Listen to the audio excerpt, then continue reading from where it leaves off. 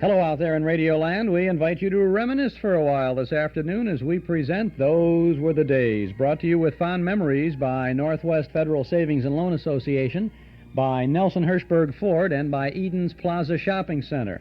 This is Chuck Schaden with another in our series of programs designed to bridge the sound gap between yesterday and today. Today is Saturday, March 15th, 1980, and today on Those Were the Days, we're going to have 4 hours of fun with radio. Between now and 5 o'clock this afternoon, we'll tune into comedy with It Pays to Be Ignorant, Life with Luigi, My Friend Irma, Amos and Andy, and Lum and Abner. Plus, we'll talk about radio comedy with a master radio comedian, Hans Conried. Lots of laughs, lots of memories today, gang. Lots of fun. So gather around the old super heterodyne and stay tuned. It all begins right after this word for Northwest Federal Savings. It's Northwest Federal Savings time. We've got more time for you. More ways to save and more gifts to choose from, too. 23 name-brand gifts in all, free or at greatly reduced prices, just for saving at Northwest Federal, where you get the highest return on a savings plan that's right for you. Now you can deposit $300 or more in a regular passbook account, or deposit $500 or more in one of our fixed-rate certificate accounts, or even take advantage of the new guaranteed rate 2 1/2-year T-Market certificate. Then select a quality name brand item like a Kodak Pleaser instant camera, a West Bend 4-piece wok set, Totes umbrella, or Sharp calculator. But come in soon because this offer is good for a limited time only. 1 gift per family at Northwest Federal Savings, with more time and more ways to save and more time for you. It's Northwest Federal Savings time. We've got more time for you. And as he says every week, we have a good time for you at Northwest Federal Savings this evening because we have a fine memory movie. And the good picture on the deck tonight is Girl of the Golden West from 1937, starring Jeanette MacDonald and Nelson Eddy. And boy, what a tune-filled eyeful you're going to have when you see that tonight. Who else is in the cast? Walter Pidgeon, Leo Carrillo, Buddy Ebsen, and it's a Western operetta about a sweet young thing who loves an outlaw. Of course, it's music by Sigmund Romberg. Plus, we have some selected short subjects. We have a Tom and Jerry cartoon, a Fox movie-tone newsreel from 1938, and Chapter 5 of Zorro's Fighting Legion. That's The Decoy. That's tonight at Northwest Federal Savings. The memory movie, doors open at 7:30. The program begins at 8 o'clock. And donation is only $1.25, with all proceeds going to recognized charities. I bet you may not have been at our movie last night at our Friday night film festival. We saw a sensational movie, Hell's Angels, from 1930 with Gene Harlow and Ben Lyons. A great Howard Hughes movie. Fantastic air fight. Oh, dogfight scene up there, and a destruction of a dirigible in the movie. Some really good stuff from 1930. Well, you still have a chance to see a couple more Howard Hughes films the next 2 Fridays. Next Friday, the 21st, we have Jet Pilot, 1957 rarely seen film starring John Wayne and Janet Leigh. And then Hans Conried's in that, too, by the way, next Friday evening. He'll be our interview guest later on this afternoon. And then on the 28th, we have Mad Wednesday with Harold Lloyd, Edgar Kennedy, and Margaret Hamilton, an exciting comedy with good comedian Harold Lloyd. Later on, we're going to take a couple of minutes and tell you about some of the other exciting things coming up at Northwest Federal Savings on the weekends ahead. So we'll tell you all about that. But don't forget, the movie tonight is Girl of the Golden West from 1937 with Jeanette MacDonald and Nelson Eddy. Now we have some good comedy for you. Some silly comedy, as a matter of fact, as we go back to September 18th of 1948. This was a Saturday night. You were listening on the Columbia Broadcasting System. You would have heard Quizmaster Tom Howard and quiz panelists George Shelton, Lula McCoanell, and Harry McNaughton. The announcer is Ken Roberts, and the program, It Pays to Be Ignorant.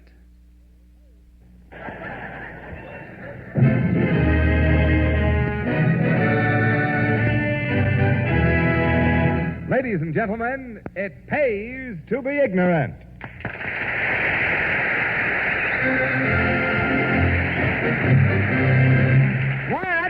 What is a blotter? Something you look for while the ink dries. Pay the man $8. died slower than men? Because women will do anything to stay under 30. Pay the man $9 because... It's paid to be ignorant, to be dumb, to be dead, to be ignorant. And now, folks, it's time to meet your quizmaster, and here he is, the star of our show, Mr. Tom Howard.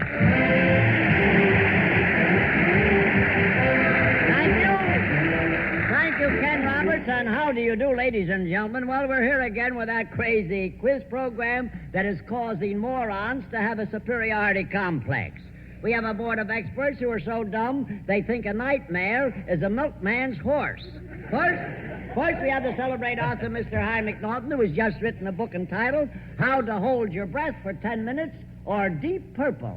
But here he is, Mr. Harry McNaughton. Thank you. I have a poem, Mr. Howard. Yeah, I know. Yes, there was an old man named Keith who sat on his set of false teeth. He jumped up with a start and said, "Good heaven, my heart, I've bitten myself underneath." Oh,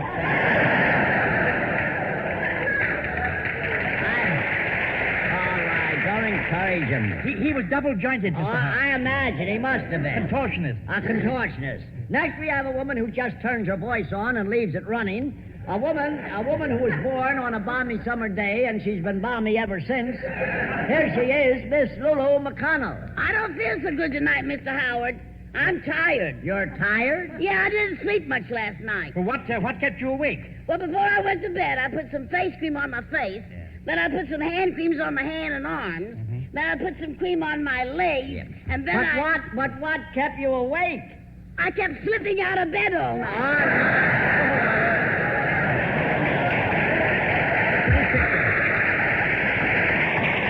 Next time, put cinders in the bed. Next, folks, next we have a man who he used to be dumb and nervous, but now he's not nervous anymore. A man who when a boy at school was voted the most likely to blow up the city hall. Here he is, Mr. George Shelton. George D. Shelton, if you don't mind. George D. Shelton. Yeah. What is the D for? Disappointment. My parents wanted a baby. Your parents They were disappointed. All right, well, those are the experts, folks. 3 people who would like to get ahead because they feel it would be nice to have one. So we'll get right on. We'll get right on with the first question. Here it is. Let's see if we can get an answer. Yes. Here is the question. Yes. What do we eat with a salad fork? You know, Mr. Sheldon? No, I never eat with a fork or a knife either. Oh, you don't? You mean you just pick the food up in your bare hands and... Certainly. If the food's not clean enough to eat with your hands, it's not clean enough to eat with a knife. I see. I know my etiquette. All right. Mr. Sheldon, you're a barbarian. I am not. I was born right here in... All right.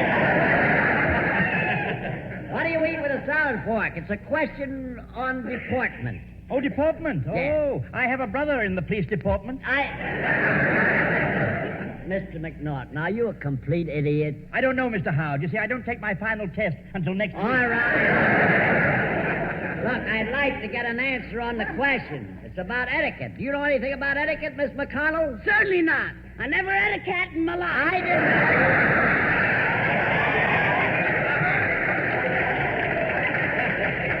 didn't. Please. Let's work up to this thing slowly. That's a splendid idea, Mr. Howard. Yes, slowly. I mean, there's no sense in being hasty with this thing. No. I mean, remember the old saying. What old saying? Any old saying. You pick out... Look, listen to me. Suppose you're invited out to dinner at my house. That'll be the day. That'll be the day. All right. Now, when you sit down to dinner, do you sit on the hostess' right hand or left hand? Sit on her hand. What's the matter? You're short of chairs? Please, the question's about eating. Oh, eating. I went into a restaurant the other day and had 3 bowls of alphabet soup. I couldn't stop eating it. Why couldn't you stop eating it? I couldn't find a period. That... I called the manager. Never mind the manager. I was in a funny restaurant today. I put 3 nickels in a slot and I got a piece of apple pie. Yeah, all right. Then I put 3 more nickels in a slot and got another piece of apple pie. Fine. Then I put 3 more nickels in and got another piece of apple pie. And the funny thing is, I do not like apple pie. Oh, my word. Why didn't you stop putting the nickels in the slot? Well, why stop when I was on a winning side? Let's get on. I better get ice cream on it. All right, never mind. You know, I was in a nightclub the other evening, very expensive. Yes, I said to the waiter, I'll have the $4 dinner. He said, how will you have it, on white or rye? Yeah, all right. You get funny about that, though, and people flock to those nightclubs. Yeah, they do. I was in a nightclub the other night. It was so crowded, someone threw a tablecloth over my head and lined up 4 chairs around me. All right. The question is about a salad fork. Well, Mr. Howard, tell me, what do you want to know about the fork? I want to know what you eat with it. You mean you don't know how to eat with a fork, Mr. Howard? Is that how you got those scars on your face? I have no scars on my face. Certainly not. They're wrinkles. They're wrinkles. Thank you, Miss McCoanell. What you say to me just goes in one ear and out the other. Well, why shouldn't it? There's nothing in there to stop it. All right. Oh, boy, I love that. You like that. You like that. All right. She's clever, that gal. Mr. Shelton, why don't you become a professional moron? Not me. And then I'd have to pay dues. Mr. Howard, why don't you come out to my house this Sunday? Yeah. We're having Hetty Lamar for dinner. Yes. You're having Hetty Lamar for dinner? Yeah. That should be a tasty dish. Yeah, all right. Nice and tender, I You know, bet. that's one thing about me, though. I have a good appetite. Now, like this morning, I ate 7 eggs for breakfast. 8, Mr. Shelton, 8. Maybe it was 8. I thought it was 7. Ken, will you come in here and stop this clam bake while I rest my head on my elbows? I please? certainly will do that, Mr. Howard.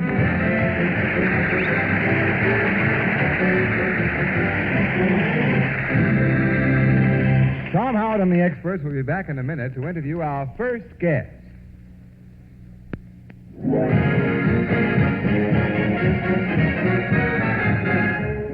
Harry Salter and his orchestra playing one of your favorites. You've called everybody darling.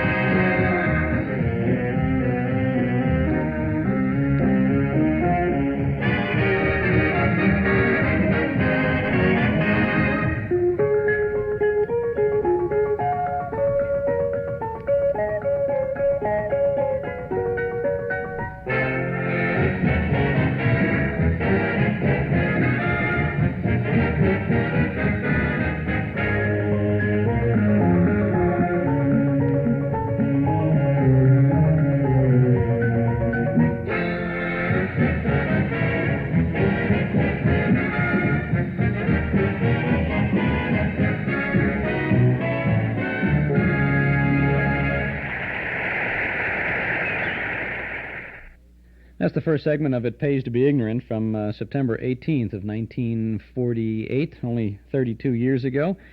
Good, silly comedy with Tom Howard and George Shelton. They were teamed up at one time as a vaudeville team, Lulu McConnell and Harry McNaughton. You can just imagine, you can just picture what these people look like from their voices, can't you? Especially Lulu McConnell. This is Chuck Schaden with our Those Were the Days program, broadcasting from our new studio in our second Metro Golden Memory Shop over here at 9004 Waukegan Road, just north of Dempster in Morton Grove, coming to you every Saturday afternoon from 1 o'clock until 5 o'clock on WNIB in Chicago at FM 97. You know, we found a new book now about the good old days of radio. Yes, we have. It's filled with stories, photographs, scripts, and clippings from the great days of yesteryear. Now, the book is called Radio, R-A-D-I-O, exclamation point. And it's available exclusively at our Metro Golden Memory Shops in Chicago and Morton Grove. Radio by Howard Poteet is a fast-moving, beautifully illustrated compendium of anecdotes about the stars, the programs, and even the radio receivers from not so long ago. There's some great newspaper ads for the shows and even for the radios. And some beautiful pictures, too. Photos of Fibber McGee and Molly, Bergen and McCarthy, Jimmy Durante, Roy Rogers, Gene Autry, Lula Bell and Scotty, Ted Husing, Graham McNamee, Major Bowes, many others, and scripts. Fascinating scripts from radio's heyday. The Aldridge Family, Gangbusters, Jack Armstrong, Ma Perkins. There's even a Quiz Kids script there and some others, too. This is a wonderful new book about our favorite subject. It's called simply Radio. It's 125 pages, 8.5 by 11. It's a softcover book. They're crammed with good stuff for radio fans. It's yours for just $5, a very good value. $5, available right now at our Metro Golden Memory Shops in Chicago at 5941 West Irving Park Road, just east of Austin, in Morton Grove at 9004 Waukegan Road, just north of Dempster. Visit us soon and get your copy of Radio, and these copies are all autographed by the author, Howard Poteet. It's only $5, and only, you won't find it anywhere else in the Midwest, at our Metro Golden Memory shops. And while we'd love to have you come in and see our shops, we really would love to have you stop by and see all the good stuff here. If you can't get in and you'd like us to mail you a copy of Radio, send $5 plus 30 cents tax and $1 for shipping. That's a total of $6.30. Send it to Metro Golden Memories, 9004 Waukegan Road, Morton Grove, 60053.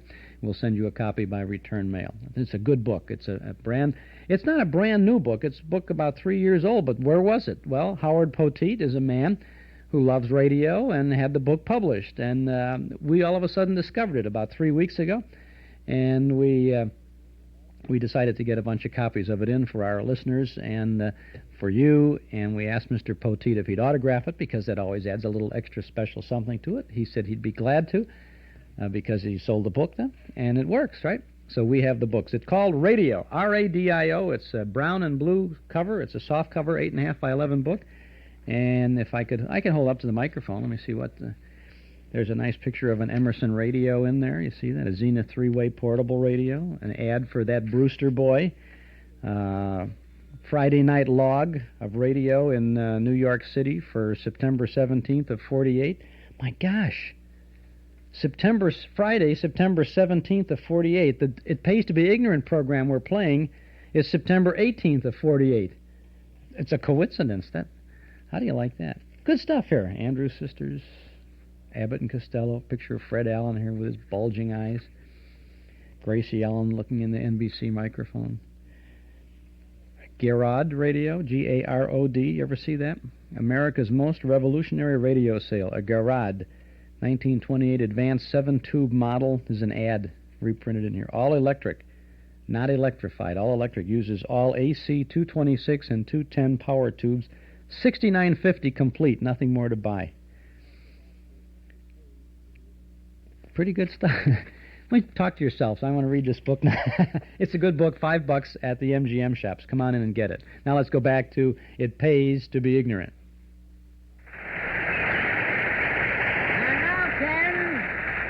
And now, Ken, who is our first guest? Well, we have a very, very nice gentleman coming to our microphone now, Mr. Howard, whom I'd like you to meet, Mr. Billy Hines. Oh, fine. How do you do, Mr. Hines? How are you feeling? Fine. I'm glad to hear that. Where are you from, would you care to tell us? New York City. Oh, New York City. New York City, New York? Must Well, be. rub my nose and call me itchy. Yeah, I see. I used to work in this town. I see. Your tonsils are getting Yeah, loose. I was a psychiatrist in a China store. You were a psychiatrist in a China store? I took care of the cracked pots.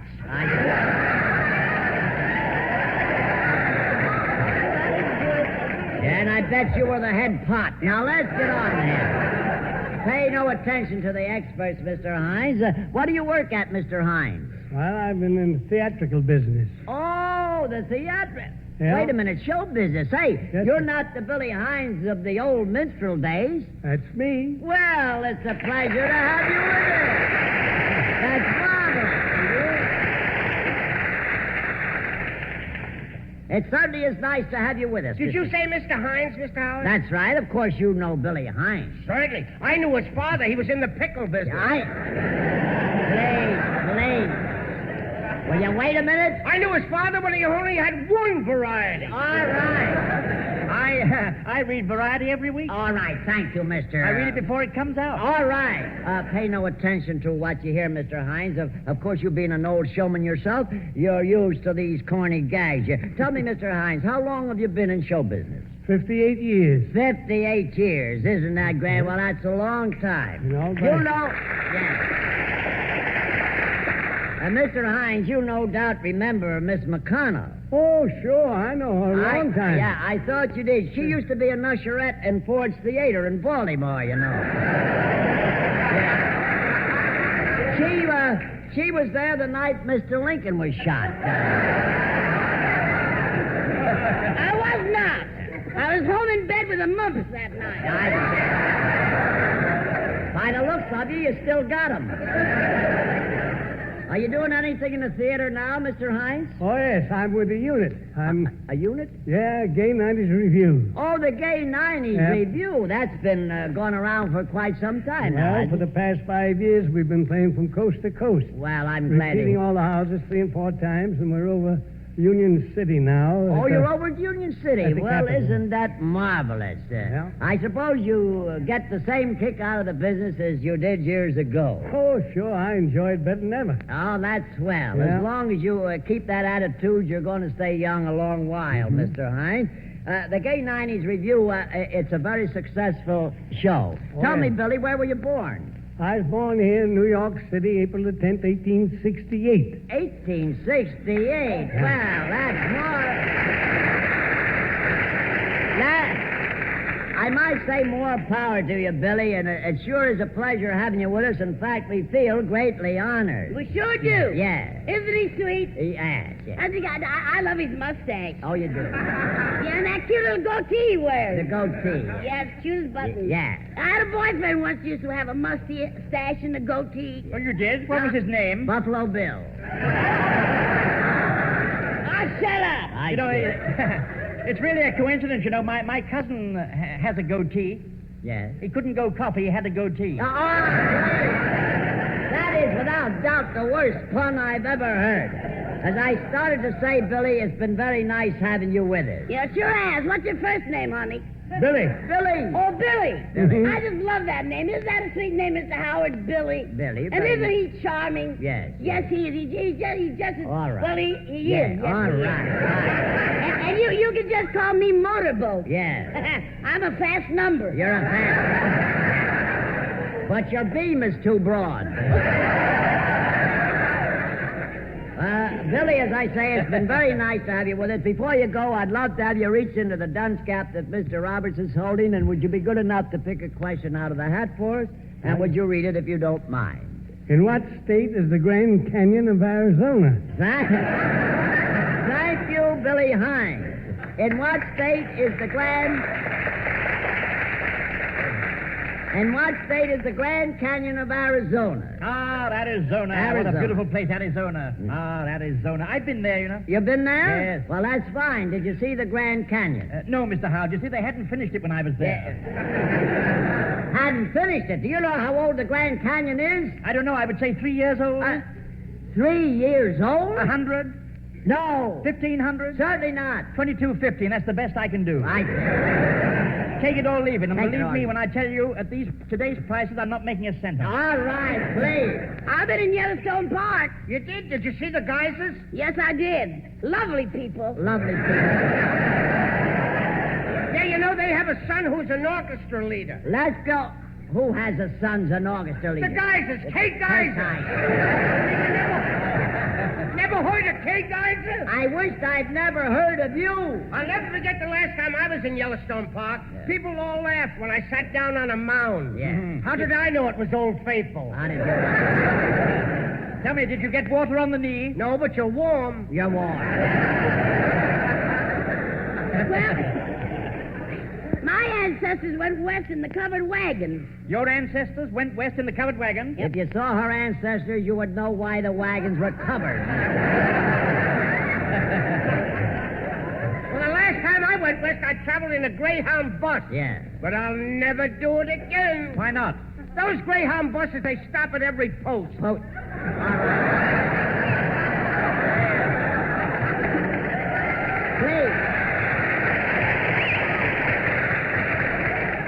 Please, let's get back to the question. In what state is the Grand Canyon of Arizona? Well, I like to travel. Yeah. They say travel broadens one. You must have been all over the world.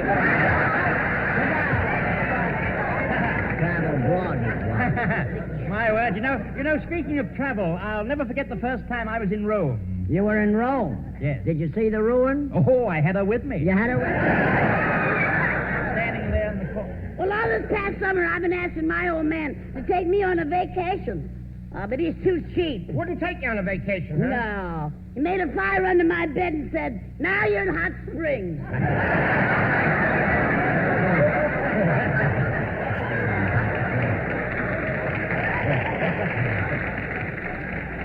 That's very close to warm mattress. Yeah, George. That was a hot one. Never mind. Ken, that's about all I can stand. Will you step in here and give our good friend $24.15 for helping us out and thank him for being with us? I certainly will, Mr. Howard. Thank you, Billy Hines.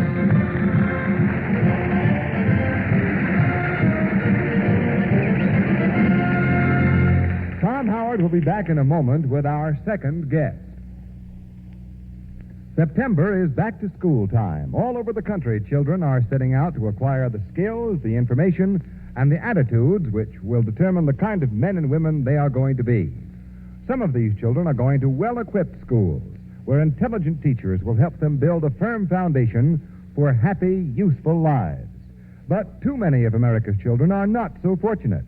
They are setting out for poorly equipped, often hazardous buildings where they'll be taught by overworked, underpaid teachers. They'll learn little, except perhaps to hate learning. They will suffer directly for the critical state into which American schools have fallen through public apathy and indifference. But all of America suffers, too, when its children are poorly trained as individuals and citizens, which is why every one of us must take a new interest in the schools of our own community so as to vote wisely for needed improvements. Our schools and teachers mold our nation's future. We can revitalize them both for the sake of that future and our own. Thank you, Ken Roberts, on It Pays to Be Ignorant. This is a broadcast from the 18th of September in 1948. Some good, crazy stuff there, right? A lot of silly gags, corny jokes. And I loved the show. I used to listen to it religiously every week when it was on. Always enjoyed it. So I got all my material. See, now my wife knows. I listen to these things secretly now and then come in with all the zingers, all the old jokes. Nah, there are not too many of these around. It's incredible, too. So many years of a program like this. Not too many of them. But it's fun, and it's nice to hear. I'm Chuck Schaden. This is Those Were the Days, Saturday afternoons, 1 to 5 on WNIB. I have to tell you about the great Ford Sell-a-thon. It's now on at Nelson Hirschberg Ford. And now you can take advantage of the great factory incentives that Nelson Hirschberg will pass along to you when you see them for your new Ford. It's a special clearance now, and you can drive home in a brand-new model at the best prices of the year. You know, for a long time we've been talking about the nice folks at Nelson Hirschberg, and over the years we've sent many people over to talk to Ralph or Jurgen about a new car. Well, now, if you're in the market for a bright new Ford from an old-fashioned dealer, one who'll treat you with respect and courtesy and give you a great value on your new car, get on over to Nelson Hirschberg Ford right away. Get in on the bargains during the Ford Sell-a-thon at 5133 West Irving Park Road at Laramie. Open Monday through Friday till 9, Saturday and Sunday till 5. Nelson Hirschberg Ford, one of Chicagoland's oldest, most respected Ford dealers. And now we continue with the last segment of It Pays to Be Ignorant. And now, Ken, who is our next guest? Well, we have a very, very lovely lady waiting to meet you, Mr. Howard. Well, that's just dandy, Ken. So while you're escorting her to the mic, let's listen to our Townsmen Quartet as they sing a Tom Howard Jr. arrangement of Most Unusual Day. It's a most unusual day. Feel like throwing my worries away. As an all-native born Californian would say, it's a most unusual day. There's a most unusual sky. Not a sign of a cloud passing by. And if I want to sing, throw my heart in the ring, it's a most unusual day. There are people needing people. There is sunshine everywhere. There are people greeting people. And a feeling of spring in the air. It's a most unusual time. I keep feeling my temperature climb. If my heart won't behave in the usual way, well, there's only one thing to say. It's a most unusual day. There are people meeting people. There is sunshine everywhere.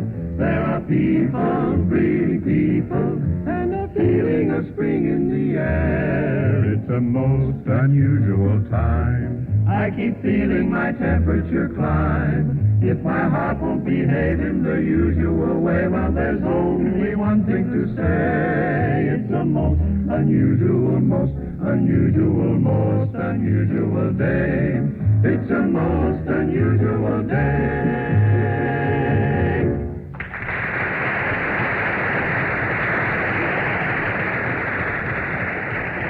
Thank you, boys. That was really fine. And now, Ken, who is that charming lady? I'm very anxious to meet her. Here she is now, Mr. Howard. I'd like to present to you Mrs. Catherine Bolduck, and here. Oh, well, that's fine. How do you do, Mrs. Bolduck? We're very glad to have you with us. How are you feeling? Fine, thank you. Well, I'm very happy to hear that. Where are you from? Would you care to tell us? Arlington, Massachusetts. Arlington, Massachusetts. Well, that's swell. That's up right near Boston, isn't it? That's right. Yes, I know that much. How are things in Arlington? Just fine. Good. Do you live in New York now? You're just visiting here? Just on a vacation. Oh, why, having a nice time? Grand. Well, I'm glad to Boy, hear. I'd love to hear some of our guests tell him to mind his own business. All right, please. Boy, please. you know. Oh, I know, but Mrs. Bolduck wouldn't say that. She's too refined. She's a very nice lady, very charming. Yeah, thank How do you do, Mrs. Bolduck? Yeah, how do you do? How's your mother? All right. Fine, all thank She's a nice lady, though, isn't she, Yeah, Miss Howard? yeah. You know, I met a nice girl last night, You too. did. Her name was Teresa. Teresa? Teresa who? Teresa Crowd. Teresa. That's terrible, Mr. Shelton. Look, Mr. Shelton, can't you realize you're just making yourself repulsive? I hope they're not upsetting you, Mr. Bolduck, are they? No. Mister. Or Mrs. Pardon me. Pardon me.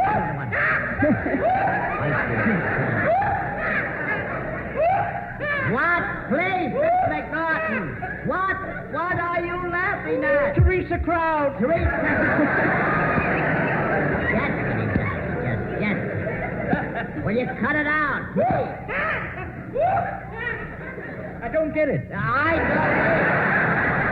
This gets worse and worse. Hey, Mrs. Bolduck just said she came from Arlington, Mr. Howard. Arlington, Massachusetts. Yeah. Is that right? I have some friends, Mrs. Bolduck, in East Arlington. East Arlington. Mr. and Mrs. Walter Sharples. Do you know them? Oh. Yes, I do. Oh, you do Well, know my them? gosh. They're grand people. And they're friends of Shelton's? I Yeah. can't understand that. Well, funny things happen. Tell me, Mrs. Bolduck, what do you work at? Housewife. Oh, a housewife. Mhm. Well, that's a full-time job, isn't it? It is. It certainly Are is. you married? Are you married? Mr. Shelton, she just said she was a housewife. Who ever heard of anyone being married to a house? That's silly. All right, You know, please. I was out riding with a Miss Bonnywell last night, yes. A what? Yes, Miss Bonnywell. It was rather warm, you see, and she wanted the top down. Took me 3 hours to take the top down. 3 hours to take the top down. Next time I'm going to buy a convertible.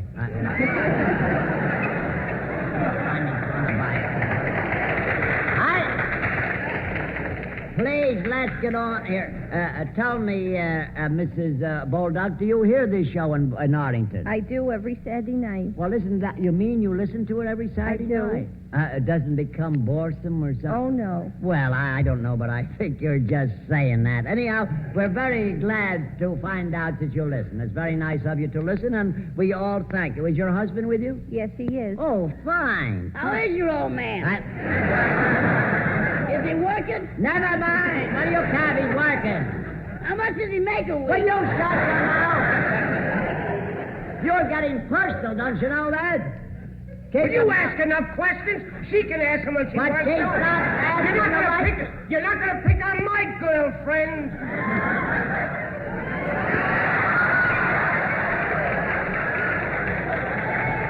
Mr. Sheldon, how old are you? 28. 28. You were 28 when General Grant was a cadet. You'd like to be 29, wouldn't you? Yeah. Well, keep your mouth shut. 28. I'm sorry for all these interruptions, Smith, but I'm glad you said you heard the program because then you know exactly what to expect. And it's been very nice having you as our guest.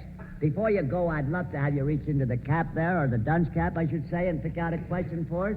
And when you get one, would you be kind enough to read it if you don't mind? In what season of the year do the autumn leaves fall? Thank you. Well, we're going to try that, Mrs. Bolduck, but I think it's going to be very difficult.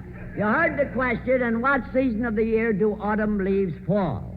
Well, Mr. Howard, tell me, where do they fall from? From the trees, of course. What trees? Any trees. That's strange. I've never seen any leaves fall from my shoe tree. Your shoe.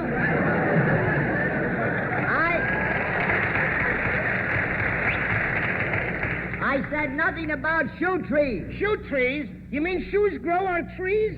Certainly not. Shoe trees are something you put shoes on. Oh, that's silly. Whoever heard of putting shoes on trees? Trees have no feet. I see. You're wrong, Miss McCoanell. You're wrong. Yeah? Didn't you ever sit at the foot of a tree? Isn't that cute?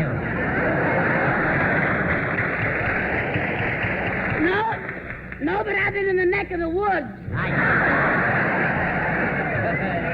That's funny. I used to neck in the woods. All right. Will you stop it? Listen, shoe trees are not trees. Well, what are they? They're something you put shoes on to keep them from losing their shape. You think if I got them, they would keep me from losing my shape? You mean you actually want to keep that shape you got? Can't understand it. Mr. Shelton, let me ask you something. Go ahead. What do you put in your shoes? My feet, you dumb clock. I know that, but look, let me twist the question. What do you want to twist it for? It's all screwed up now.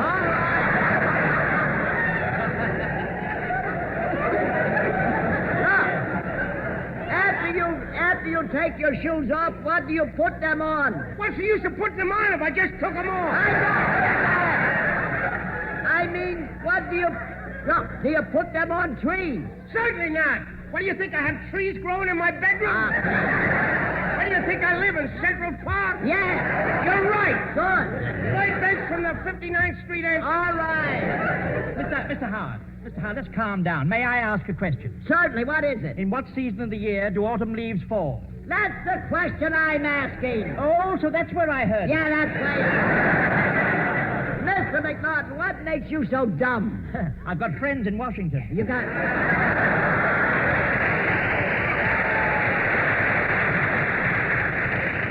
Anyhow, you brought me back to the question. In what season of the year do autumn leaves fall? My old man got a bad lump on his head from a falling leaf. How can he get a bump on his head from a falling leaf? I took it from my dining room table. All right. Mr. McNaughton. Yes. Can you name the 4 seasons? Name the 4 seasons? Why, Yes. certainly. Salt, vinegar, mustard... No. Look, the question is not about seasons, it's about trees. Now, what are you laughing at? Ooh, trees, a crowd. Let's step in here and give our charming guest $25.85 for being so kind as to help us out, and thank you for being with us. I certainly will do that, Mr. Howard.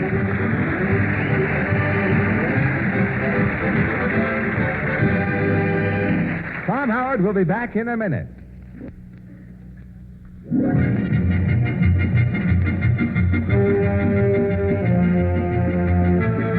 Harry Salter plays Heartaches.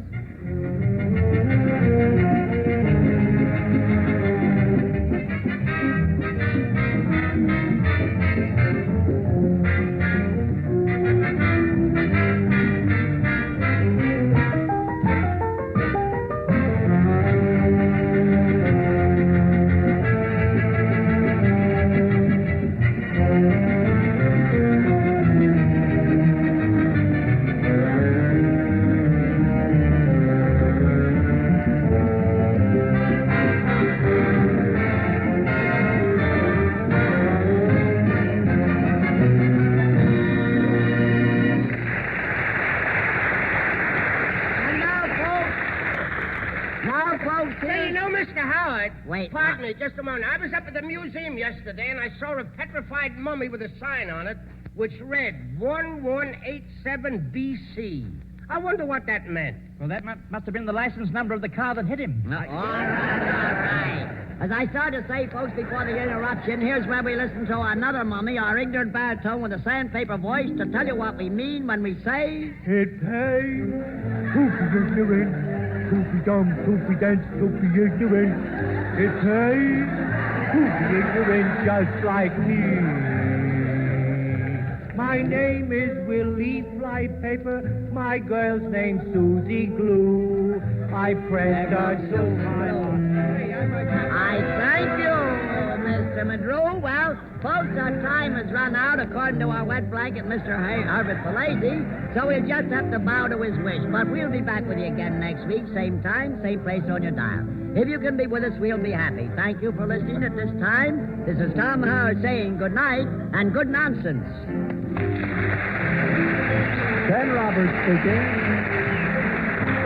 This is CBS, the Columbia Broadcasting System.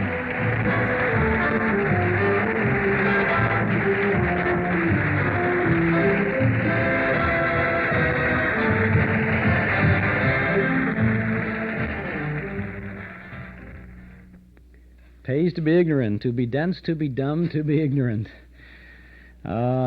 Good show. Lots of fun there, a lot of comedy. From September 18th of 1948, CBS, no sponsors, a sustaining program. Guess they didn't find a sponsor they felt wanted to associate with that kind of ignorance. They got all loads of them on TV these days. You know, this program, someone called before, and I was going to mention it anyway after the show. It was a very well-written program, carefully scripted. Everything you heard on that show, with the possible exception of one or two lines with the contestants, was all written in advance. It was a scripted comedy show using all the old horrible gags from probably, no doubt, from the file of Tom Howard and George Shelton, who had put this thing together. They were vaudevillians. Tom Howard was more or less the innovator, the creator of this program. It went to television in 1949 for just 1 year with the same panelists, Lulu McCoanell, Harry McNaughton, and the other two.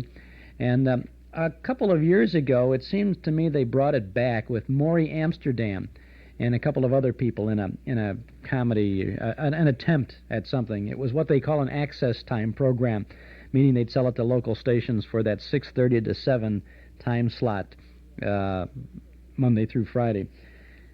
But that's the story on It Pays to Be Ignorant. This is Chuck Schaden, and it pays to listen closely every Saturday from 1 to 5, and you'll hear our Those Were the Days program with all the good things. Now, we've got radio with fun today, and we have Life with Luigi coming up in just a little bit. Then we'll have our conversation with Hans Conried, followed by My Friend Irma, Amos and Andy, and this is a very, very rare and very good Amos and Andy program today, very special one. Also, Lum and Abner. We lost Chester Locke not so long ago. He was Lum, who passed away. We had a little tribute on our program during February, but now we have a 30-minute version of Lum and Abner from 1949. Next Saturday afternoon, we have nothing but Johnny Dollar, yours truly, Johnny Dollar, the man with the action-packed expense account. He was America's fabulous freelance insurance investigator on radio for 13 years, and we're going to have all but one of the radio Johnny Dollars. There's one, and I have just one copy of a show with this fifth Johnny Dollar, and it's not a good enough quality to play. I couldn't play it. But we're going to have Edmund O'Brien, Mandel Kramer, Charles Russell, who was the first Johnny Dollar, and Bob Bailey. And we have a lot of adventures. We have the Tip-Off Matter, the Parakoff Matter, the Alonzo Chapman Matter, a 5-part serial from 1956 with Bob Bailey, and another Mandel Kramer one, the Nougat of Truth Matter. So it's a lot of, it all matters next Saturday afternoon with yours truly, Johnny Dollar. On the 29th of March, we have Buck Rogers in the 25th Century, Dimension X, Flash Gordon, Space Patrol, X-1, and our special guest visiting with us in the studio will be Larry Buster Crabb. And we'll have a lot of fun with Buster. He'll be out here at our Metro-Goldwyn Memory Shop. He's in town, going to be in town for appearances at Northwest Federal Savings. We have a special evening with Buster Crabb, Saturday evening, the 29th of March, and then Sunday afternoon, the 30th of March. And you can get tickets for that in advance, too. I'll tell you more about that a little later on. Coming up in April, we have a lot of good things, too. We're going to have our Easter show on the 5th of April. Easter programs with Phil Harris and Alice Faye. Al Jolson on the Kraft Music Hall. We'll have another Life with Luigi show on that date. We have announcer George Hicks speaking from Fifth Avenue in front of Radio City, describing the Easter Parade on Easter Sunday morning of 1936. We also have a Hallmark Playhouse production of One Foot in Heaven and a Jack Benny program with Jack and Mary and the gang taking their Easter stroll. We have more shows coming up in April. We have the Fred Allen Show, The Whistler, The Couple Next Door, Duffy's Tavern, Dick Powell on the Fitch Bandwagon, Fibber McGee and Molly, The Fat Man, The Thin Man, Command Performance with Bob Hope, Bing Crosby, and the Andrews Sisters. And on the last Saturday in April, our 10th anniversary broadcast. We'll tell you more about that, too. A lot of good things coming up in the weeks and the months ahead. And you can keep track of all of these things when you subscribe to our Nostalgia newsletter and radio guide. We're in the process now of working on our April newsletter, which goes to the printer on Monday morning. We'll take it over there Monday morning.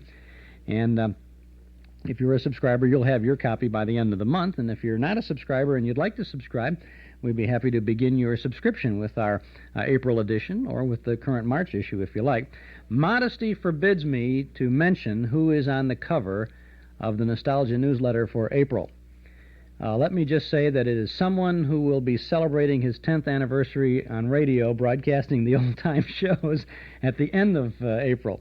But that notwithstanding, you may still want to subscribe, and you'll find lots of interesting things in our little publication. A one-year subscription, 10 issues, is only $7.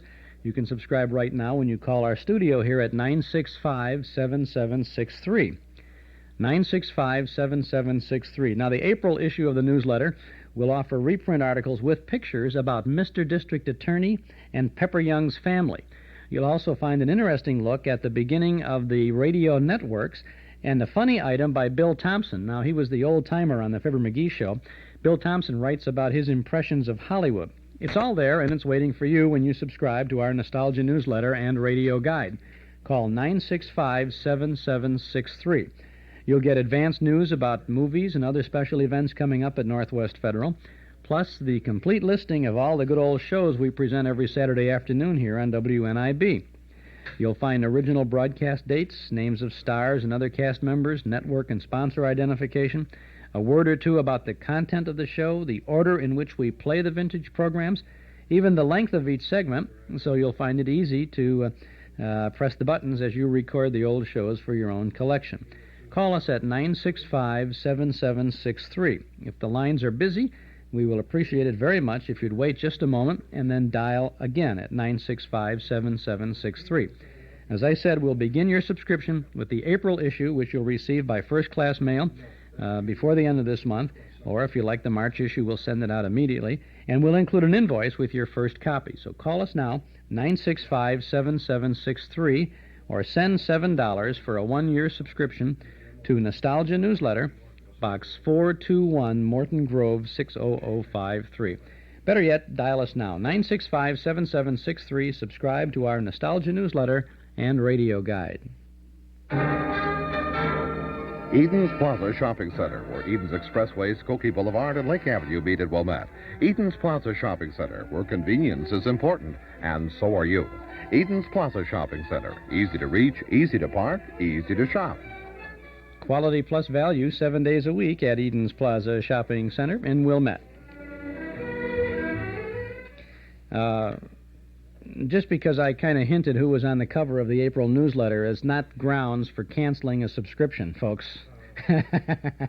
Nope, sorry, no money back on that basis. This is Chuck Schaden with our Those Were the Days program, WNIB in Chicago, FM 97, broadcasting from our Metro-Goldwyn Memory Shop in Morton Grove at 9004 Waukegan Road. That's just north of Dempster. You're out for a ride on a Saturday afternoon? Want to snoop around a little bit, see our studio, see what we've got here, and take a look at our wall of tapes over here. You're more than welcome to stop in and say hello. But right now, we're going to go back to 1952 for a good comedy show. Wrigley Spearmint Chewing Gum sponsored this program on CBS. And you, if you were living in the Chicago area, you certainly heard it over the WBBM Air Theater, Wrigley Building, Chicago, as they say. April 15th of 1952. J. Carroll Naish is Luigi. Alan Reed is Pasquale. You'll hear Hal March, the fellow who was a quizmaster on TV in the 50s and 60s, as the doctor on this show. Rosa is played by Jody Gilbert. Hans Conried is Schultz on Life with Luigi.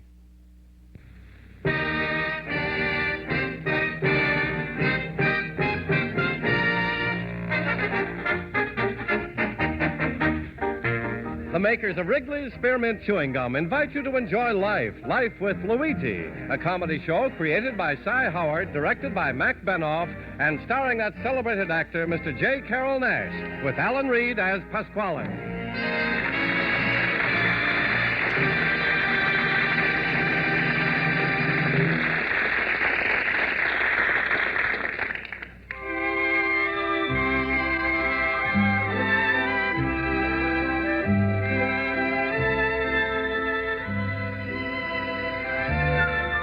Friends, the makers of Wrigley's Spearmint Chewing Gum are glad to bring you Life with Luigi because they feel it's a friendly, good-natured show that offers you relaxation and enjoyment. And you know, Wrigley's Spearmint Chewing Gum offers you relaxation and enjoyment, too. It's pleasant to chew on a smooth piece of Wrigley's Spearmint, whether you're working, shopping, listening to your radio, or doing just about anything. Wrigley's Spearmint Gum tastes good, it's refreshing, and the good, easy chewing gives you comfort and satisfaction. So chew Wrigley's Spearmint Gum often, every day. Millions enjoy it, and you will, too. Now, Wrigley's Spearmint Chewing Gum brings you Luigi as he writes another letter describing his adventures in America to his Mama Basco in Italy.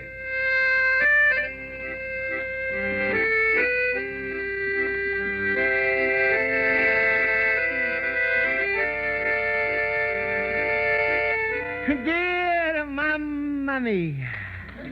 Has the one thing about the American, everything he's do quick, fast, hurry up, like we're eating. I'm thinking when American eats, he's open up his mouth only one time for a whole meal. And they even got a special inventions that lets you eat fast. Like one big American invention that lets you eat the lunch in 2 minutes. That's right. It's called the hot dog.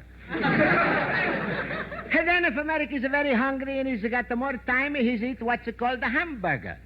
This takes maybe 4 minutes. Mamma mia, American, he hates to waste his time eating, and he would be very happy if he could be and live like his car. Fill up once a week and be finished. But the reason I write to you all this, Mamma mia, is because maybe I'm trying to be too much like American. I'm eat fast, and I'm feel sick. I'm not able to sleep in the night, so I'm going to go next door to my countryman, Pasquale.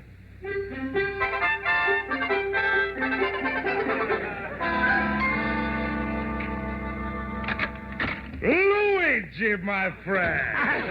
Hello, Luigi. Hello. Hello, Pasquale. Hey, Pasquale, I want to ask you why I'm kind of sleeping at night. No wonder you got those little dark circles under your eyes, little cabbage puss. I'm got circles? Yes, also you got a blue puffs on the top of the cheek, your eyes, they bloodshot, and even that banana nose, it looks like it got up on the wrong side of your face. Pasquale, you think I'm a look terrible, huh? Yes, but it's all going to change if you marry my Rosa. Well, I'm not going to do it, then I'm going to feel it terrible. No, please, Pasquale, I'm coming to you for advice for sleep. Well, Luigi, you come to the right person. I know more than any doctor. Now, tell me, you tried counting the sheepses? I'm used up 5 stockyards. Well, maybe you should have tried counting the meatballs jumping over breadsticks.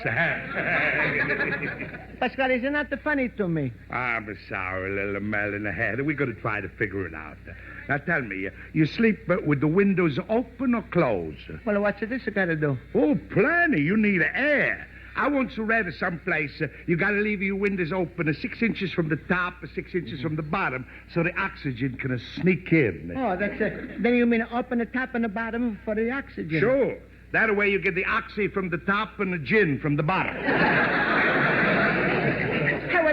Well, maybe I'm going to try this, Pasquale. Sure. Of course, there could be other reasons, too. Do you eat before you go to sleep? That's what I'm taught. What? Sure, I'm eat too fast before I'm going to sleep. Oh, no. There's no that. You eat light or heavy? Light. Well, that's your trouble. You should eat the heavy. Heavy? Sure, ask any doctor. You eat a light, there's nothing to hold you down. You flop around on a mat. But if you eat a heavy, there's plenty to weigh you down, and you lay there like a rock. Well, Pasquale, I'm afraid you give me no help. I think maybe I'm going to my night school class, and they're going to help me out. I doubt it, Luigi. That could have never helped you because you're suffering from a bad psychological reason for sleeplessness. Sleeplessness? Well, what's that, Pasquale? Guilty conscience. You mean I'm done something wrong? No doubts about it. But what, Pasquale? What am I done wrong? You didn't marry Rosa. Stop it, Pasquale. Stop it, please. Stop it, Rosa talk. All right. No more Rosa talk or no more wedding talk or nothing. Forget everything. We're going to talk a plain talk. Good.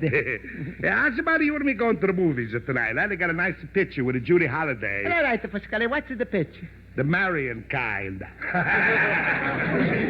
Nothing to do, Pasquale. You gonna be with the Judy, I'm gonna be with the Jumbo. Listen, Luigi, what do you got to lose? Make the big test. Marry my daughter and see if that don't stop your troubles. No, Pasquale. What happens if I'm married, Rosa, and I'm still can't sleep in the night? Well, then at least we know that wasn't the reason. Then we can look for something else. Yeah, but what's going to happen with Rosa? Well, you could still keep her around for little things like cooking your meals or having your kids. No, Pasquale. I'm better off for not to sleep in the rest of my life. All right, Luigi, you made your own bed, but now you can't sleep in it. Look on yourself in the mirror how you look. How many hours of sleep did you get last night? 5. Sometimes I'm asleep for 4. Sometimes it's only 3. Sure. Then is it going to be 2, then a 1, and then you're going to sell your bed, to grow a tail, and start taking a cat naps under the table. No, please, no, don't try to scare me. I'm not trying to scare you. Is it just that I can see a terrible finish for you? Listen, I once had a customer, Joe Maloney. He had the same trouble. Once he couldn't sleep for 28 days. The doctors had to send him to Africa for a cure. Africa? That's where he got bit by the terrible tsutsu fly. But how's it that cured him? The tsutsu flies, they give him a sleeping sickness. Mamma mia. That's pretty terrible, huh? Luigi, believe in me, marriage is your best bet. Well, take your pick, Rosa or the tsutsu fly. What's your answer? Well, I don't know. I never met the tsutsu fly. Goodbye.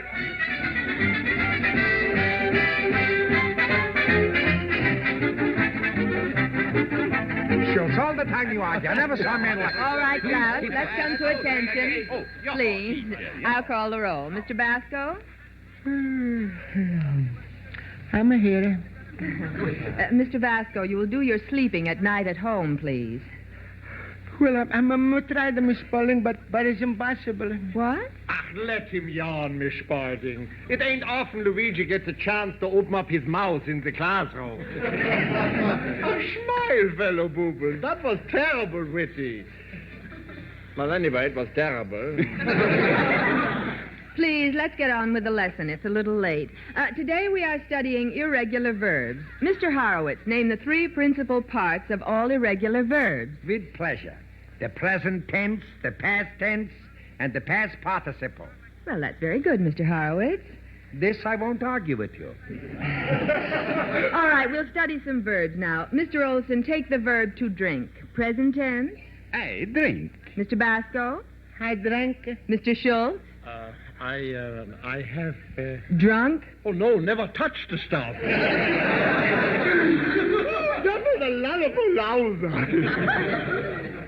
Please, let's take the verb sleep now. Mr. Schultz, begin. I sleep. Mr. Olson? I slept. Mr. Basco? I can't sleep. Mr. Basco, what are you talking about? Just say I have slept. Maybe you, but not to me.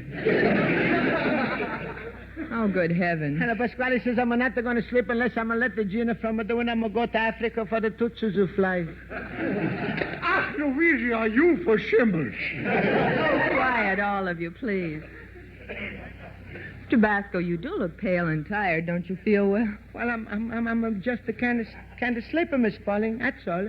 Ach, that's just insomnia, Luigi. I wouldn't lose any sleep about it. Luigi, take my advice. Tonight when you go home, take a hot bath and a little hot tea with lemon before you go to sleep. That's going to help me, Horowitz. You'll sleep like a baby. And you know how a baby sleeps. Up and screaming every 10 minutes. I I got the remedy, Luigi. You take half a dozen detective stories to bed with you and just keep on reading. Hey, sure, so then I'm going to fall asleep. I guarantee by 8 o'clock in the morning you'll be dead to the world. Luigi, there is only one way to woo slumber. Well, how's it that, Olson? Concentration. You close your eyes and let your mind become a total blank. Then you just let yourself drift into the arms of Morpheus. Impossible. Luigi's got a single bed. Smile, Luigi. Sleep ain't so important. Look at Napoleon. He only slept 3 hours a day. Hey, Mamma mia, is this a true, Miss Spaulding? Well, according to history, it is. Napoleon has only slept for 3 hours a day. I'm a wonder why he did this. Josephine used to hog the blanket. Wait. Didn't Thomas Edison sleep only 2 hours a day? That's what they tell us, Mr. Horowitz. Edison, only 2 hours a day? Yeah, but with Edison it was different. The electric light kept him away. Stop worrying, Luigi. Sleep ain't so important as long as you are happy. Oh, Schultz, medically speaking, you are mistaken. After the day's activity, the human body needs to recuperate. Yeah, but still... Also, consider the immortal words of Shakespeare. To sleep, perchance to dream. Hey, there's the rob. Sounds like a Turkish bath. Look, Luigi, if it bothers you so much, then you got to do something about it, that's all. I suggest you go to see a doctor, Mr. Basco. Certainly. Now, when did you have your last checkup, Luigi? I don't remember. What was the doctor's name? Well, his name was Salvatore Di Lorenzo. But go back and see him again. Go tomorrow. I can't, Schultz. Why not? His office is in Italy. Well, that's one good reason. Miss Spaulding, you think I'm sure going to see the doctor? Well, I should think so, Mr. Basco. Insomnia may be caused by some physical disturbance as well as mental, and only a doctor can give you the facts. Uh-huh. That's what it is, uh-huh. Then what the doctor is going to do with me? Stop worrying, Luigi. Is not going to hurt you. Of course. But what can he do to you, Luigi? Can he bang you on the knee with a hammer? Can he take out a few drops of blood to analyze? Can he stick a needle in you? Well, can he, Schultz? Well, certainly. Believe me, if you don't need a doctor when you walk in, he makes sure you're going to need him when you walk out.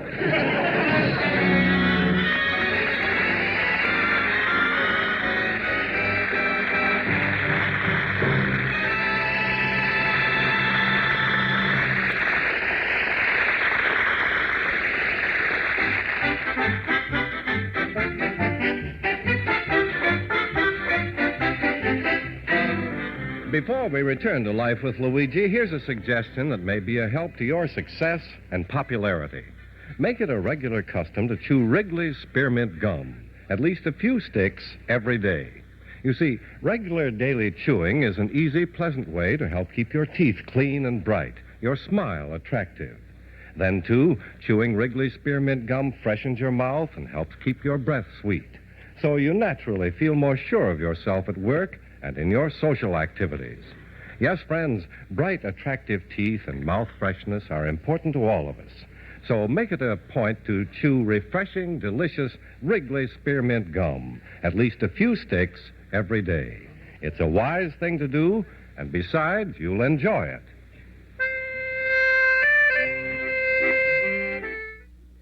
That's the first half of Life with Luigi, broadcast from April 15th of 1952. Though that program came from the West Coast, the Hollywood studios of NBC, the setting of the show was Chicago. Now, why would they have Life with Luigi why would it be set in Chicago? Well, the reason for that was Chicago was a melting pot, right? And still is. And so a show about Italian immigrant and others in the night school class would be logically set in Chicago. But also the sponsor, Wrigley's Spearmint Chewing Gum. Wrigley's, of course, is a Chicago landmark, the Wrigley Building, and, of course, is well known as being a major company located in Chicago.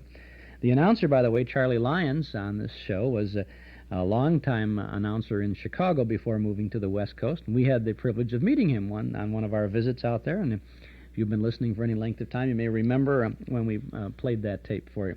We'll continue with this tape of Life with Luigi in just a couple of minutes. Just a minute, as a matter of fact, on WNIB in Chicago on FM 97. I'm Chuck Shelton. This is our Those Were the Days program. If you're having your carpet cleaned, you should listen to this. It's the Magicus Spring Cleaning Sale. Now, you can have any 2 rooms of carpet professionally cleaned for $59.95, regardless of the size.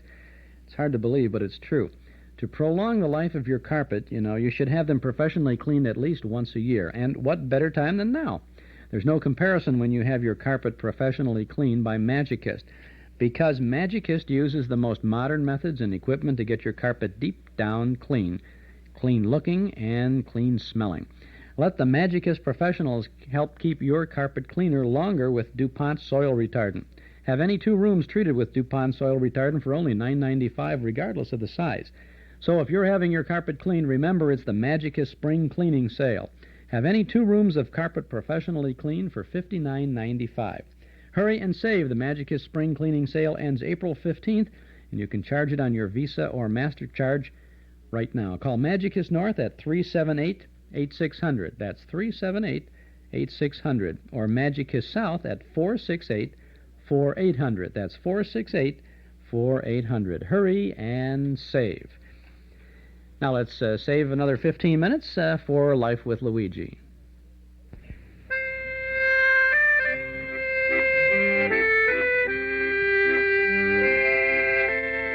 Now let's turn to page 2 of Luigi Basco's letter to his mother in Italy.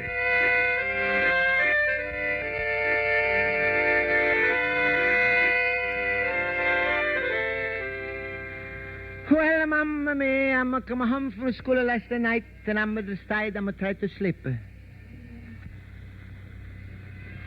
So right away I'm drank a hot cup of tea. But it's no help. So I'm started drinking a coffee. But that's no help for me to sleep neither. Finally, as I come in the morning, and I'm think maybe I should go see a doctor. When suddenly my door is open up. Well, how's Mr. Night Owl this morning? Hey, you're looking much better, little banana nose. I do? Yeah, I don't see those blue cycles no more. Ah, it's a good. They turned to black. Mamma mia, well, that's settled. I'm taking my class advice. I'm going to go to see the doctor.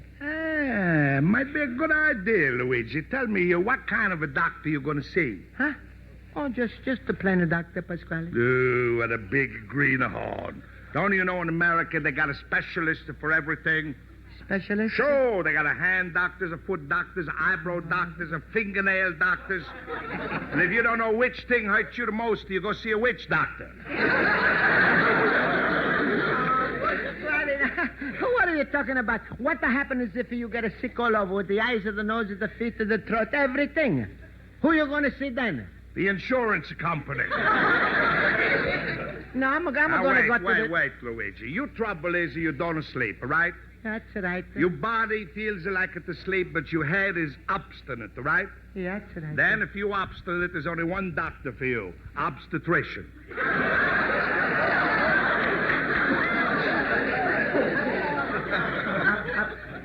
Obstetrician? That's all right, and I'm going to send you to a good one, Luigi. Are you sure he's a good one, Pasquale? Don't worry, I sent him 6 customers. He's never yet failed to deliver. That's the kind of fella he is. Oh, good. Then what am I sure to tell him, Pasquale? Well, you got to talk very strict with American doctors, Luigi. Right away you tell him, Doctor, I'm expecting that you should cure me for my sleeplessness. Doctor, I'm expecting you... No, wait, Luigi. Just to cut it short. He knows.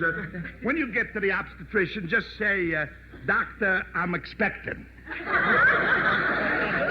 Like this, Doctor, I'm expecting. Good. Now, you tell him that, just like you said it to me. Here, I'm going to write down his address. Oh, thank you, Pasquale. But, Pasquale, you think this doctor, he's going to help me out? Luigi, I guarantee you, when you tell him what your trouble is, this doctors are going to help you right out.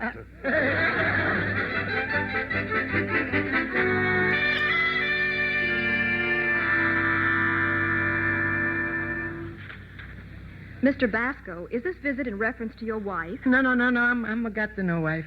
Oh, a friend? No, it's about me. What? All right, Miss Phillips. Go right in, Mr. Basco. Dr. Hart will see you now. Thank you, miss. Now then, Mr. Basco, how can I help you?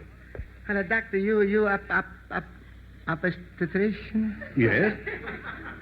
Well, I'm expecting it.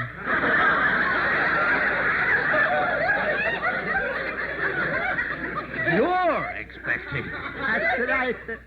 That's right. I'm expecting him. What? I'm not going to sleep tonight. Look here. No, please, examine me. Examine me. You're going to see. No. There. You just calm down, my good man. No, but doctor, I'm in need of your help very bad. Oh, pitiful. Psychoneurotic. Psycholowatic? I'm going to help you, Mr. Basco. Excuse me, please. All right. Hello, Dr. Barron? Phil, this is Nat. Look, I'm sending you a patient. He's a psycho. Quite far gone. He's harmless. Mother complex, perhaps. No, I don't think he's trying to avoid the draft board. Look, give him the once-over, will you, Phil? Thanks. Mr. Basco, I want you to go down to a third-floor doctor's office. Room 319. Dr. Barron will take good care of you. That's nice. What the kind of doctor is this, please? Well, he's a kind of psychiatrist, what we call an alienist. Alienist? Ah, sure. Why, my friend Pasquale, is to send me to this alienist in the first place? You believe you should go to an alien? Oh, well, sure. That's the specialist who's to take care of the alienist.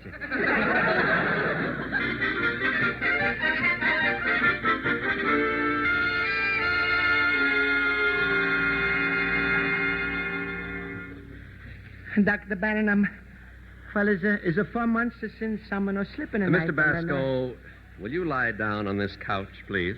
Lie down on the couch? Yes. Just lie down on the couch. All right, but you want to take the shoes off first? No. Just relax. There.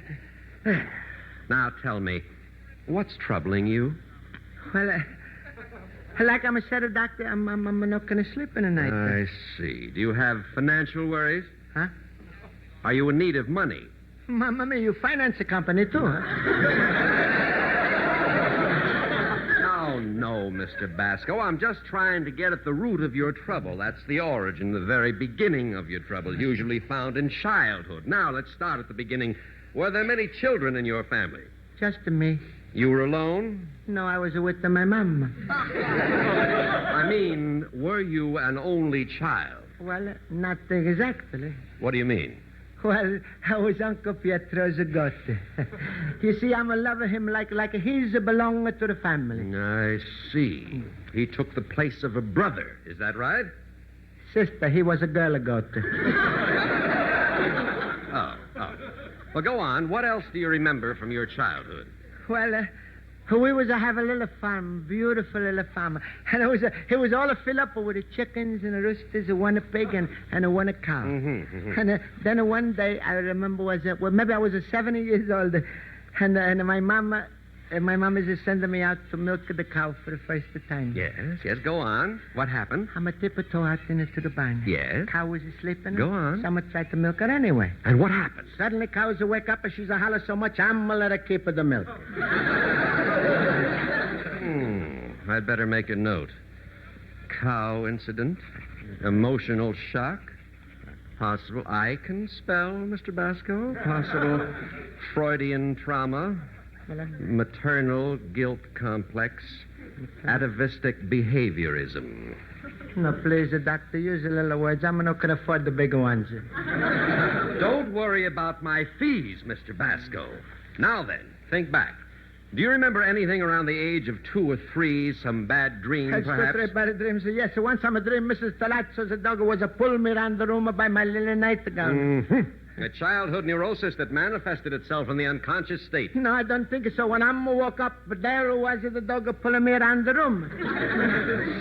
Well, go on. What else stands out from your early childhood? Well, nothing but beautiful memories and green grass, flowers, me running around with no shoes, fishing by the lake, catching little butterflies, sleeping in the field, till my mom is calling me in for the shop. Mr. Basco, you long to return to your childhood, don't you?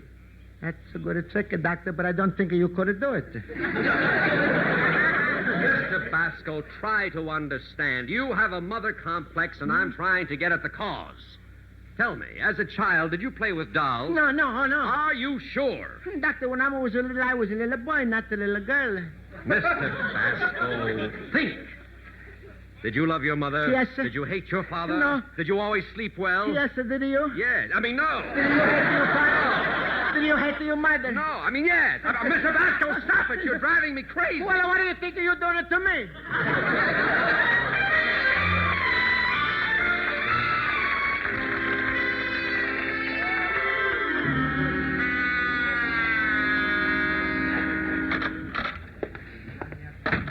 Oh, Pasquale, I'm so glad I'm home. What's happening, Luigi? Look at you. Shirt hanging out, a face perspiring, a hair all wet.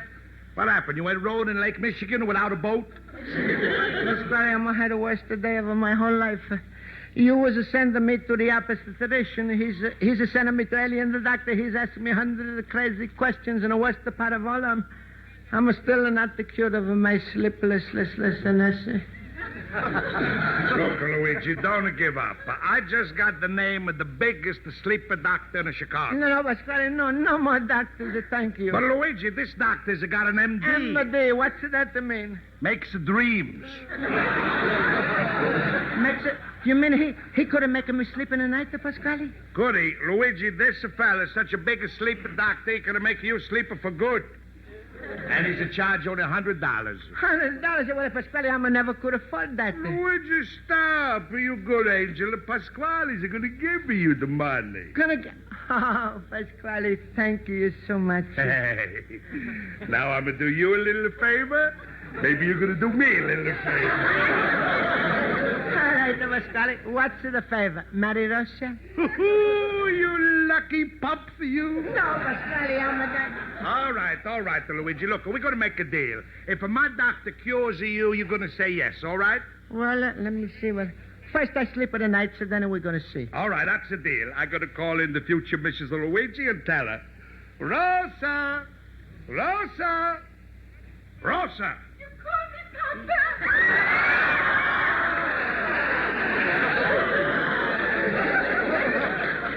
Yes, my delicious little rye crisp. Rosa, say hello to Luigi.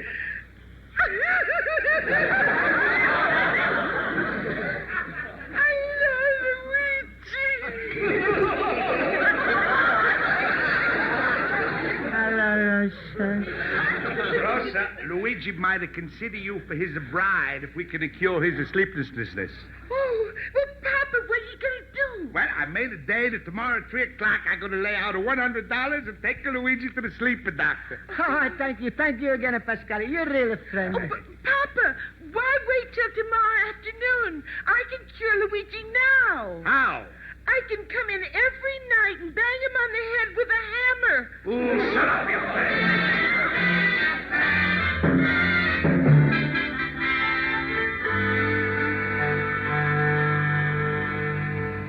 Come on, Rosa. It's almost at 3 o'clock, and Luigi should be ready to go to that sleep doctor. But his door's closed, Papa. Well, so what? We open up. Luigi! Hey, Luigi! It's funny, I thought he'd be waiting for us. Maybe he's in the kitchen, Papa. Now, come on, we look for him in the back.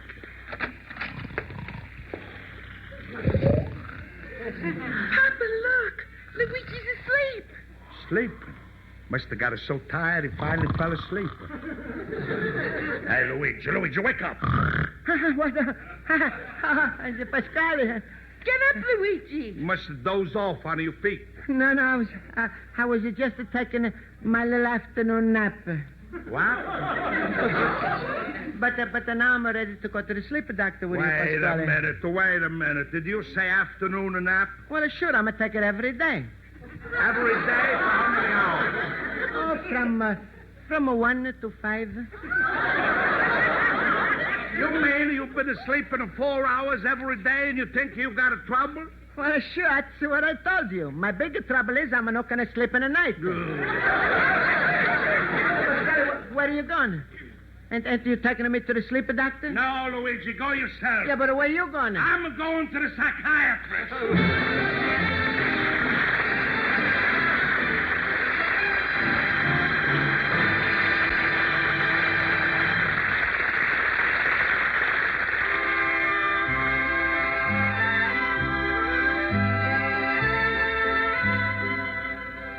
Friends, the makers of Wrigley's Spearmint Chewing Gum hope you enjoyed tonight's episode of Life with Luigi.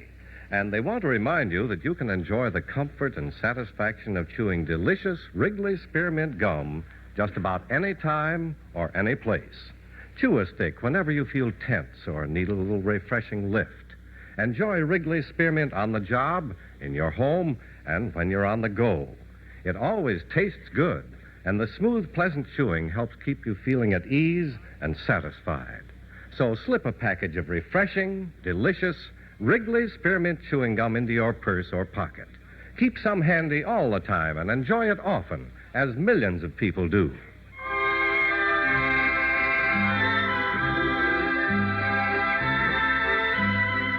The makers of Wrigley's Spearmint Chewing Gum invite you to be sure to listen next week at this time when Luigi Basco writes another letter to his Mama Basco in Italy. Life with Luigi is a Cy Howard production. Pat Burton is associate producer. The script is written by Mac Benoff and Lou Derman and directed by Mr. Benoff. J. Carroll Naish is starred as Luigi Basco and Alan Reed as Pasquale, Hans Conried as Schultz, Jody Gilbert as Rosa, Mary Schiff as Miss Spaulding, Joe Forte as Horowitz, Ken Peters as Olson, and Hal March as the Doctor. The music is under the direction of Lud Gluskin. This is Charles Lyon. This is the CBS Radio Network.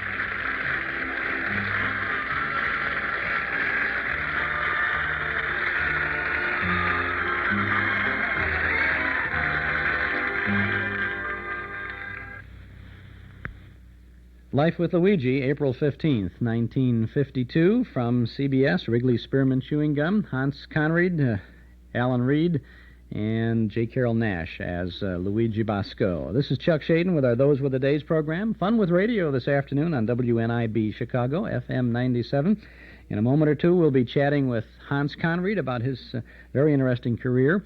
Then we'll be tuning into a My Friend Irma program, a very unusual Amos and Andy show, and Lum and Abner.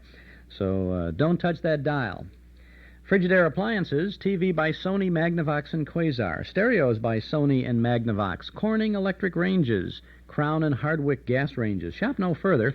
Townhouse TV and Appliances has them all. Now visit Townhouse, and you'll be surprised at the selection and at the price. And that's not all. You'll get the Townhouse guarantee. Guaranteed delivery on the day promised. Guaranteed normal installation on all products delivered. Removal of your old appliance to the basement, to the garage, or off the premises. And Townhouse also guarantees to remove all cartons and packing material as well. Townhouse means service, and that's what you'll get at 7243 Touhy Avenue, just west of Harlem. Townhouse TV and Appliances open Monday, Thursday, and Friday nights till 9, Saturday until 5. We have a pretty good cassette tape of the month for you for this month of March. And for the next moment or two, I want you to enjoy a clip from the opening of one of two adventures of Ellery Queen.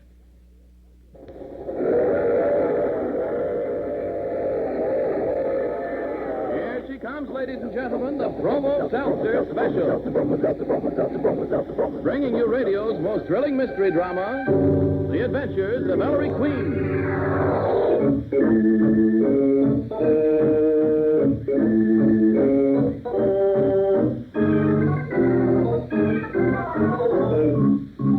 Tonight, the makers of Bromo Seltzer bring you another thrilling adventure with Ellery Queen, the celebrated gentleman detective, in person. Ellery Queen invites you to match wits with him as he relates another story of a crime he alone unravels. Before revealing the solution, he stops the play, gives you a chance to solve the mystery. Our guest armchair detectives for this evening are film star Miss Jean Cagney and Mr. Peter Cusack, Executive Secretary of the National Foundation for Infantile Paralysis. And now, Ellery Queen, Master Detective and your host for the next half hour. Thank you, Ernest Chappell, and good evening, ladies and gentlemen. Tonight, I'm going to tell you about the exotic adventure of the Scarecrow and the Snowman. One July morning, some years before the war, Dad, Nicky, Sergeant Veely, and I were driving through the rich farm country of the Midwest. Suddenly, we rounded a curve and saw a red barn and a big clapboard farmhouse shaded by elm trees. Sergeant, stop. What for, Maestro? We're in the middle of no place. I want to take color movies at this farm. Huh? You and your movie camera, Elmer. Try a shot of that scarecrow over there in the cornfield, son. Oh, swell, Dad. So that's a scarecrow. What do you know? Get that farm in the picture, son. There, Ellery, see? Walking toward the scarecrow. Yes, very nice. Wait a minute. Something's wrong. Yeah. What's he yelling at us? Yelling for help, Nicky. Oh. Come on, let's get over there. Hey, farmer. What's the matter? What's wrong? Why, he's the color of death. It's bleeding. It's bleeding. What's bleeding? Scarecrow. That scarecrow. It is bleeding. Them rags. That's straw kitty. That's our regular scarecrow. And how could a scarecrow bleed? Because it's not a scarecrow, you cluck. It's a man dressed in a scarecrow's dud. Let's get him off this pole. Right. Okay, I He's got been it. tied to the stake by his belt. But how the old fire tarnation did he get here? Don't you know? Easy now. That's it, Dad. Badly wounded, Ellery. Unconscious. Hey, you, farmer. What's this farm? Who are you? This is the Mayfield place. I'm Josh Bullen. I run the place for old man Mayfield. Where's the nearest doctor, Mr. Bullen? Dairyville Hospital, 6-7 miles from here. We'll have to rush him there. Come on, Dad. It's going to be a race with death.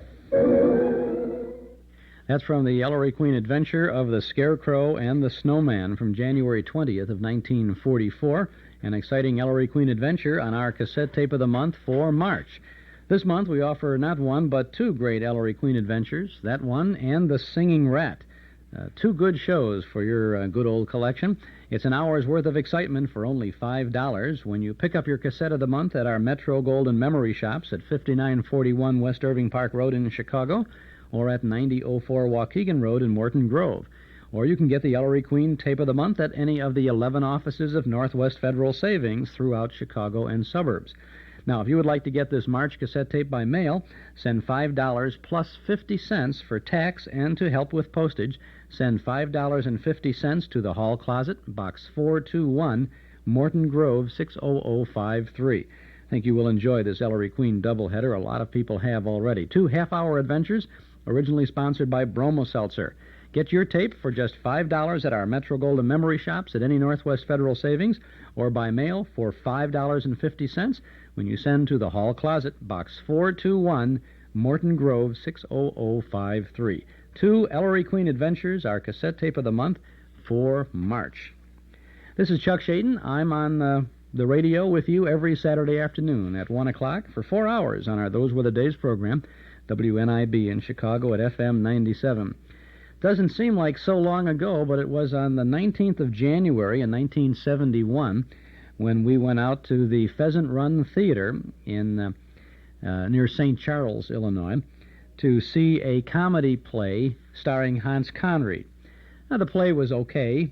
Hans was great, and he was wonderful to give us a half an hour or more of his time backstage after the performance to chat about his radio career.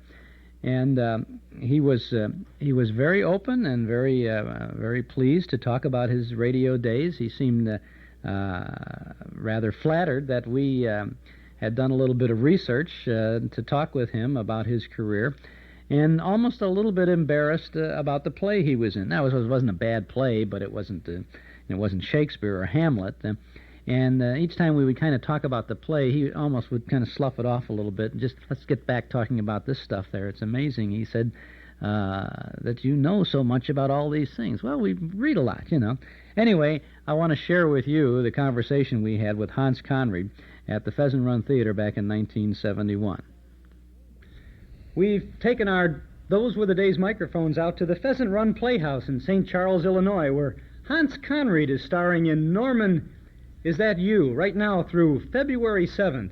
And if you haven't gotten out here yet, you better mark that date on your calendar because you wouldn't want to miss seeing a great man in a great show.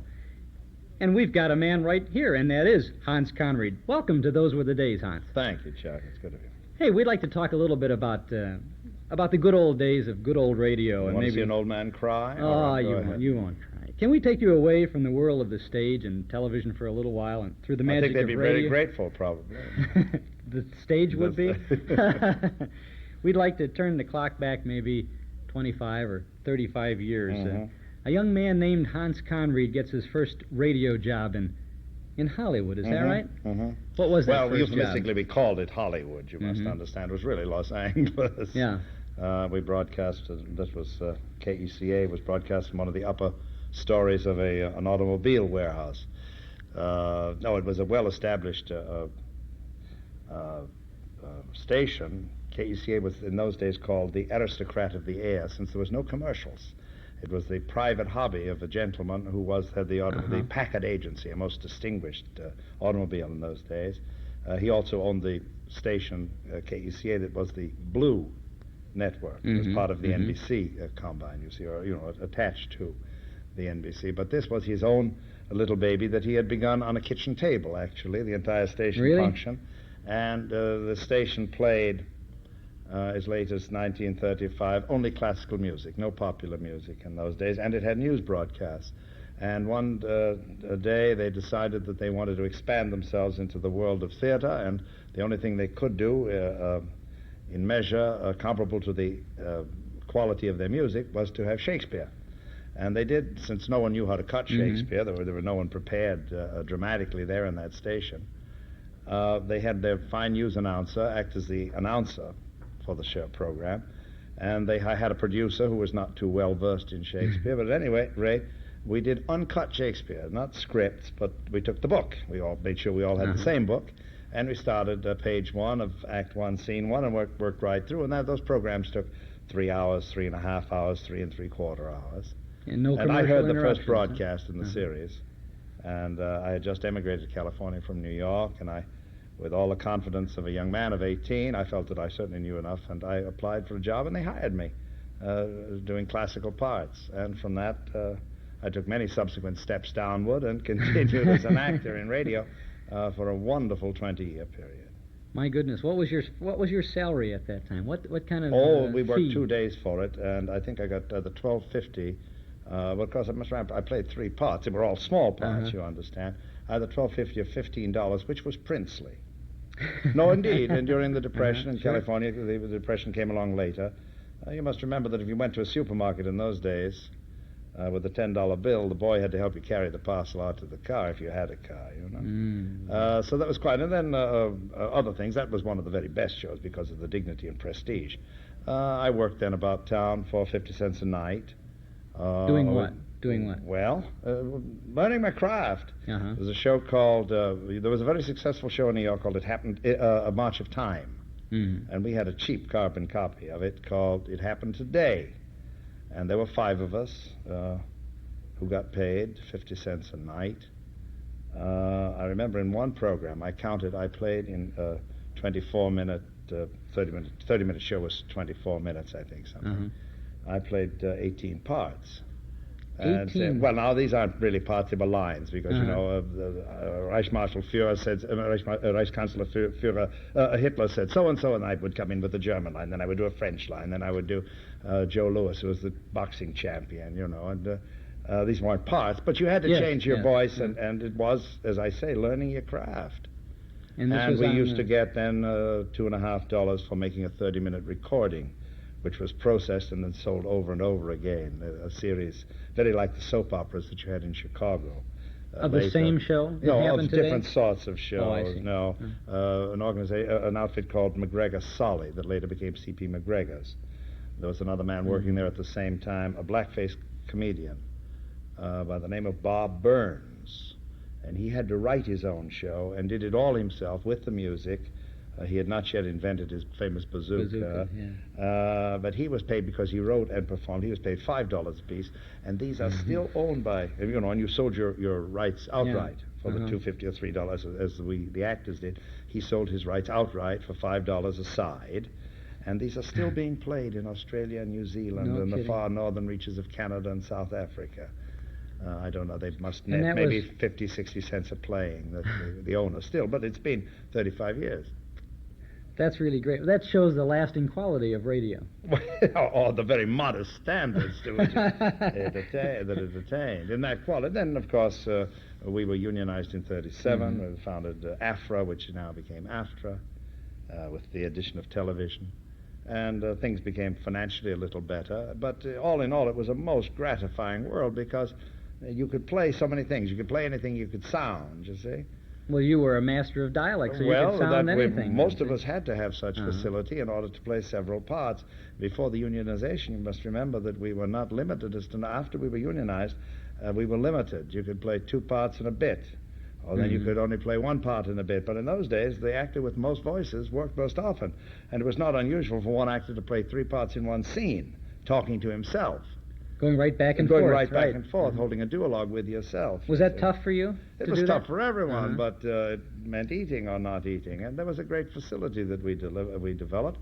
And we were very arrogant about that facility, rather proud of ourselves. Indeed, we thought ourselves, by and large, the busy radio actors, and this goes all the way to the end of radio in 53, the year that radio died, from my standpoint, as an actor, a national actor. We were rather on very good terms with ourselves, satisfied with what we could do. Indeed, I think there were some very good actors among radio actors who unfortunately never extended, when radio died, never did anything else. Perhaps they did not look, which was a big disadvantage. They did not look as they sounded, you see. Well, I think that leading men were not so personable sometimes. It was a disappointment to the public. It was a disappointment to the public, and then television was taken over by a new breed that possibly would be too young or held out of radio, and there was a reluctance to employ the old fat cats, who are certainly not fat any longer.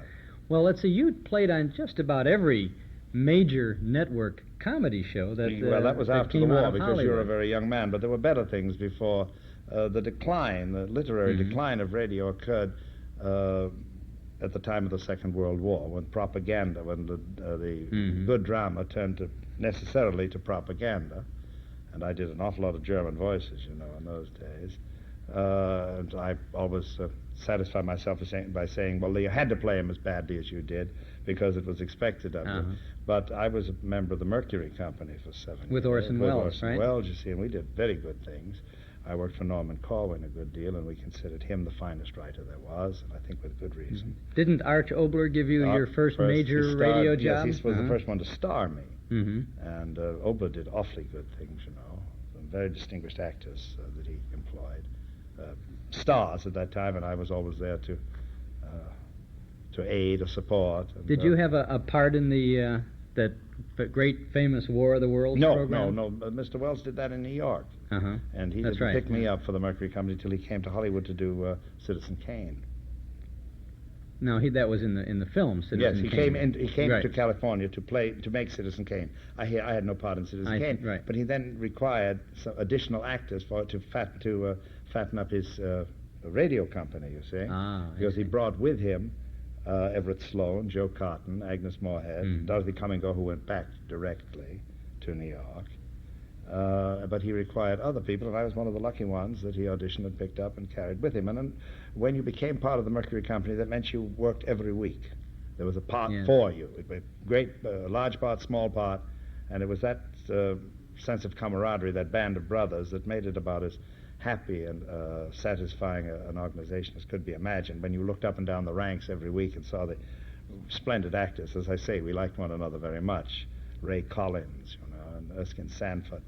You thought, am I part of this wonderful company? And it gave you a great sense of accomplishment and pride. It was radio's stock company then. Yes, right. Yes. Yeah. But then we were not limited to that. We did that only took 1 or 2 days a week at most, and we often could do something else on the same day. Well, what kind of a rehearsal schedule would you get into if you, for let's say, a Mercury Theater was an hour program? As I recall, an hour or a half hour, the later ones. The early big ones were an hour, yes, right. and they were hour ran through. But then later he did one for Lockheed.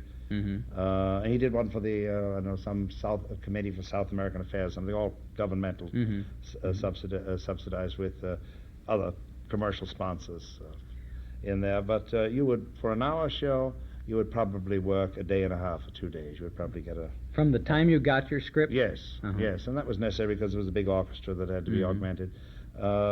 Frankly, when you became, in the later shows, the comedy shows that I did after the war, when comedy became fashionable, at most your schedule would begin sometime about noon, and then you do the show about 5 or 6 o'clock, prime for the West Coast. Then you'd have to come back 2 or 3 hours later and do it prime for the East Coast. Even after the war, were they doing repeat broadcasts? Oh yes. I would, if my memory serves, it must have changed about 43, 44, 45, I guess. Right Yes. after. Yeah, after, The I guess. sponsors wouldn't consider. They felt that the utilization of the facility of recordings, we had no tape then, we put them on platters, would have been infra dig. It wasn't quite honest to let you hear. You had to hear something fresh. So the two shows were done, in theory, identically. If we could only hear something fresh today. Yes, well, the terrible fear was for the actor that one day you would forget to show up for the second show after you'd already played the first one. They often did. Well, not often. Well. It was a terrible fear. It was like a vision of hell, to conceive that. And I don't know anyone who did, but we were always in constant fear that we would miss it. Well, about the comedy shows, I'd like to get into that because a lot of our listeners remember. No, they were the latest, so they will be most remembered. The great comedy things that you did. How long did you play Professor Kropotkin on My Friend Irma? 7 years. Every week. Every single week. And of course, it never changed from week to week. I knew that always, that I recall about Kropotkin, he would come in about page 5 or 6, and then he would have a return entrance. He'd play about 2 pages there, and then he'd come back about page 22 to 24. It was just fixed pattern, Every script was pretty much the different same. Words, so that when we reached that point, if I tell them, listen, I've got a little sustaining show that'll pay me $25 down the hall or across town. I can't be here for the first 2 readings. I'll make the dress rehearsal. He'd say, of course, I mean, I'd done the part so often, and that it was much easier in those days. What was it that Professor Kropotkin used to call Irma? Wasn't there a little... My dear young man, you will have heard that I haven't read those scripts in 25 years.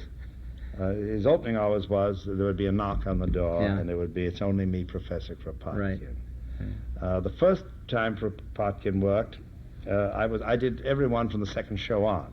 In the very first show of the series, the first of 7 years of broadcasting weekly, he was a violinist who spoke only with his violin. And no dialogue? No dialogue at all. They would talk to him, and he would make answer with his fiddle. It didn't work. So then they thought they'd have to get an actor to play some sort of a dialect comic part, And they said Kropotkin, and I was hired for it. I did a lot of dialects. And I said, Kropotkin, that's a noble Russian name. That's a knez. Kropotkin is a most distinguished imperial Russian name. So I had a rich Russian accent. And that was the second show. And they said, Conried, we like it. We like, the way you handle it. We hired you for it. We don't know what the way politics are now. The Russians, because there are good and strong allies. What could you do? We don't want to make him so Russian in case anything happens. So I made him Jewish. And we never changed the name. And he was what they call in the trade a Jew comic thereafter. Oh, that was great. Well, you switched then to a broad German character. Well, I didn't switch. We were doing it Life with Luigi. It was just across the hall, you see. And one was done the day after, and I'd had that for 5 years. Gee, Schultz was the butcher, wasn't he? Schultz was the butcher. Yeah. J. Carroll Naish starred in that, right. And he had an Italian accent. When they first brought it up, I said, oh, my Lord, this is Kaltenmeyer's kindergarten. We haven't done that in 40 years. There's no point in doing this. But it was a good success. Joe Forte played the Jewish, but each of us had another dialect. Yeah. Ken Peters did the Swede, and did we have an Irishman? We must have. Oh, I think you had just about everything in the class. And that lasted for 5 years. That was 5 years, and that also died in 53. Everything died in 53. Well, it was the end. About, it was the Holocaust that the networks decided it was time to end that medium because they had invested in television. Well, by 53, you were really at the peak of your radio career, at least financially. It was the end. It certainly was very sound financially and very gratifying. There was no memorization. There was none of the drudgery that is necessary to be an actor on the stage. You had to maintain a couple of decent suits because the comedy shows particularly always had audiences. We needed the laughter. The dramatic shows were done in studios without audiences very often. Very often we were anonymous, By the time the end, though, by the last few years, we began to get billing. They would credit the actors. Now, that's what I And then the public began to know us. But for many years, we worked quite anonymously. We were just voices, and the public had no idea. Not even sure that they realized there were human beings making these sounds. I wanted to ask you about that. Now, I know that on the Judy Canova show, you occasionally played a character by the name of Mr. Hemingway. Well, your memory is much keener than mine. And I played a couple of characters, but with Canova because she was a rural comic, Right. Mel Blanc was on it, Ruby Dandridge, and Sheldon Leonard, who's now a very prominent producer. And Joe Kearns, of course, did Lukey. But I had 2 or 3. I had an affected English character and a stock Boswell comic. is I out of all the research I find You've the done name a lot called of William research. Boswell. Did Was you there such a remember character? name? No, but I know the sort of thing. Well, you were on Gildersleeve too, weren't you? No, never played the great Never? Gildersleeve. Never played the great with Hal Perry. No, or How later about- with Willard Waterman. Never did that. Someone said you once played Oliver Honeywell on that program. Well, I may have once or twice. We had a show called The Great Gildersleeve that we auditioned years ago in which I was supposed to star, but we never sold it. Oh. Well, you're on Mel Blanc program. Did you do Professor Moriarty on Sherlock Holmes? Yes, with Basil Basil Rathbone and Nigel Bruce. He didn't come in very often. I did the show much more often as some other character than Moriarty, because Moriarty was a rare and villainous pleasure, so great and enormous that you couldn't use him every week, you know. But you worked played the regularly parts, on that yes. show. What other programs were you involved I did the with? murderer in the original production of Sorry, Wrong Number that Agnes Moorehead made so famous. Of course, it was her show from beginning to end, but they had a voice. I played a Dutch dialect, a Holland accent in that, I remember. Did it 2 or 3 times thereafter. There was an annual celebration of Christmas, the Christmas show that Lionel Barrymore did. A Christmas Carol. Christmas Carol. I Scrooge. did Marley's Ghost for 9 consecutive years. It was an annual show, and they made a big to-do about it every year on Christmas Eve. We know very well. It's one of my favorite programs of There's all still time. recordings. There is an sure. album that Mr. Barrymore made, Right. which was not up to the standard of the annual show. For No. some reason, they didn't spend enough money But on you it. were on it, I think, aren't well, you? I'm Yes, also yes. associated with lesser shows. It wasn't the most successful ones, you know. I remember we felt disappointed. It wasn't quite as stylish as the annual show. They didn't afford the big orchestra and everything. Yeah, that's right. Well, and they bridged each And I was record. on the Lionel Barrymore show for some years on alternate weeks as I've forgotten that You name. mean the mayor of the town? Yes, mayor of the town. I was Marili's boyfriend. I was Aggie's boyfriend. Now, an was affected blowhard. Was that with credit or not? With credit, With I'm credit, sure. That was late in the career, in the radio days. And I did it for several years on alternate weeks. There were 2 writers. One writer used me and the other one didn't. With the One prejudice? was my friend. I don't think he was prejudiced. No, he just felt that there was a character the other man had developed. The other man wrote best. And a writer took 2 weeks to write the show, and they alternated. It was a weekly show. You did it. That's the first half of our conversation with Hans Conried out at the Pheasant Run Theatre back in 1971. We'll pick up on that in just a minute or so. I'm Chuck Schaden. We're talking about radio, listening to the good old days of radio on Saturday afternoons, today and every Saturday from 1 to 5. Your dial is set at 97 FM WNIB. The in footwear for young men and women this season is Welco High Pals hiking boots, and for good reason. They're snug, warm, and durable, besides being fashionable. Your headquarters for Welco High Pals hiking boots is the Paul Meyer Shoe Store at 2924 Central Street in Evanston. The Paul Meyer Shoe Store has them in all sizes, and remember that Welco High Pals hiking boots have vulcanized construction to ensure flexibility. For hiking boots, it's Welco High Pals, and for Welco, it's the Paul Meyer Shoe Store, 2924 Central Street, Evanston. Eden's Plaza Shopping Center, where plenty of free parking makes it a pleasure to shop your favorite store or service. Eden's Plaza Shopping Center, where Eden's Expressway, Skokie Boulevard, and Lake Avenue meet at Wilmette. Eden's Plaza Shopping Center. Easy to reach, easy to park, easy to shop. Shop and save 7 days a week at Eden's Plaza Shopping Center in Wilmette. Now we'll take you back some 9 years and to the Pheasant Run Theatre for our continuing conversation with actor Hans Conried. You did a show with John Wayne a long time ago. Three Sheets to the Wind. My Lord, you've done a lot of research. Now, what was that show was a about? recorded show and sold, syndicated. It had no definite sponsor, you know. Must have been about 30 minutes long. I can't tell you. 3 Sheets to the Wind, of course, means a certain amount of adventure and drinking, and a wonderful man directed it. A very prominent motion picture director who had not done much radio directing and who was a sailor. It was a yachting story, something. I don't know. It maybe ran 13 weeks and died. It was not long lived. Was that in the late 30s at that time, or was it in the maybe 40s? early 40s, very early 40s, I would think. You did some radio directing. Oh yes, For a while, Stars several Over years. Hollywood. You directed stars yes, over Hollywood. There was television was beginning to come in. And this agent thought that I talked well. There was very little direction to be done, you understand. Irma Star, what was it? A very big agency. It owned a lot of shows. They would contract prominent motion picture stars, and in the very small print they'd get a certain amount of money for a block of 3 shows that they would do over the course of a year. And the Stars Over Hollywood, which was an early Saturday morning show, was the least of these.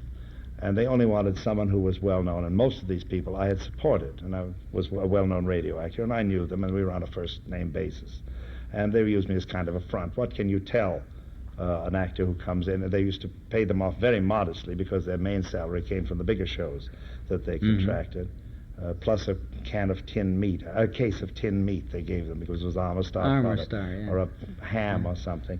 And so my function was it was very easy to be a radio director at this point because you had your tremendous source of performers and you only had to cast the parts according to what you knew each actor could do, you know. Was that the extent of your radio directing, or did you do other things? I didn't do that exclusively. That took Friday night late and Saturday morning when I was free to continue as a radio actor. I functioned as a radio actor at the same time, but I had that questionable distinction of also being a radio director for 3 years. Now, along about the time when you first, had been involved in radio for several years, and I guess it was 1938 when you made your first motion picture. I cannot say how flattered and flabbergasted I am that you would have done this. You're much my hero. research. You're my hero. Really, you should seem more sensible than that. You should have more worthy idols than. No, come on now. You did dramatic school. Than to kneel at my feet of clay. In 1938. That was 1938. That was the first picture I done. So you see, I had been a radio actor since virtually December or November of 35. I came out to California in September. So I'd been an actor for a couple of years before I got that small part in a picture. And I continued to do small parts for a long time. Was it tough to get a movie job at that time, or easy? Well, because of your radio background? The business was burgeoning, you know. Radio actors, I think, were in some disfavor. Motion picture producers didn't know they existed, actually. Radio was looked down upon. It was a bastard industry. It was not until about that time, well, about 35, 36, that it became fashionable or even permissible for motion picture stars to appear on radio. Radio had its own group of pariahs who performed vocally, but they felt that it was beneath the dignity of an established star to appear on, a motion picture star to appear on radio. And then someone's nephew got the idea, let's bring him into there was now a decline in motion picture sales. The first-run pictures, I think, used to cost about 75 cents a ticket in those days. That was the first run, and second runs were 40 and 25 cents or 15 or whatever they went to. Let's bring them into the living room, your living room. So suddenly, motion picture actors began to be the big stars in Hollywood. Well, there was no industry in Hollywood. The industry at that time was San Francisco. So within a few months, the tremendous industry in San Francisco declined, and all the radio actors came down to Los Angeles. However, I had been, and many others, some years before, had been holding forth in their quiet, anonymous, almost invisible way of being radio actors. Well, these motion picture stars required radio actors about them to support them, people who thoroughly knew the business and were able to play all these other parts. And so everything opened up for us marvelously. Then in 37, because we had to make the best of it, questionable working conditions, Screen Actors Guild, when we said we wanted to go on that we wanted to get a better wage, something more than the 50 cents a night, the $3.50 and the $2.50, that had nurtured us and maintained us and enabled us to learn our craft, then Screen Actors Guild said, yes, if you go out, we'll stand by you. We'll go out too. Otherwise, they could have filled it up with persons who had not been doing any radio work at all. And they permitted us to organize. And from that time on, the industry was thriving and remunerative for all of us who had prepared ourselves by working for nothing for years before. Oh, that's great. You know, in the late 30s and the early 40s, you were, as a character actor, you were probably Hollywood's resident Nazi, weren't you? Oh, yes. No, that was actually small. But that's a great many things in pictures I did. Right, that's what I mean. You see, I was, radio was my primary business. Most of my living came. However, because of the German name and the fact that I did German dialects and I was young and slender enough to wear the uniform with some effect, they hired me. I have photographs of myself in every possible German uniform of that SSSR, Wehrmacht, Luftwaffe, everything, Partei uniform. And so then I began to get, although my parts were small, I began to get even featured spots. Very often the parts were small because I had enough prestige and I had enough protection from my radio business to make myself slightly unavailable in pictures like that, you know. Well, they often would work. They'd work to around your me. schedule, I'd say, right? it's a very small part. You've only got 2 days. When aren't you working? And I said, well, next week I have Wednesday and Thursday. You know, and so I'd go out and do a picture, and it was fine for me. But I never did many pictures. Never got very good parts.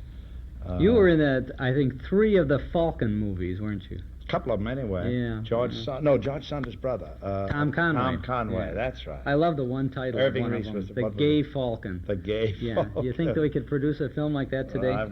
Not only that, but they'd really follow through with the story. In those days, it was only the title that was provocative. You know? You were I played in a hotel clerk in one. That's because I have an old still. When I did a murder in another in which I died in a bee-smoked cemetery. I remember they shoot me in a cemetery. That's a good spot to die. Yes. You were in a Maisie film, and you didn't you? I know you did. You may not remember you did, but I know you were on a couple of the Maisie radio programs, The Adventures of lots Maisie of that was in the late and 40s. Southern. Right. Oh, I and did Southern. lots of those. And then we had a show called Blondie too, and I did that was a good big part, and I got some little celebration for that. Blondie's Blessed Event. It was what we called B pictures. They were dreadful movies. And there was a picture, a newspaper in New York that gave me a tabloid picture, a paper called PM. Not many people remember it. And they gave me a full page. They reproduced a still, said picture stealer caught red-handed. I began to do small parts, but they were very often good parts. Well, you were the voice of Mr. Darling and Captain Hook in Disney's that was Peter later. Pan. That was in already the 52 or 53. Yeah.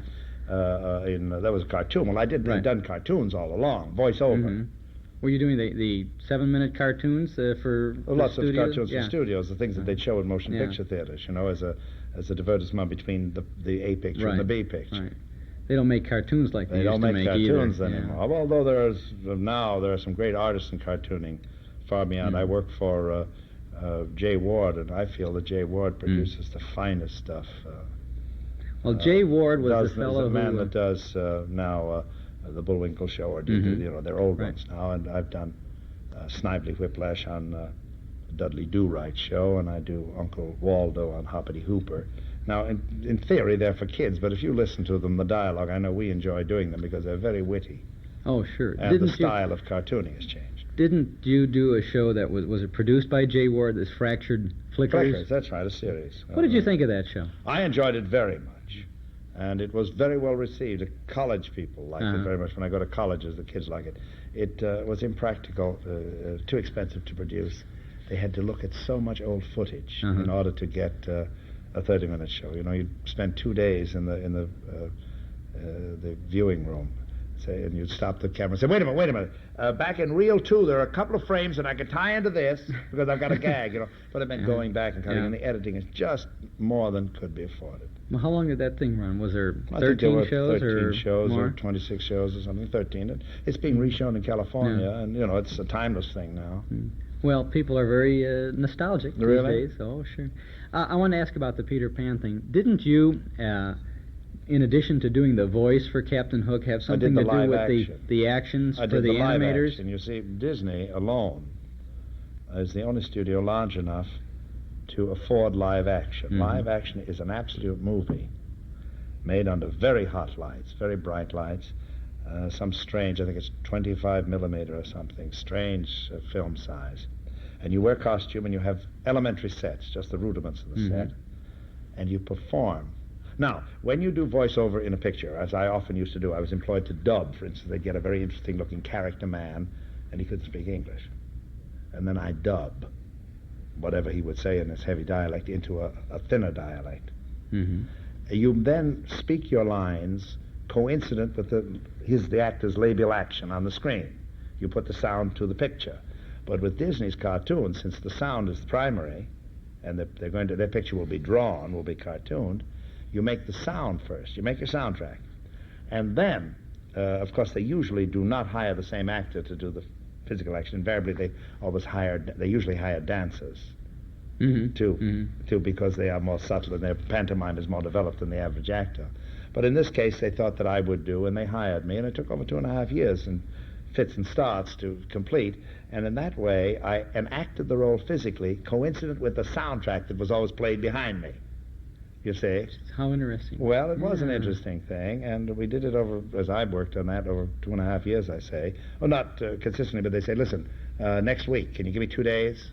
Or next week, we've got 4 days. Or next month, you got to give me 2 full weeks. We've got a lot of series to shoot.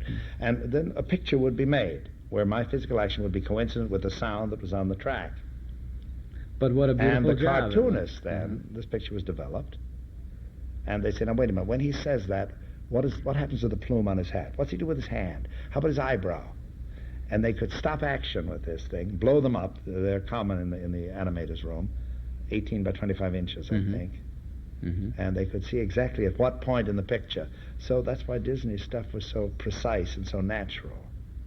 Amazing. It's amazing. It was The only a other people great that can thing. do that are the governmentally sustained Eastern European cartoons. You sometimes see them bought. I did some translating, voiceover for translated Polish and Russian things, and they are marvelously done, but they are sustained by the government, and you even have highlights on buttons in the cartoons, shining and teeth breaking. That's all because they have made an absolute and complete movie that I believe in many instances they've just traced into cartooning. Let's slip back just a little bit from Disney to a movie that you were and weren't in as Professor Kropotkin in My Friend Irma. Tell us about that. Well, I had done it for 7 years, the part. And when it came, they wanted to make a picture of it. It was the first picture that Jerry Lewis and Dean Martin did together. They introduced them into the characters. They were two brash young comics, and they were looking for a vehicle, and this radio show was so popular, but now radio was dying. It was close to the end. See, I don't remember what year, but it could have been more a year or so short. 49, the movie was 49? Well, it was 4 years 49. before. Anyway, the same man produced it, and he called me and said, Conried, you want to do Kropotkin? It's your part. You've done it enough, 4 or 5 years.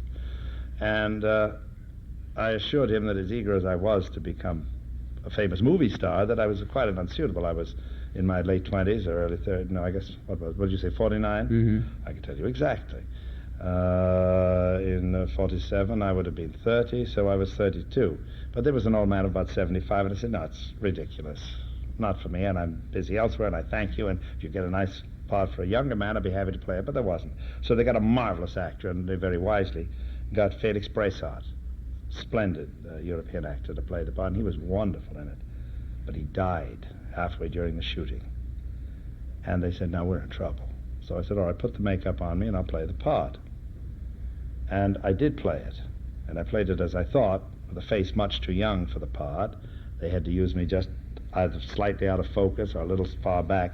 But the best portions of that entire performance are the long shots, which were originally done by Bressart. So there was one character in this movie that's played by 2 actors. I was much taller than Bressart anyway, but we both had big noses and were thin, and they edited it so that perhaps the average viewer didn't recognize that there were 2 actors playing the part. But there you were, your screen achievement as Professor Kropotkin. Well, it was something. I've often done things I shouldn't do. That was certainly one of them. The film which you have said was the highlight of your motion picture career as far as being an artistic success was a great picture in 1953 called The 5,000 Fingers. 5,000 Fingers of Dr. C. My mother saw it, and I don't think anyone else. My kids have seen it at college because it's considered a classic now, but at its time, it was one of the 2 great money losers of all time. You see, it was a great debacle. But you had the title role. I had the title role. It was the biggest part I've ever had. Maybe the best part I ever will get. If it had come out differently, it would have changed my life, no doubt.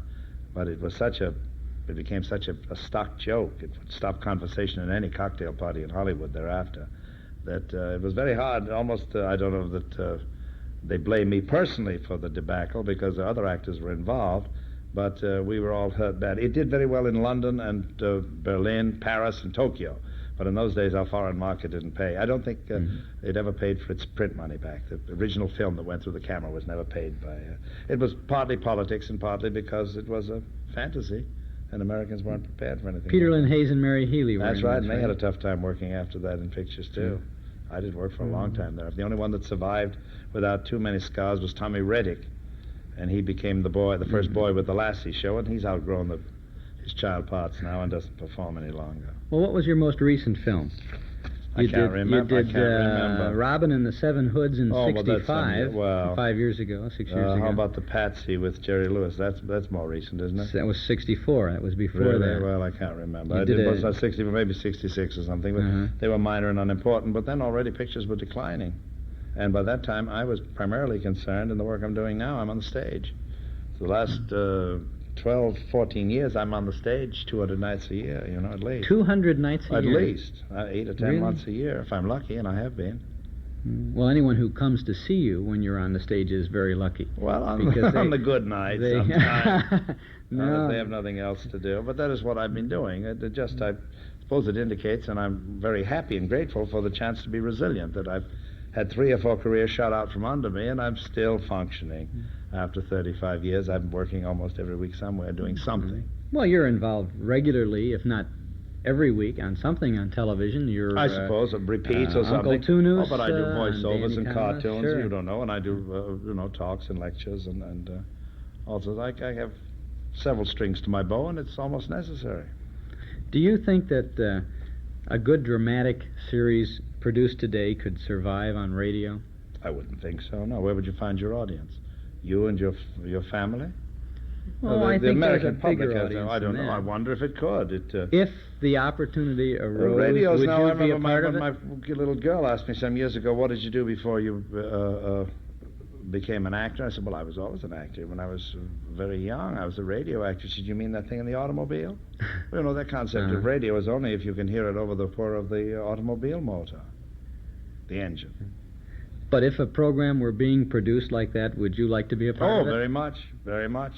You liked radio? Yes, you very enjoyed much. It. We thought I felt very secure in that. I felt I knew my craft. You did. We'd like to thank you for being part of our Those Were the Days show Chuck. today. Hans Conried, we can't say how much it's been our pleasure to I can't tell you again how talk with flattered you. I am that anyone looked all this nonsense. I don't know where you found the material. Most of it I forgot. I'd like to invite our listeners to head out to the Pheasant Run Playhouse in St. Charles to see Norman, Is That You? Great comedy. Thanks. A good comedy and a good star. Hans Conried, our guest today. Thank you very much, you very Hans, much. for being with us.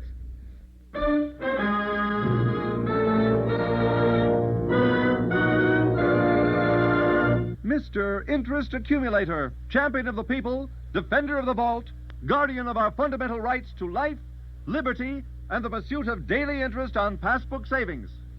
And it shall be my duty as interest accumulator not only to pay the highest interest permitted by the limit of the law, but to pay it to all persons holding passbook savings accounts perpetrated at Northwest Federal Savings, and to defend with equal vigor the rights and privileges of all Chicagoland savers to open and hold an account at Northwest Federal Savings, earning top interest from the date of deposit to the date of withdrawal. Come on, Herringbone.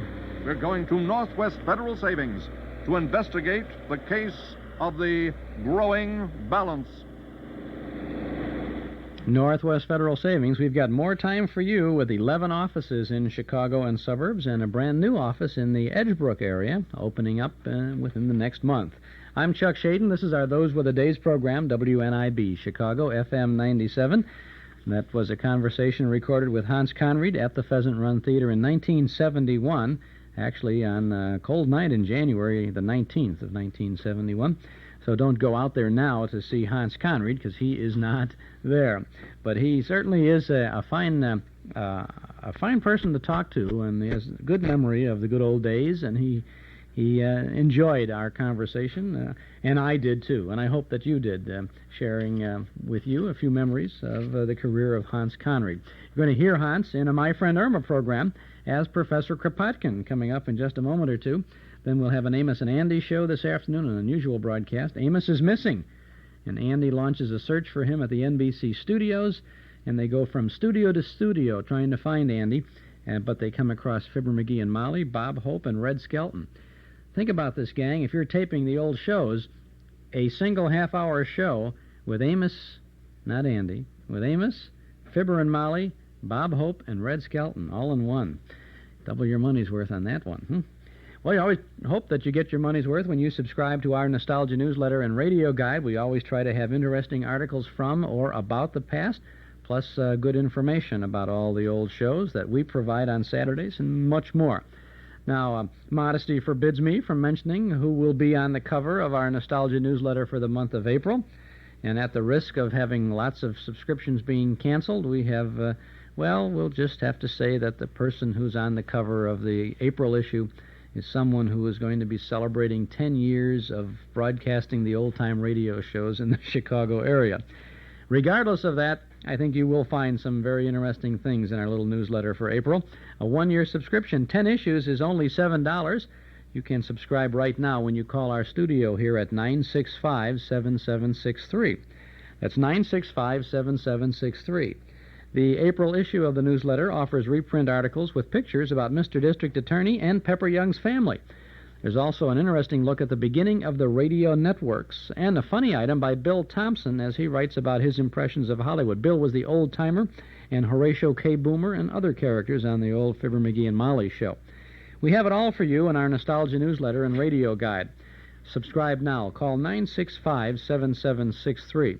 You'll get advance news about the movies and other special events coming up at Northwest Federal, plus the complete listing of all the good old shows we broadcast on Saturdays here on WNIB.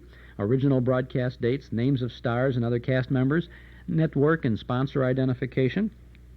We give you a word or two about the content of the show, the order in which we play each program, and the length of each segment. Of course, you're recording, then you'll have that information right at your fingertips. Call 965-7763.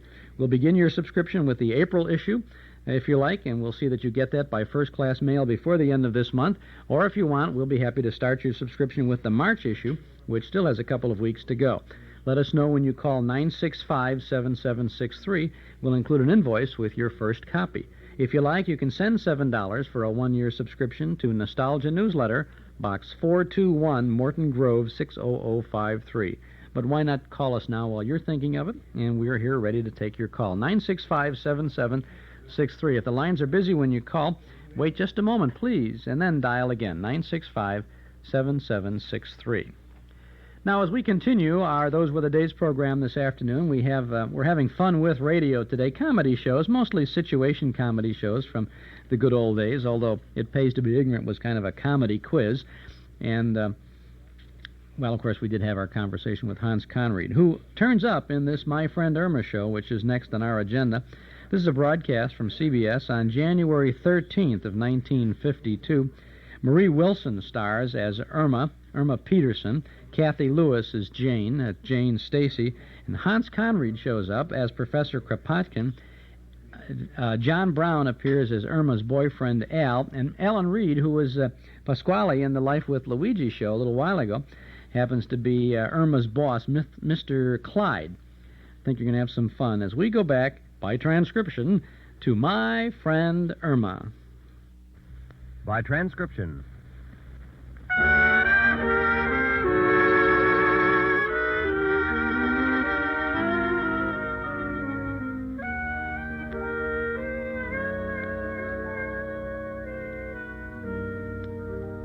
Well, my friends, may I introduce Irma Peterson, the girl who thinks Paris green is a French golf course.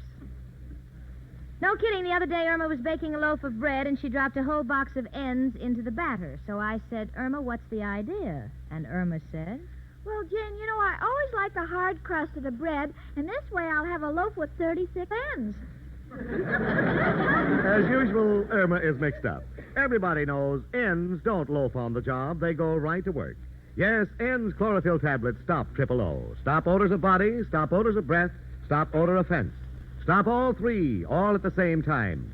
Keep you fresh as a daisy all day, all over. It's amazing, but 1 or 2 tiny ends tablets daily are all you need to stop triple O. And now, ENDS, E-N-N-D-S, America's most popular chlorophyll tablets, are proud to present your favorite comedy show created by Cy Howard and starring Marie Wilson as Irma and Cathy Lewis as Jane in... My Friend Irma.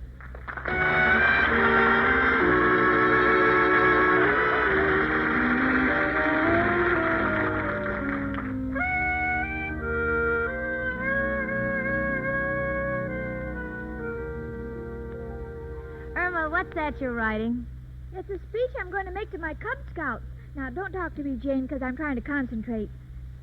Benjamin Franklin was born on January 17.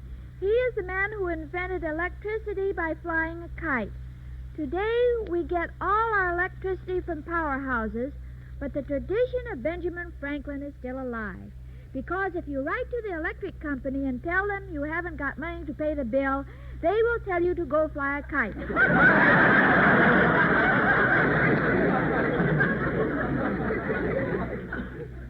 Irma, that's enough. Mama's getting a headache. No, Jane, now this is very important. To whom? My Cub Scouts. Oh. You know, I'm den mother, and every month I take the boys to the museum and talk about some famous Americans. Oh, I didn't know that. Well, it wouldn't hurt you to come with us sometime. Last month I discussed naval heroes. Indeed. Admiral Peary, Admiral Dewey, and the naval hero of the American Revolution, John Charles Thomas. You couldn't possibly mean John Paul Jones. Jen, you're confusing me. He's a singer. Oh. Now, this Thursday is Benjamin Franklin's anniversary, and... Gee, I wonder who that could be. I don't know. The way you've got things, it could be Paul Revere. Come in. Oh, girls, I'm so excited. He's coming. I mean, he's here. Oh, it's so wonderful. I'm standing here babbling like an idiot. So what, I've been told the same thing many times. Out of the blue, after all this waiting. Come on. What in the world is it? Oh, well, let me get back to the beginning. As you know, I come from a tribe of gypsies. And as we were crossing Romania... Romania? Oh, yes, that's right next to Massachusetts. No, it's in Europe. Massachusetts? Irma, there's a virus going around. Close your mouth.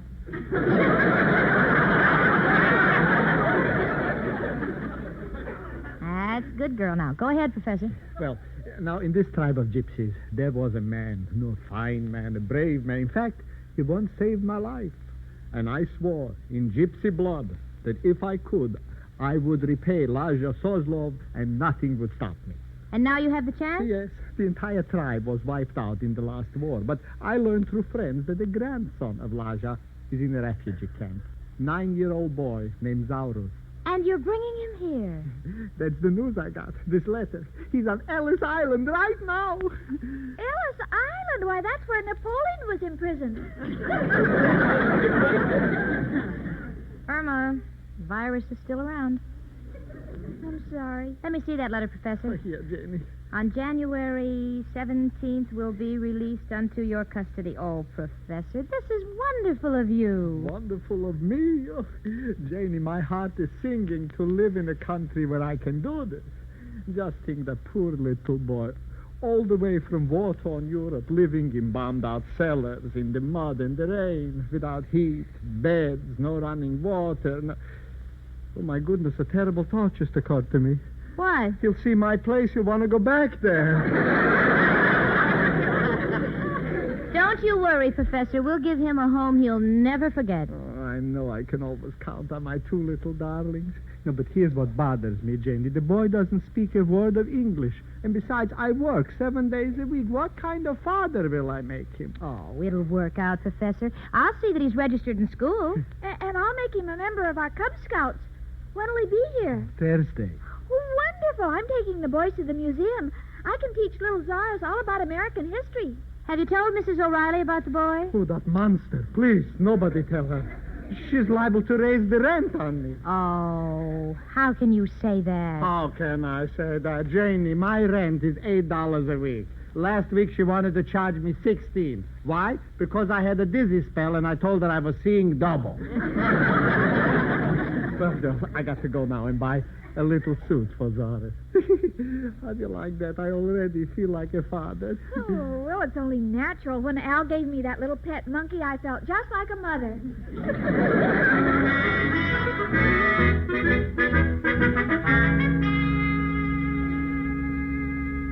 Now, Cub Scouts, today we're going to the museum. Have you given all the boys their instructions? Yes, Madam Good Mother. I'll get it.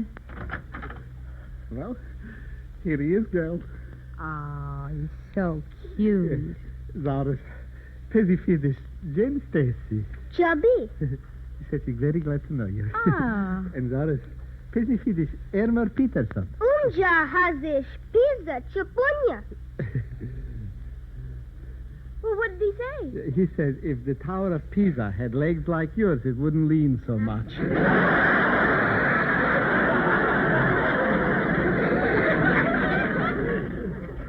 He said that? Once a gypsy, always a gypsy. Irma, darling, will you take good care of him? I have to go to work now. Zaurus, deja vigi kalnachi intela gubi. What did you tell him? Oh, I told him, when he's hungry, to open his mouth. When he wants to be excused, raise his hand. Oh, I'll remember that. And I'll get it straight. When he raises his hand, don't show him to the kitchen.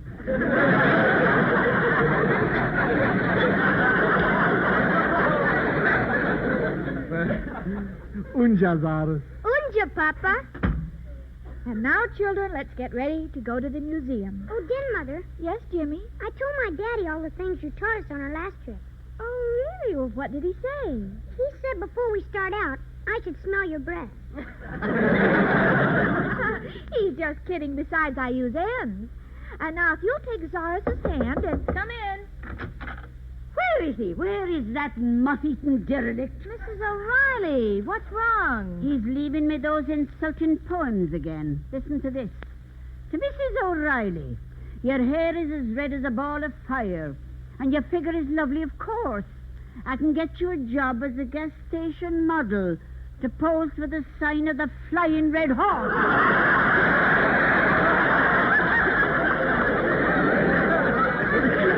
You know, the first excuse I get, I'm going to throw that bum out of here. Oh, who's this little fella? Oh, he's the Professor. Irma, Mrs. O'Reilly, he's just one of the Cub Scouts. Oh, indeed. Hello, little boy. What's your name? He doesn't speak English. Why not? He's an Indian Scout. Oh. Well, I'm going to find that professor and tell him off if it's the last thing I do. See you later, girls. Oh, now this is just great. Irma, you better get these kids down to the museum. I'm going to go over to the tea room and warn the professor. If she finds out about the boy, she'll throw them both out. All right. Come on, Cubs. Oh, dear. What's the matter? Zaurus is pointing to his mouth. I guess he wants to be excused.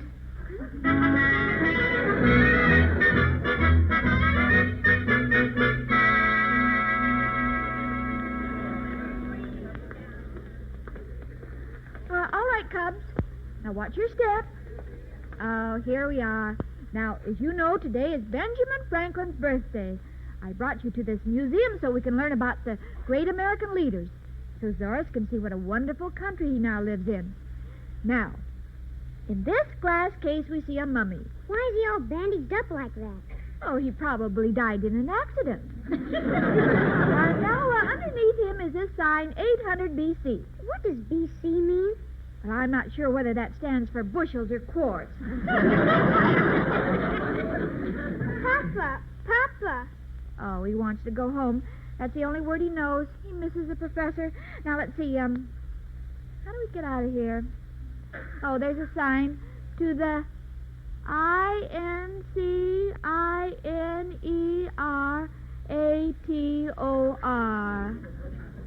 Oh, to the escalator. All right, children, now follow me.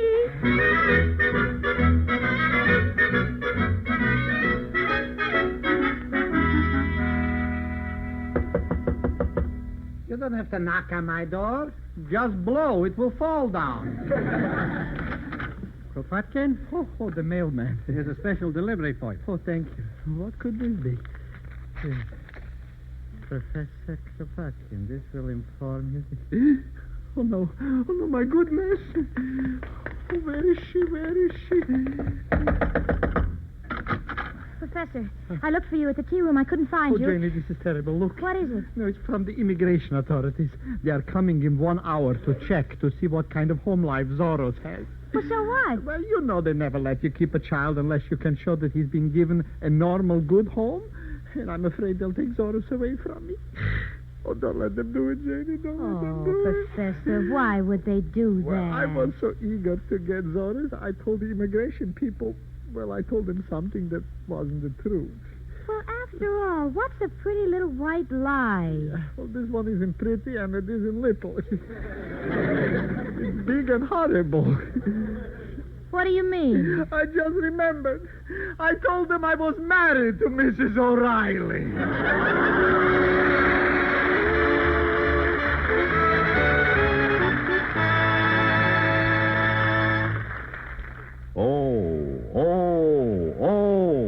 Here's a man with triple O. Let's listen as he asks his druggist what to do. Can you give me really effective protection against triple O? Odors of breath, odors of body, and odor of fence?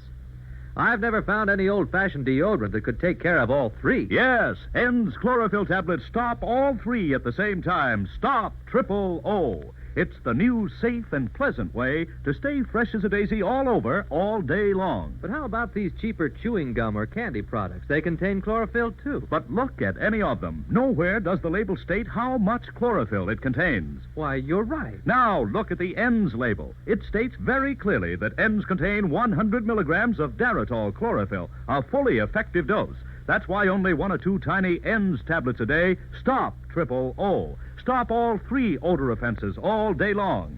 But don't expect such long-lasting results from cheaper chewing gum or candy substitutes that contain so little chlorophyll. N's are so effective because they start acting instantly inside the body where odors begin. So for pennies a day, you get N's longer-lasting protection. They're pleasant-tasting, safe, too. Safe as any garden vegetable. Get ENNDS, N's chlorophyll tablets, and be sure you stop triple O. Trial size only 49 cents at drug counters everywhere. Larger sizes even more economical. That's the first half of My Friend Irma with Hans Conried appearing as Professor Kropotkin. Of course, the other regulars on the cast, Marie Wilson and Cathy Lewis, John Brown and Alan Reed, from January 13 of 1952 over the Columbia Network. I'm Chuck Schaden. This is Those Were the Days, Saturday afternoons from 1 to 5 on WNIB in Chicago at FM 97. Now, you know, we've mentioned a couple of times before we get back to My Friend Irma that we had a supply of Green Hornet and Lone Ranger cassettes available at our Metro Golden Memory shops, and we still have a small number of these available. And if you would like to pick them up, you can come in at either of our 2 MGM shops, Metro Golden Memories in Chicago or in Morton Grove, and pick up the Lone Ranger or the Green Hornet cassette.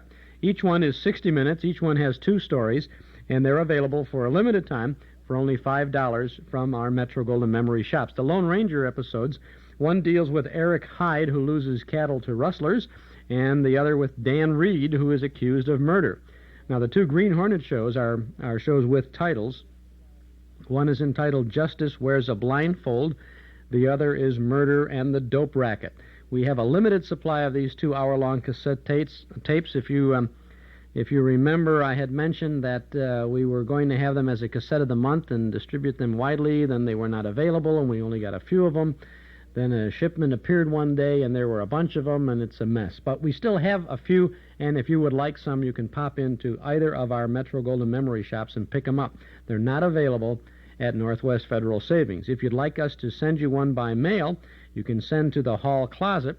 They're $5 each, and add 50 cents to each one for tax and to help with the postage.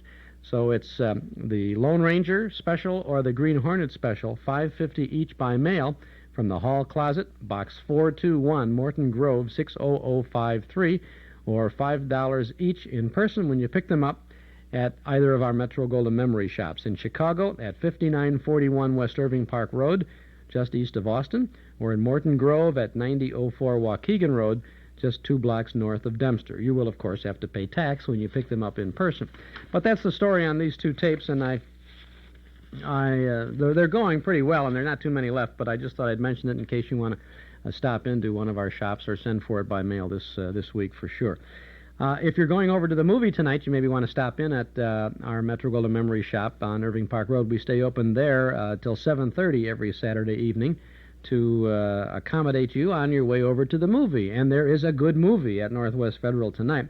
It's a marvelous Jeanette MacDonald Nelson Eddy musical, a romantic Western operetta by Sigmund Romberg. It's called Girl of the Golden West, and the cast includes Walter Pidgeon, Leo Carrillo, and Buddy Ebsen.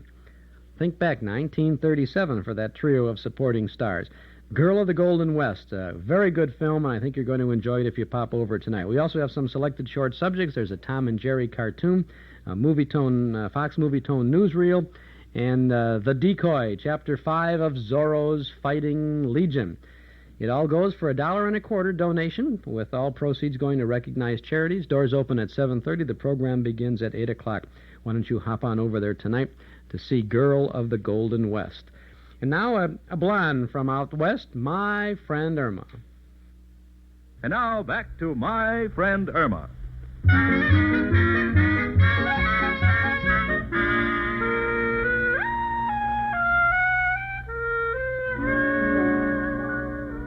Professor, don't sit there like that with your head in your hands. After all, you're not going to the electric chair. Janie, you told me the only solution is to marry Mrs. O'Reilly. And to me, this is like the electric chair. Either one could shock a man to death. Yeah, but you got into this situation yourself. Why did you tell the immigration authorities you were married to her? So I could get the boy. Who would figure they would check up? Jenny, they'll be here in an hour. Think fast. Hello, Jane. Back already? Yes, I dropped off the other children. Professor, here's your little boy. Papa. Sorry. Professor, why are you crying? The professor's in trouble. He told the immigration authorities he was married to Mrs. O'Reilly, and they're coming in an hour to check. Well, Professor, there's still time for you to marry her. Everyone with the same terrible advice. I'm like a horse that is sick, and every veterinarian that comes in says, shoot him. But Mrs. O'Reilly likes you, and there are many ways to win a woman's heart. I don't want to win her heart, because then I'll have to take the rest of her, and this is too much for any man. Besides, it wouldn't be fair to her that I should ask to marry me because of an emergency. This is like inviting a plumber to dinner because the stove is broke. Well, that's your final decision? Yes. I will not marry Mrs. O'Reilly out of convenience. And if they take that boy away, I will follow him wherever they send him. This is my solemn pledge. Well, Jane, what do you think's going to happen? Oh, honey, I don't know. The authorities may send the boy back to Romania, and I guess the professor will follow him. Oh, I've got enough without you. But the professor's too old to go to Romania. I saw Quo Vadis. All those Romans walk around in sheets. He'll catch pneumonia. Wish I could catch something. Maybe a fast train. Come in. Hiya, chicken. Hello, Al. Oh, my... Well, chicken, what's wrong? Haven't seen you look so sad since you found out what I paid for your Christmas present. Al, I'll give it to you quickly. In order to get custody of a child, the professor told the authorities he was married to Mrs. O'Reilly, and they're coming here to check. Oh, well, that's very simple. All we do is get somebody to pose as Mrs. O'Reilly. Now, Mushy here is great when he gets dressed as a dame. Yeah, sure, he fools everybody. You should have seen him at the Teamsters Masquerade. Yeah, I got 4 proposals from fellas. Mushy, do you think you could dream up something that would look like Mrs. O'Reilly's hair? Well, I could put a tomato on my head and pump it up until it explodes. Sounds great. Girls, got to admit we come up with things fast. We're right on the ball. Oh, I'll say you're right on the ball. It's only a matter of time till they put a chain on it so it doesn't get too far from your leg. Now, just a minute, you. You can't say them things to my best friend. You talking to me? Yeah. You got one of the biggest mouths I ever heard. That's the reason I have never asked you for no date. Oh, so that's the reason. Yeah. I must remember to have it stretched. Oh, don't get high hat with me. You're no better than none of the others. Underneath the door, you dames, you're all alike. Yeah, take off your skin and nobody would go out with you. Wait a minute, children. Maybe a lawyer can help the professor. I want to see my boss, Mr. Clyde. Irma, if you insist on meddling, may I suggest you employ discretion, tact, and astuteness? No, I hate these law firms with big names. I'm going to use Mr. Clyde.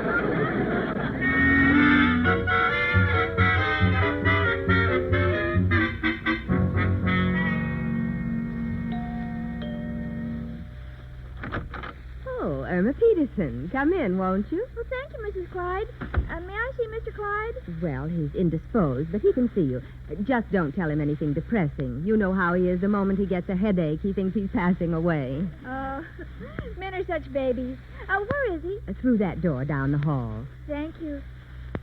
My, these carpets are wonderful to walk on. Well, they have high piles. Oh, I understand. We sweep under ours, too.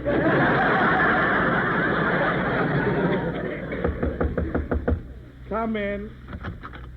Oh, Mr. Clyde, you're in bed. What's wrong? I don't feel well. They tell me it's a mild case of glochitis. Oh, is that what you have? Well, it's nothing to worry about. Just stay awake. Stay awake. All the people I know who had it died in their sleep.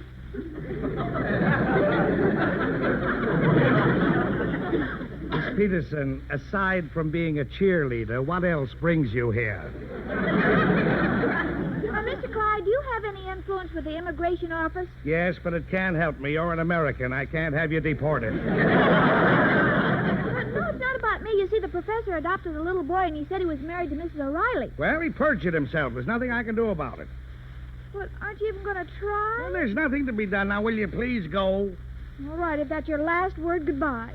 If you don't mind, Miss Peterson, will you put down my hot water bottle? Oh, I'm sorry. I thought I came in with a red bag.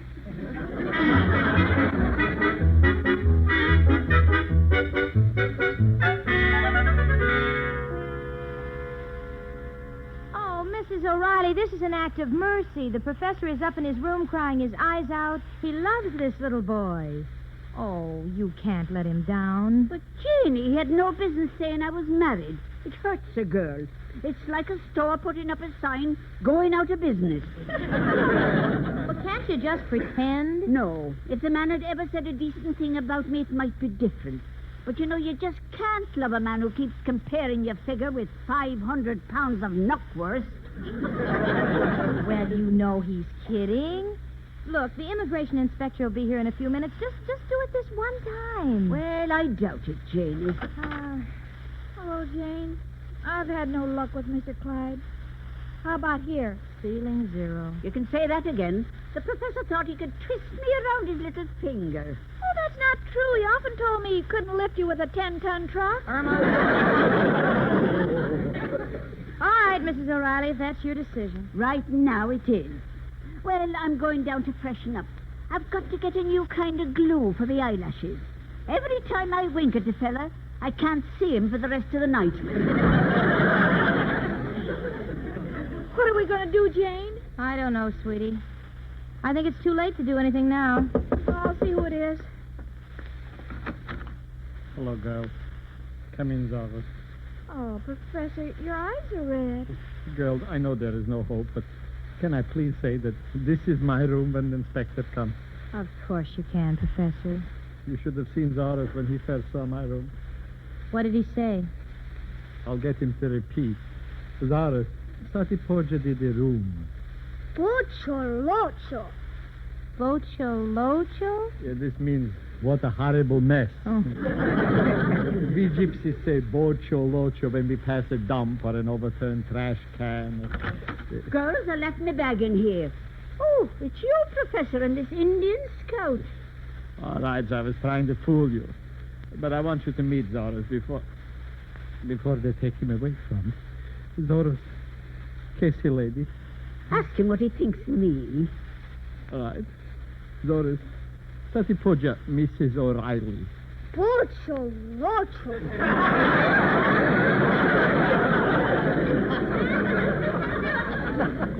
He says you have magnificent red hair and gorgeous figure. But the overturned ash can. Irma, there's a drip in the sink. Will you join us? So the little fella likes me red hair and me lovely figure. Well, isn't that nice? Oh, gosh. Oh, that must be him. Don't fight what must be. Let him in. I'm from the immigration office. Oh, hello, Professor. Are you his wife? Well, I'm his wife. Welcome to our home. Today's our anniversary. Come here, hubby dear, and give me a great big kiss. Can we just shake hands? Don't be bashful. Oh, Inspector, we're making a fine home for Zorus on this our 10th anniversary. Come here, hubby. I'm going to kiss you for every year. Well, this is what we like to find. You can count on a favorable report. Goodbye. For goodness sake, Miss O'Reilly, stop the kissing. He went already. Listen, did you want me to act as your wife? Yes. Well, don't tell me how to play me part. Here's another kiss. Oh, Bojo Lojo.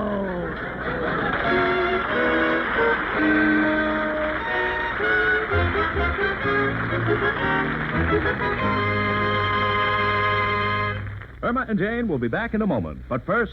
Can't anything be done about triple O? Yes, here's amazing news about a scientific odor test. 8 out of 10 men and women stopped or definitely reduced triple O. Stopped odor of body.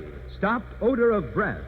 Stopped offending. Executives, secretaries, clerks, even factory workers at 110-degree heat took ENDS chlorophyll tablets. Results from hundreds and hundreds of examinations were astounding. Working inside the body where odors begin, ENDS actually prevented unpleasing odors from forming.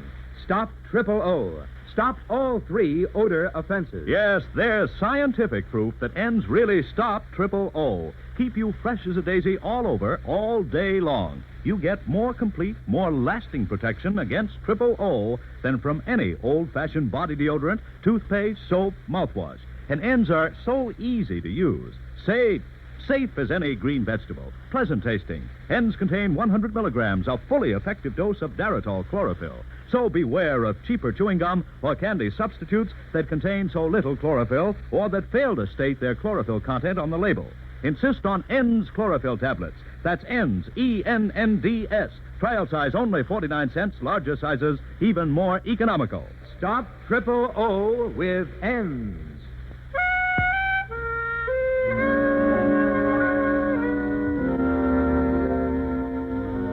Well, everything is fine. Little Zorus is in a private boarding school out of town, and there never was a happier man than the professor. We're all happy. I'm happy. Mrs. O'Reilly is happy. She should be. It's the first time she's been kissed since her mother presented her to President McKinley. Irma is happy. Oh, you bet I am. You know why? You tell them, Fort Pearson. Friends, we wish to announce that in answer to my friend Irma's offer last week to work as secretary for a day for the highest bidder to the March of Dimes, Irma's friends have been responding in gratifying numbers. At the present time, there exists a tie for the highest bid. Mr. Harry H. Caswell of Springfield, Massachusetts, Mr. John C. Edgar of Los Angeles, California, and station WIBV of Belleville, Illinois, have each offered a bid of $1,000 for Irma's secretarial services. But, folks, don't forget, my friend Irma's offer is still on. For the person who submits the highest bid to the current March of Dimes Anti-Polio Fund, your friend Irma, in the person of lovely Marie Wilson, will work as secretary for a day. That's right. My friend Irma, Marie Wilson, will fly to your hometown to work in your office as your secretary if you're the highest bidder to the March of Dimes. So send in your bid. Remember, that's only your bid. Do not send any money. But don't delay. Write or wire your bid to the March of Dimes to my friend Irma, CBS Radio, Hollywood, California, today. Perhaps you will have the opportunity to be Irma's boss for a day. And at the same time, you will be contributing to the fight against the dread disease of infantile paralysis.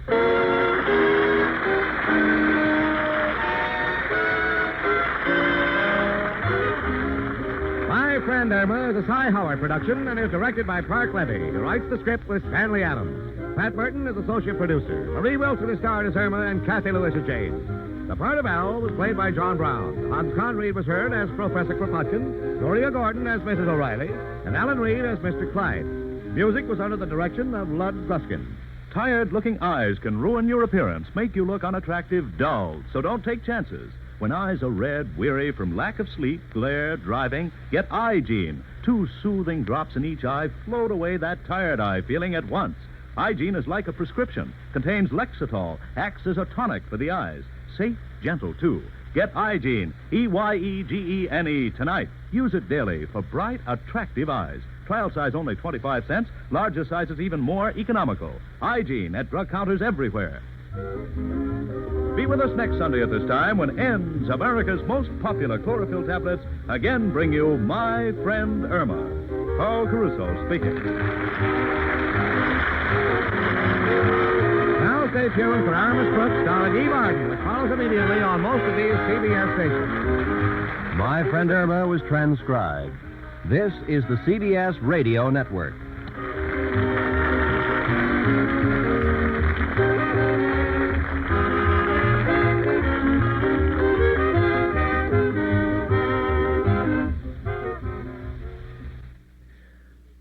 That was My Friend Irma from January 13th of 1952. Mort Paradise here said we should keep the tape going. We'll listen to Aramis Brooks right after this. I wish we could. We don't have an Aramis Brooks next on the show today, although we are apt to schedule a Connie Brooks show once in a while on Those Were the Days. This is Chuck Schaden, Saturday afternoons from 1 to 5, the good old shows, and we have a good one coming up next. Amos and Andy, followed by Lum and Abner. Lots of good things every Saturday from WNIB in Chicago. Sony offers just about the best color TV you can buy these days. Sony Trinitron Television. That's about as close as you can come to trouble-free TV viewing. That sharp, crisp Sony picture is the best TV around, and though your Sony will probably cost more than most conventional TV sets, when you figure it out, Sony is really your best TV buy. See Sony Television at Townhouse TV and Appliances, 7243 Touhy Avenue, just west of Harlem. Open Monday, Thursday, and Friday nights till 9, Saturday until 5. Now, here's a clip from our cassette tape of the month for the month of March, The Adventures of Ellery Queen. Tonight, the makers of Bromo Seltzer bring you another thrilling adventure with Ellery Queen, the celebrated gentleman detective in person. Ellery Queen again gives you a chance to match wits with him as he relates a new story of a crime he alone unraveled. And then, at the point where he was able to solve the mystery, he stops the play, gives you a chance to guess the criminal's name. In the studio tonight, we have as our guests Miss Ann Corio, glamorous screen and stage star, and Mr. Alfred D. McKelvey, prominent Eastern manufacturer. Miss Corio and Mr. McKelvey have accepted Ellery Queen's challenge to solve the mystery before the solution is revealed. And now, Ellery Queen, master detective and your host for the next half hour. Thank you, Ernest Chappell, and good evening, ladies and gentlemen. Tonight's story concerns the adventures Nicky and I had when a stool pigeon gave us incriminating evidence against Musso the Moose. I call it The Adventure of the Singing Rat.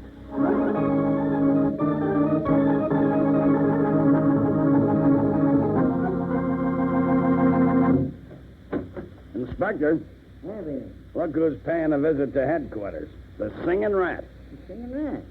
Yeah, show him in, Veely. Always glad to see the rat. Enter, Sir Rodent. Yes, Sarge, yeah. Veely, shut that door and keep it shut. Right. What's your song today, Rat? Listen, Inspector, I got something big, see? And nobody can hear me, huh? The rat's a little shaky, Inspector. He's got something for us on Musso. On Musso? What is it, Rat?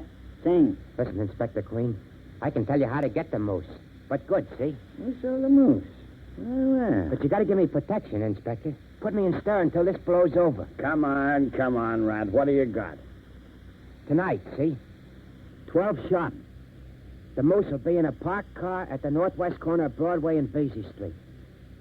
All you got to do, Inspector, is to hook what he's got in the upper right-hand pocket of his vest. I'll show that dirty... Veely. Me around, huh? Put the Singing Rat in the cell. Book him on some charge. Make it look legitimate. Suspicion of petty larceny, and that's no lie. Orders, Inspector? 3 men. Here at 11:30. Absolute secrecy. There mustn't be a leak. Maybe what's in that mobster's vest pocket is the evidence I've been looking for 5 years. That's from The Singing Rat, an exciting Ellery Queen adventure on our cassette tape of the month for March. This month we offer two fine Ellery Queen adventures, The Singing Rat and The Scarecrow and the Snowman. Two more good old shows for your good old collection. An hour's worth of excitement, $5. Pick up your cassette of the month at our Metro Golden Memory shops in Chicago or in Morton Grove, or get the Ellery Queen tape of the month at any of the 11 offices of Northwest Federal Savings. If you'd like to pick up, or rather get this March cassette tape by mail, send $5 plus 50 cents for tax, and to help with postage, send $5.50 to the Hall Closet, Box 421, Morton Grove, 60053. I think you will really enjoy this Ellery Queen doubleheader. Two 30-minute adventures, originally sponsored by Bromo Seltzer, originally broadcast, The Singing Rat from January 7th of 1943, The Scarecrow and the Snowman from January 20th of 1944.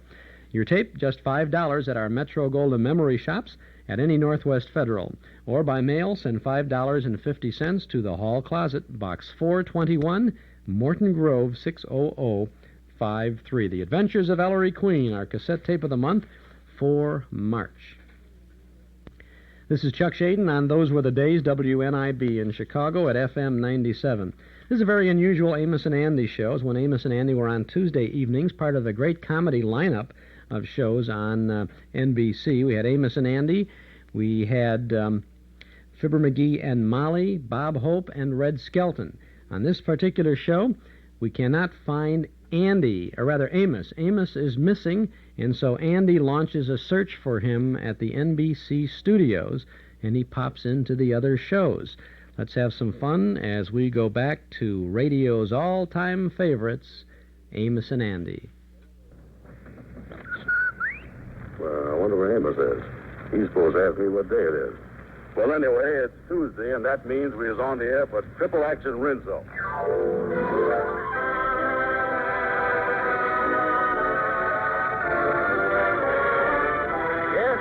Rinso, the soap that gets clothes Rinso white and Rinso bright, brings you the Amos and Andy Show. A full half hour of entertainment with... I'm Gabby Gibson. Yes, sir, I'm Gabby Gibson. This is Shorty. This is Shorty the barber. Bud Gluskin and his orchestra. And those famous... Delta Rhythm Boys.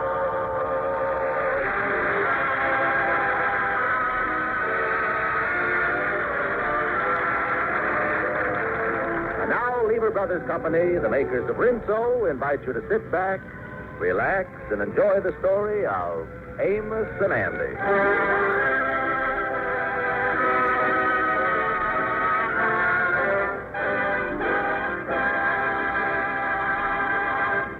Our old friend Andy Brown had dinner with Henry Van Porter, and Andy wants his friend Amos to... Hey, Mr. Goodell. Mr. Goodell, Andy, you know we're on the air. Yeah, but we can't go on with the show. Amos is missing. He ain't here. And I can't find the Kingfish or Lightning neither. Where do you think they could be? Well, I don't know. You know, there's a lot of studios around NBC here. Fibber McGee and Molly come on next, then Bob Hope, and then Red Skelton, right after each other. Maybe Amos is around talking to some of them people. We all got to start looking for him. Okay, Andy, I'll see what I can do. Oh, me. I wonder where to look. Andy. What is it, Gabby? I got some news about Amos. Yeah, well, what is it, Gabby? Tell me. Well, I started looking for him in some of the studios around here, but he wasn't in none of them. Then I looked in all the halls, but he wasn't there neither. But that didn't stop me. You know that big room across the hall? Yeah. Well, I opened the door very quietly. And when I got the door open, I switched on the light. And there he was, huh? No, he's still missing. Gabby, what is we going to do? We got to find Amos. Well, he must be around NBC around here someplace. I tell you what, you go down that way and look, and I go down this way. Just remember that old saying of the French police, cherchez la femme. That means find a woman, cherchez la femme. Yeah, well, you cherchez la femme, and I'll cherchez la Amos. Oh, me. Now, let me see. I wonder what's in this place here. I wonder if Amos could be in here. Hey, Molly, how many tubes we got in this Dad Red radio? Well, it's supposed to be a 6-tube set, McGee.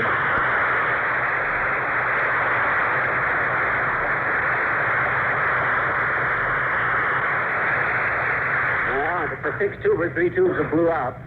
Blown out. Blew out. Blown out, 3 tubes are busted.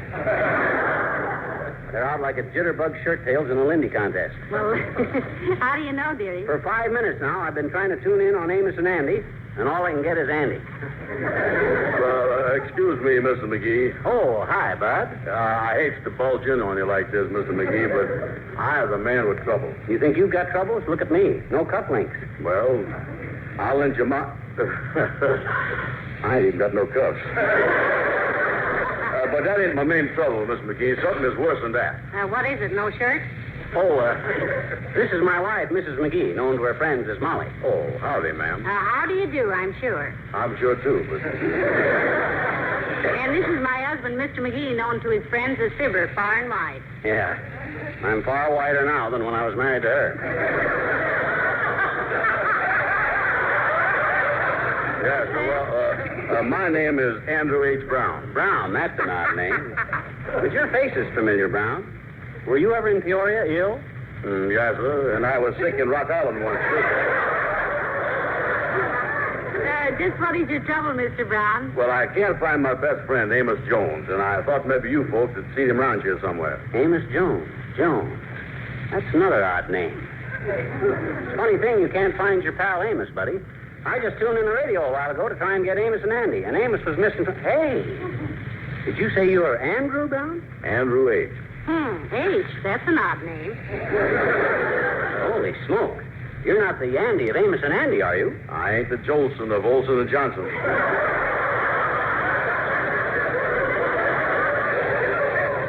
Well, if Amos is really missing, you took a big load off my mind, boy. I have? Yes, sirree. Them 3 tubes ain't bad after all. Well, I'm glad to hear that, all right. But the reason I was here, Mr. McGee, is to ask you if you seen anything Amos. No, but don't you worry, Andy. I'll find him for you. I'll use my influence with the local police. McGee, you haven't enough influence to get a cop to arrest a thief for stealing a squad car. Oh, is that so? Is that? I'll go right to the top and speak to Mayor Latrivia himself and see that he gets on Amos's trail and finds him. Now, what does Amos look like, Andy? Well, he's a little bit shorter than me, a little bit thinner, a little bit more bald on top, and he's younger than me, too. But outside of that, you couldn't tell us apart. Hey, maybe he was the fellow I saw wandering around the NBC studios this afternoon. Is he about 6 feet tall with wavy blonde hair? He wasn't the last time I seen him. Well, then it could have been him because the fellow I saw was only about 5'8" and bald. Oh, yeah, he was wearing one of those eyeglasses on the half shell. I think they call them manacles. You mean monocle, dearie. A manacle is a chain the Romans used to handcuff their galley slaves to the bottom of the boat. That's barnacle, Molly.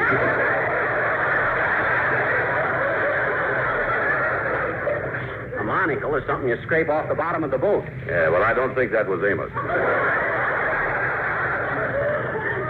You mean binnacle, dearie. A monocle is something they keep a ship's compass in. Yeah, well, if Amos had a compass, he couldn't get lost.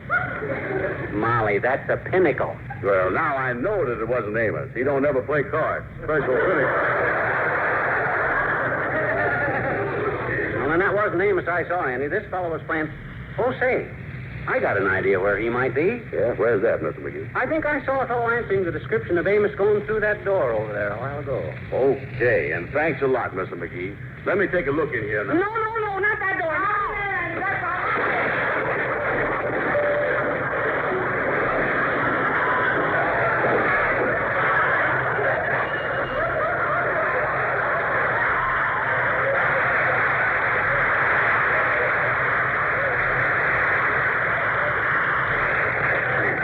Got to straighten out that closet one of these days. Heavenly days, McGee. Where's Andy? Oh, my gosh, he's buried under that pile of junk. Well, then, let's get him out before they report him missing, too.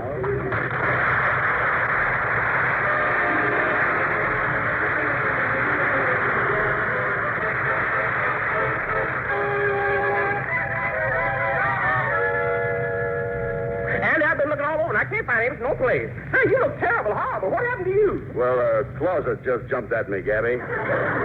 But, Gabby, listen. The thing is, we got to put on a show here tonight. Now, it's going to be hard to do that. What are we going to do without Amos? And the Kingfish or Lightning? They ain't here neither. Oh, I tell you, Andy, I'll be glad to help you out. Oh, what could you do? But don't you remember when you loaned me to Mr. Walt Disney to play Uncle Remus in Song of the South? Yeah? I sung a song in that, too. We don't need you to sing. We got the Delta Rhythm Boys here. They gotta learn to sing the same song with me. Oh, yeah, I remember. That's that song called Zippity-doo-dah, zippity-ay. My, oh my, what a wonderful day. Plenty of sunshine headed my way. Zippity-doo-dah, zippity-ay, Mr. Bluebird on my shoulder. It's the truth, it's actual, everything is satisfactual. Zippity-doo-dah, zippity-ay, wonderful feeling, wonderful day. Zip-a-doo-dah, doo-dee-ay. There's a guy on the radio, plays Gabby the lawyer, and he's on our show.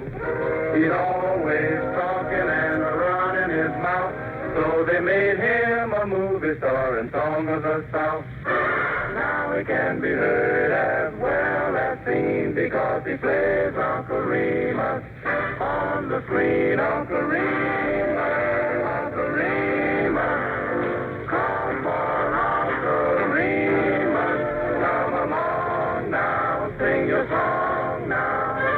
Zippity, we're in your key. Zippity-doo-dah, zippity-ay. My, oh my, what a wonderful day. Plenty of sunshine heading my way. Zippity-doo-dah, zippity-ay. Mr. Bluebird's on my shoulder. It's the truth, it's actual, everything is satisfactual. Zippity-doo-dah, zippity-ay. Wonderful feeling, wonderful day. You heard what Uncle Remus said. That's what Uncle Remus said. You can tell he feels okay. He's zippity-doo-dah's on his way. Zippity-doo-dah, zippity-ay. My, oh my, what a wonderful day. There's a plenty of sunshine ahead in my way. Zippity-doo-dah, zippity-ay. How does it feel to be in pictures? Well, boys, since you asked me, lovely, lovely. Zippity-doo-dah, zippity-ay, wonderful feeling. It's got me reeling.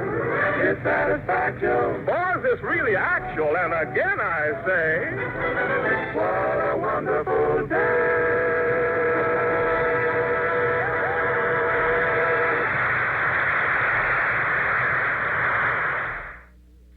Yeah, and that's the first segment of the Amos and Andy show. Fibber and Molly showing up on this broadcast. Not a bad deal there. Got more of it coming up. I want to take a couple of minutes here, though, before we continue, to remind you about some of the things happening at Northwest Federal Savings on the weekends. You know, we have a lot of interesting programs, movies and other things going along. And maybe you want to make a note of this because some good things are coming up. Tonight, as you know, the memory movie at Northwest Federal is Girl of the Golden West. Next Saturday evening, the 22nd of March, we have Charlie Chaplin co-starring with Jack Oakey, Billy Gilbert, and Paulette Goddard in The Great Dictator. On Sunday afternoon, the 23rd of March, we have a live stage presentation coming up at 2 o'clock. It's an original musical review called Headlines, presented by the Patchwork Players, and an ensemble of young performers from the north and northwest side of Chicagoland. It's a lighthearted look at the sections of the daily newspaper using a lot of Broadway shows, show tunes and things. And it's a good show, and it's going to be at 2 o'clock Sunday, the 23rd of March. Donation is $2 for that particular program. On the 29th and 30th of March, Buster Crabbe is going to be in town. He's going to be here in our studio as a guest. Pardon me. But he's going to be in person at Northwest Federal Savings with a salute to Buster Crabbe.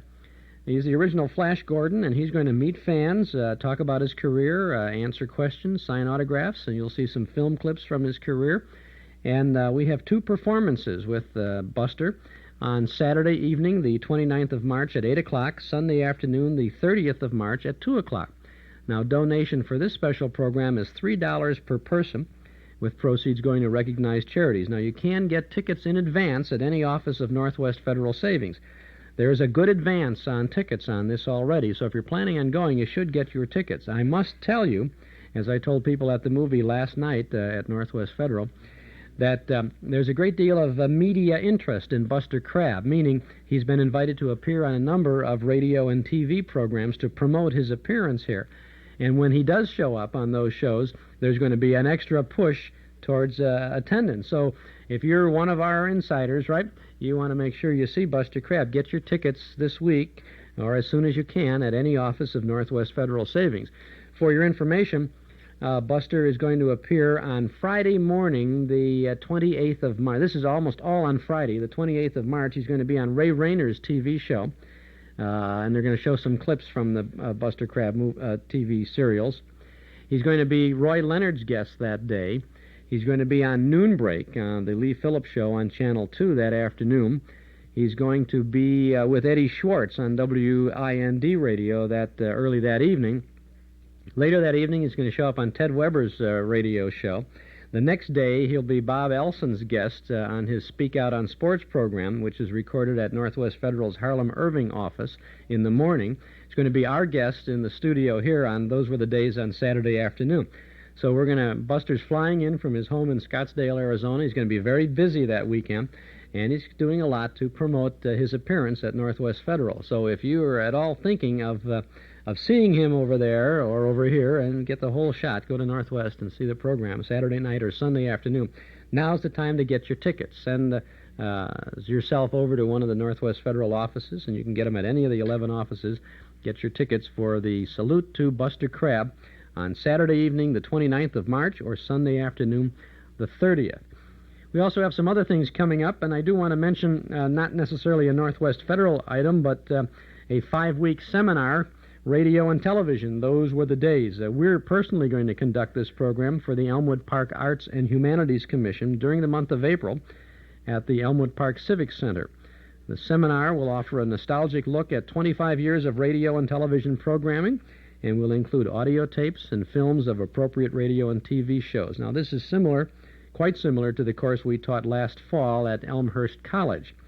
Classes will be held from 7:30 till 9:30 p.m. on the 5 Tuesdays in April, beginning not so long from now on Tuesday evening, April the 1st. Now, if you live in Elmwood Park, the registration fee is $15. If you're not an Elmwood Park resident, it's $20. Enrollment is limited now to some 50 students, and they've asked that the registration fee be sent before March 15th. Well, that's today, so I would say you should send right away to the Elmwood Park Arts and Humanities Commission, 11 Conti Parkway in Elmwood Park. That's 60635. Or if you would like a little more information about this, you can call me here at our studio or call Mr. Al Fang, F-A-N-G, at 452-9541, and he'll give you more information, let you know just what's happening on this.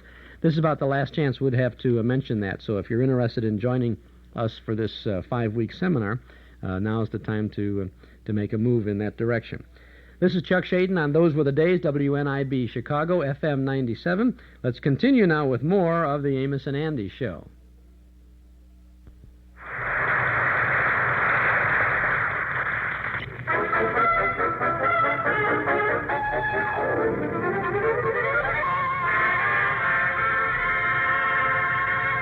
Hey, Shorty, come here. Well, I was doggone. I didn't hear. Hello, Andy. Hey, Shorty, I don't know what to do. I don't know what we're going to do without Amos the Kingfish. We got to put on a show here. Yeah, well, if you want the acting done, Andy, you can count on me.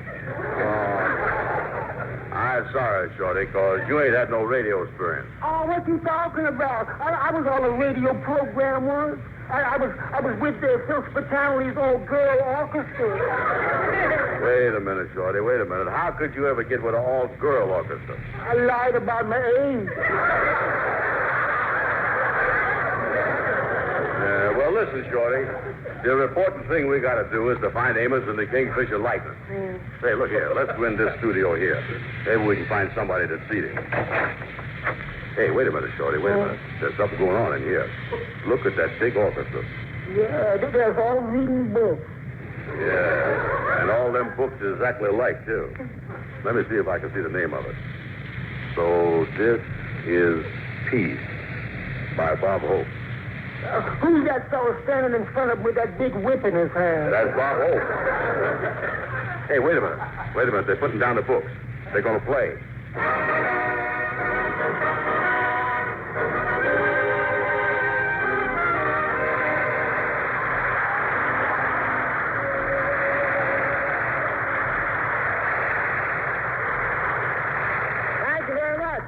thank you. How do you do, ladies and gentlemen? This is Bob broadcasting from NBC and Hollywood Hope, telling all you girls that are looking for the end of shortages in 1947 that when they start to dish out the Kleenex, don't worry if they miss you. Just use Pepsi and the boys will always tissue.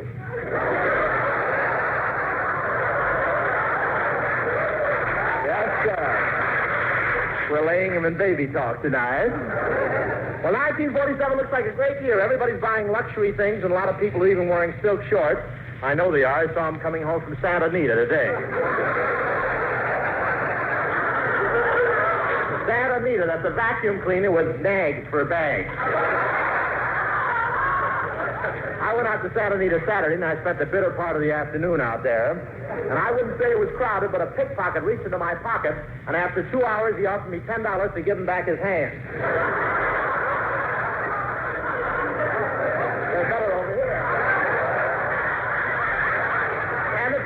Are bolder than ever this year. I had a winning ticket, and one of them said, hurry up and cash it. I got to get home in time for gangbusters. The track was really crowded and jammed. In fact, when they came down the home stretch, the horses had to keep tapping people on the shoulder and saying, pardon me, can I get through? Ray Milan has a fine 3-year-old out there, but he's having trouble with him ever since last weekend. Every time the horse gets near the rail, he stops, puts his foot on it, and says, make mine a double and see what the jockey will have.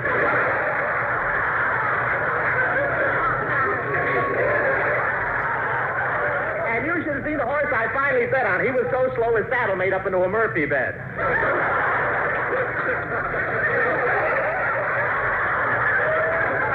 Everybody shouted they're off. Of course, my horse thought it was just a rumor.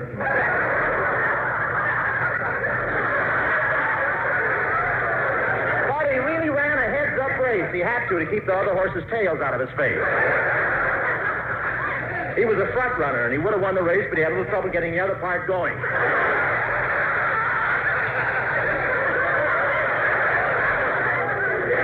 He was so weak-looking, you could bet him to win, place, or live. What a horse. The jockey kept jabbing him with his spurs, and finally the horse turned around and said, stop that. You'll rip my girdle. They told me the horse was a mutter. Of course, I didn't expect it to stop on the far turn and have a colt, you know.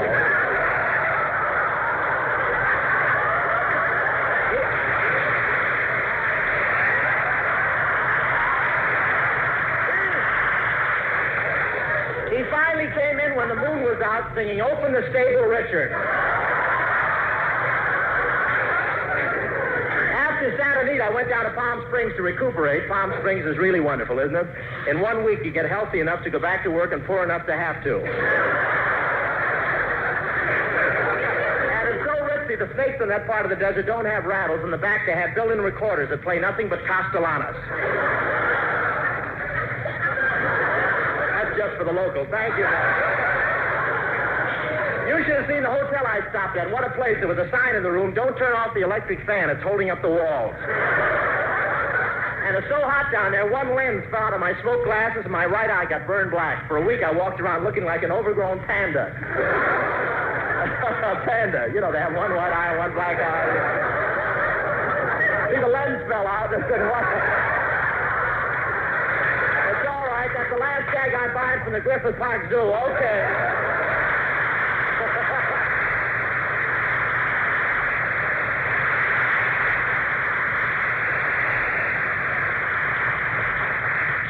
Hey, look, Mr. Hope is coming over this way, Jody. Hey, Mr. Hope, did you see the Amos and the Kingfisher around here anyplace? No, boys.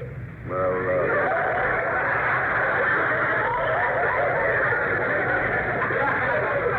I may need this stuff someday, you know. Well, I want to know one thing. What's that?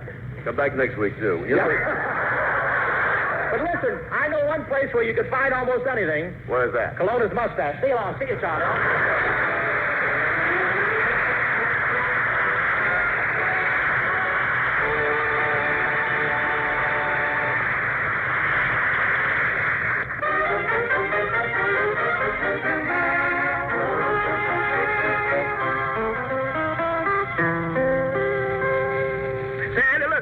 Let's go and ask if they're seeing him for the Kingfish. Okay. Hey, wait a minute. Look at that man coming out of that studio there that looks like Red Skelton. He's heading this way. Let's ask him.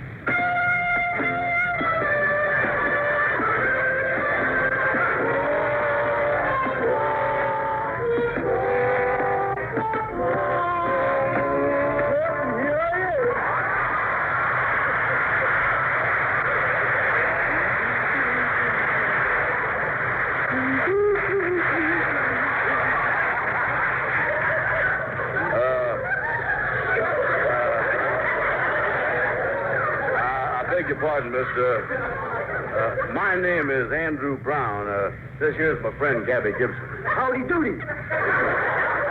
I'm pleased to meet you. I'm Clem Cadiddlehopper. Clem Q Cadiddlehopper, to be exact. Yeah, what is the Q for? They shoot pool with. You see, Mr. Cadiddlehopper, we're looking for Amos and the Kingfish. Yeah, Mr. Cadiddlehopper, where would you start looking for them first? Well, that'd be hard to say. See, I'm sort of a stranger around here. You boys look like you could keep a secret, so I think I'll let you in on one. Oh, good. What's that? Well, now, I know you won't believe this, but I'm from the country.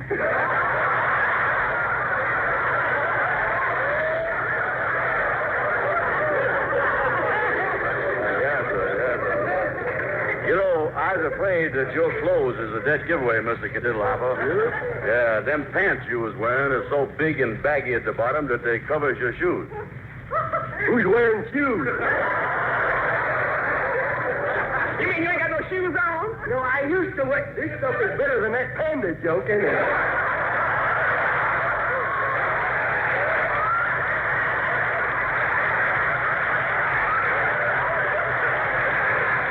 You know, I used to wear shoes, though. I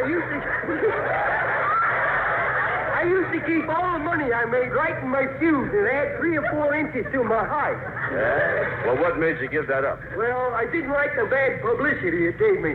See, every time I was under 6 feet tall, people knew I was broke. Yeah, well, this has been very interesting, Mr. Cadiddlehopper. Yeah? Yeah. Well, if I'd have known that, I would have listened to what I was saying.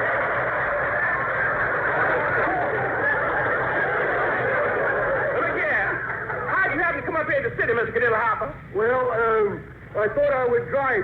Some fella told me if I filled my car up to the top with gas, I could come to the city, see? So I'll never make that trip again, no, I'll tell you.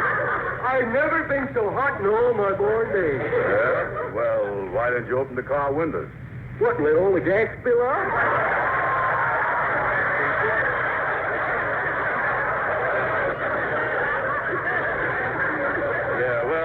I guess now that you was here in the city, you're going to buy your girl something nice, huh? Well, no, I ain't got no girl. You see, I promised my mother that I wouldn't go with girls until I was 21. Well, how old are you now? She won't tell me.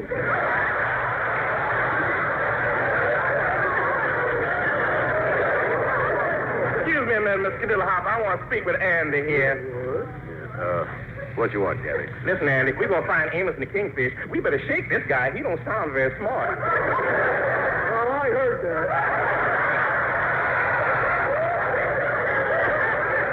And I am so smart. Well, I won't be impolite, but you really ain't very smart. Oh, yes, I am. Oh, no, you're not. Well, I am. No, you're not. Well, now, I say that I am. All right, then, so you're smart. Oh, no, I'm not.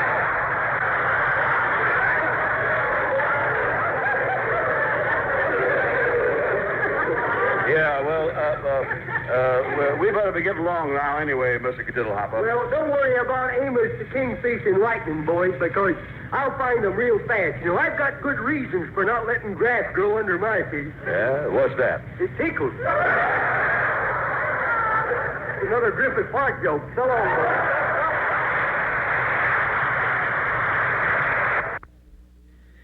We'll return to the Amos and Andy show. Wow, whatever happened to Amos, huh? In just a moment, from February 4th of 1947. I'm Chuck Schaden. Those were the days. WNIB, Chicago, FM 97. The Great Sellathon is now on at Nelson Hirschberg Ford, and you can take advantage of great factory incentives that Nelson Hirschberg will pass along to you when you see them for your new Ford. It's a special clearance, and you can drive home in a brand-new model at the best price of the year. For a long time, we've been talking about the nice people at Nelson Hirschberg. Over the years, we've sent many folks over to talk to Ralph or Juergen about a new car. Well, if you're in the market for a bright new Ford from an old-fashioned dealer who will treat you with respect and courtesy and give you a great value on your new car, get on over to Nelson Hirschberg Ford right away. Get in on the bargains during the Ford Sellathon at 5133 West Irving Park Road at Laramie. Open Monday through Friday till 9, Saturday and Sunday till 5. Nelson Hirschberg Ford, one of Chicagoland's oldest, most respected Ford dealers. Now let's continue with the last little segment of Amos and Andy.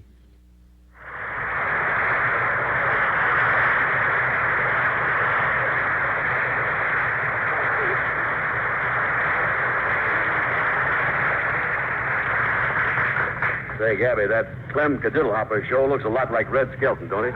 Yeah. But come on, Andy, we ain't finding Amos this way. Hey, fellas! Hey, fellas! Yeah, what is it, Shorty? What is it? I just saw Amos's wife, Ruby, on the street, and she told me where Amos is. Well, quick, where is he? He's in the hospital. He had an operation. Yeah, well, wait a minute, here. Wait a minute.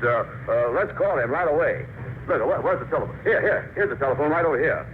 Gabby, has you got a nickel? Shorty, you got a nickel? Andy, you got a nickel? Wait a minute. Here's something.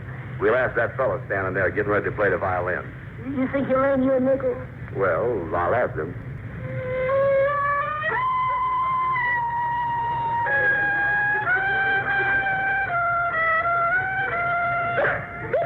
You never can nickel out of that fellow. I got a nickel, Andy. I found it in the slot. Oh, good. Tell me this. You know what hospital he's at? Yeah, I'll get him on the phone for you. Yeah, all right, go ahead. You get him there. Call me. I sure hope we get him. And I sure hope that Amos is well enough to answer the phone, too. He's probably got a phone right down his room there. Andy, I got Amos on the phone here. Yeah, well, give me that. Hello, Amos? Hello, Andy. Well, how you feel, son? Oh, I come along pretty good, Andy. And I hope to be back with you fellas next Tuesday. I've been listening to the show here on the radio. Sure was nice of Silver McGee and Molly and Bob Hope and Red Skelton to offer to help us out like that. Oh, yeah, they was something, wasn't they? They is really great people. And it was all sweet, all right. Please tell them thanks for me, will you? I sure will. Everybody been so nice. My room is full of flowers. Oh, I really got a lot of flowers here, Andy. Oh, well, that's great. Yeah, I'm glad to hear that. Say, by the way, Amos, we can't find the kingfish or lightning neither. Do you know where they is?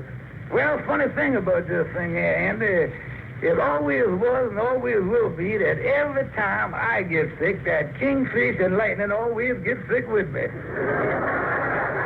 Yes, sir. That is right, ain't it? Say, let me speak to him, will you? I hear you. Hello, Miss Andy. I hope Amos hurry up and gets out of here so I can whiz away from this hospital. Yeah, well, I hope so too, Lightning. Put on the kingfish there, will you? I hear you. Well, hello there, brother Andy. How is you? Okay, Kingfish. How is everything up there at the hospital? Oh, just fine. By the way, is you coming up here to see Emma? Oh, yeah. I'm going to come up there right away. Well, tell you what. Meet me outside Amos's door. I've gone into the flower business, and I can let you have some slightly used flowers at half price.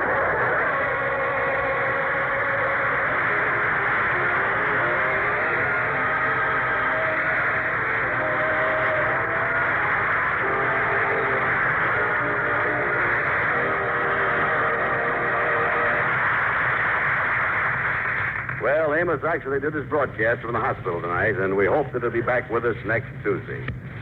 Hello, Amos. Is you still on the phone? Yeah, Andy. Well, Andy, it sure was nice of you to call me like this, and I appreciate it. The kid, you did a swell job. I tell everybody I said, good night, folks. See you next Tuesday.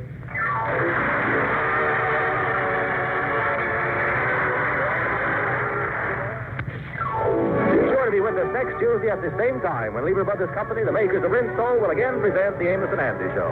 This is NBC, the National Broadcasting Company. There's the Amos and Andy Show that I promised from February 4th of 1947, a Tuesday night from not so long ago. And a very interesting program with the Red Skelton and Bob Hope and Fibber McGee and Molly. Amos, of course, as you learned at the end, in the hospital, and did a little remote there at the very end of the show. It's a rare program. I don't know exactly where it came from in our collection. There were no commercials on it, but it was not an Armed Forces broadcast. Someone probably recorded that themselves off the air with a disc recorder a few years ago. 1947. This is Chuck Schaden. Those were the days. WNIB Chicago, FM 97. Lum and Abner coming up in just a moment. Want to quickly remind you that You can subscribe to our Nostalgia newsletter and radio guide when you call us here at our studio at 965-7763. You can start your subscription with the current March edition, or you can begin it with the April edition, which will be available by the end of the month. A one-year subscription, 10 issues, is only $7. Call us now at 965-7763. The April newsletter, by the way, will have articles about Mr. District Attorney, Pepper Young's family, about the early radio networks, the beginning of the networks, and there's a good article by Bill Thompson, the old-timer on Fibber and Molly's show, as he writes about his impressions of Hollywood. It's all there, and it's waiting for you when you subscribe to our Nostalgia newsletter and radio guide. Call us at 965-7763. If the lines are busy, we'll appreciate it if you'll wait just a moment, then dial back. 965-7763. You get advanced news about our special events at Northwest Federal Savings, plus a lot of good assistance to enjoy the good old shows as you find the complete listing of all the programs we present on Saturday afternoons. Original broadcast dates, names of stars and other cast members, network and sponsor ID, a word or two about the content of the shows. You find the order in which we play the programs, the rotation, and you even get the length of each segment so that you'll find it easy to record the shows for your own collection. 965-7763. If you like, you can send $7 for a one-year subscription to Nostalgia Newsletter, Box 421, Morton Grove, 60053. But why not call us this afternoon? 965-7763. We'll be here for another half an hour as we listen to Lum and Abner. In fact, that's what we're going to do now. Go back to January 30th of 1949. This is a program that salutes the cover boys from the March issue of the Nostalgia Newsletter, because we have Lum and Abner on the cover. This was sponsored originally by Frigidaire on CBS, The Lum and Abner Show. The Lum and Abner Show on the air for Frigidaire. Frigidaire, a division of General Motors, presents a brand new comedy show starring Lum and Abner.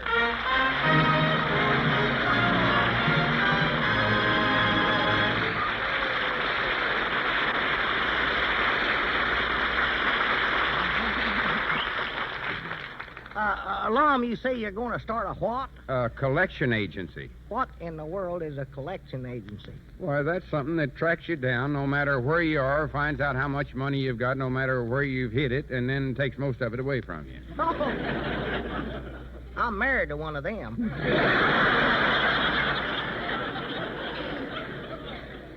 No, Abner, a collection agency makes a regular business out of getting money out of you. That's my woman, Elizabeth. No, now look. I believe that woman has regular office hours for going through my pants pocket. Yeah, well, look. All that woman thinks about is money. Always asks me for $1, $3, $5. Well, what does she do with all that money? I don't know. I never give her any. Yeah, well, now here's how the collection agency works. We go around looking for bad debts, see? Lord, we got enough of them without going around looking for them. Well, these are other folks' bad debts. Oh. And we'll collect the money if they'll give us half. Huh. That way we can make enough to afford to have somebody collect our bad debts. And that way we can afford to start paying ourselves some wages. And then the first thing you know, yeah, we'll be in good enough shape to apply for unemployment insurance.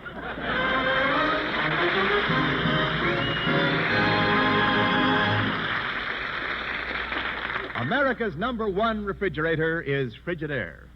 Yes, any way you look at it, America's #1 refrigerator is Frigidaire. #1 in popularity, for more Frigidaire refrigerators serve in more American homes than any other make. #1 in thrilling new advantages, as you can see for yourself at any Frigidaire dealers. And #1 in dependability. For Frigidaire refrigerators are made only by General Motors. And this association of experience with experience, of skill with skill, is your guarantee of lasting satisfaction. So when it comes to a new refrigerator for your home, remember this. The first name you think of is the right one to buy. Frigidaire, America's #1 refrigerator.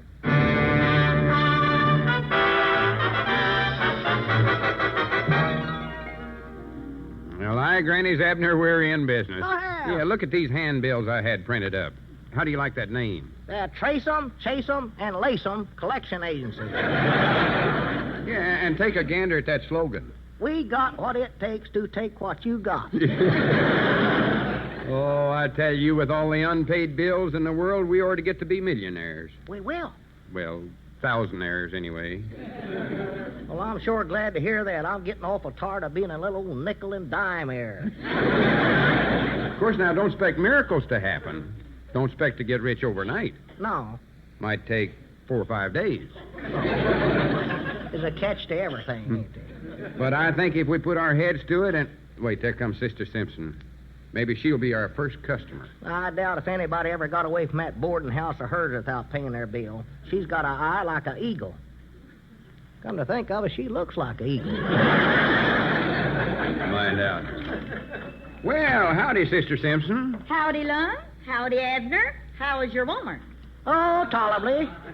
Say, we're in the collection business now, Sister Simpson. Is there any man that owes you money that you'd like us to track down for you? Well, yes, I'd love for you to track down a man for me. And I don't care if he owes me any money or not. I mean some outstanding bill. Bill, George, Fred, I don't care what it is. He don't have to be particular outstanding, neither. No, I mean a bill like where they owe you money. Oh, sure. You mean Bill Tatterson. Who? That low-down varmint stayed at the boarding house 6 weeks and never paid me 1 red cent. Well, now, we're getting someplace. What'd this feller look like? Tall, good-looking. Oh, my, he was good-looking. Well, we don't care about that. And eyes. He had the prettiest eyes I ever saw on anything outside of a bull moose. Yeah, but look, Sister Simpson. I still recollect how he used to put his big, strong arms around me every time he wanted to borrow another $5. Yeah, well, look, just tell us where he's at, and I, Grannies, we'll get your money if we have to beat it out of him. See here, Lumettard. If you lay one hand on him, I'll whop you to pieces. Huh? And after this, you just mind your own business, see?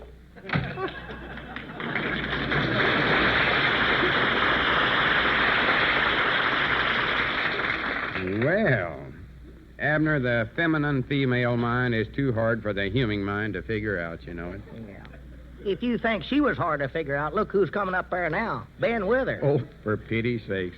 Well, we'll just tell him to leave. Tell him we're busy. Fat lot of good that'll do. He never listens to nothing you say. No matter what you ask him, he just says, fine. Hello. Say, Ben, I hate to rush you out of here, but we're awful busy right now. Right. Say, I wonder if you fellows could collect a $100 debt for me. 100? Oh, well, set right down, Ben, old boy. Yeah, proud to see you, old kid, old friend. Yeah, who's the party you want us to collect this bill from? Yes. And he lives in Mount 80. Yeah, but what's his name? Well, you'll make a good bill collector. You're so persistent. Yeah, but what's this feller's name? Fade.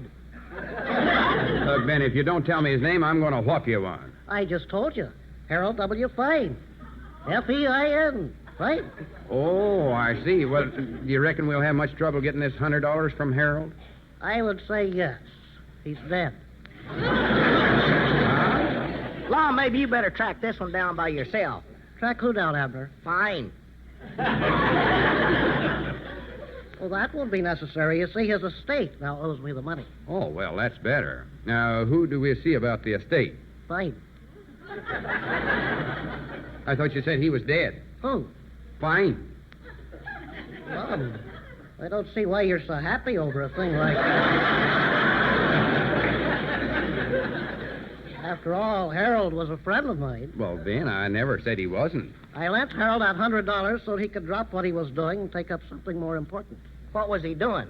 He was a bum. I ought to have better sense than to ask this, but what did he take up? Pinhead writing. Huh?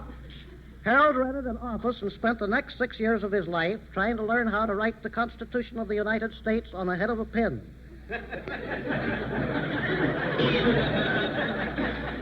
Couldn't afford writing paper, huh? And finally, after thousands of failures, he succeeded in getting the whole Constitution and the amendments on the pinhead on February 15th, 1933. Well, good for Harold. And then, on February 16th, Congress passed another amendment.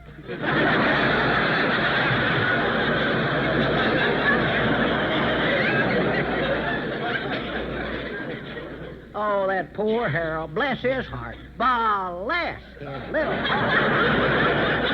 Well, what did Harold do then, Ben? Well, he took up skywriting. And that's when, well, it probably never would have happened if he hadn't been so conscientious. Conscientious? Yes, he stepped out of his plane to erase a word he misspelled.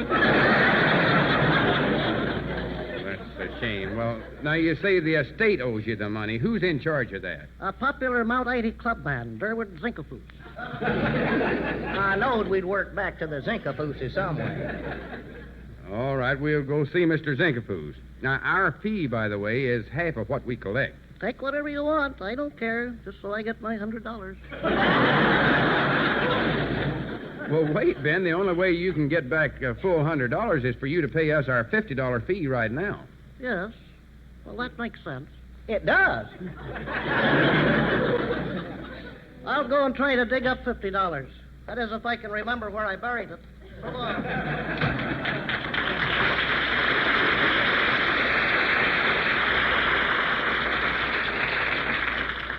There, how do you like that, Abner? We've made $50 already. Yeah, I believe I'll take my half and buy Elizabeth a fur McCoanell. Now, wait, long as we're going to have to travel around, we better go to the county seat and buy ourselves a used car. A used car? Yeah, and if we can't afford that, we'll get a new one. Oh. Come on, let's go.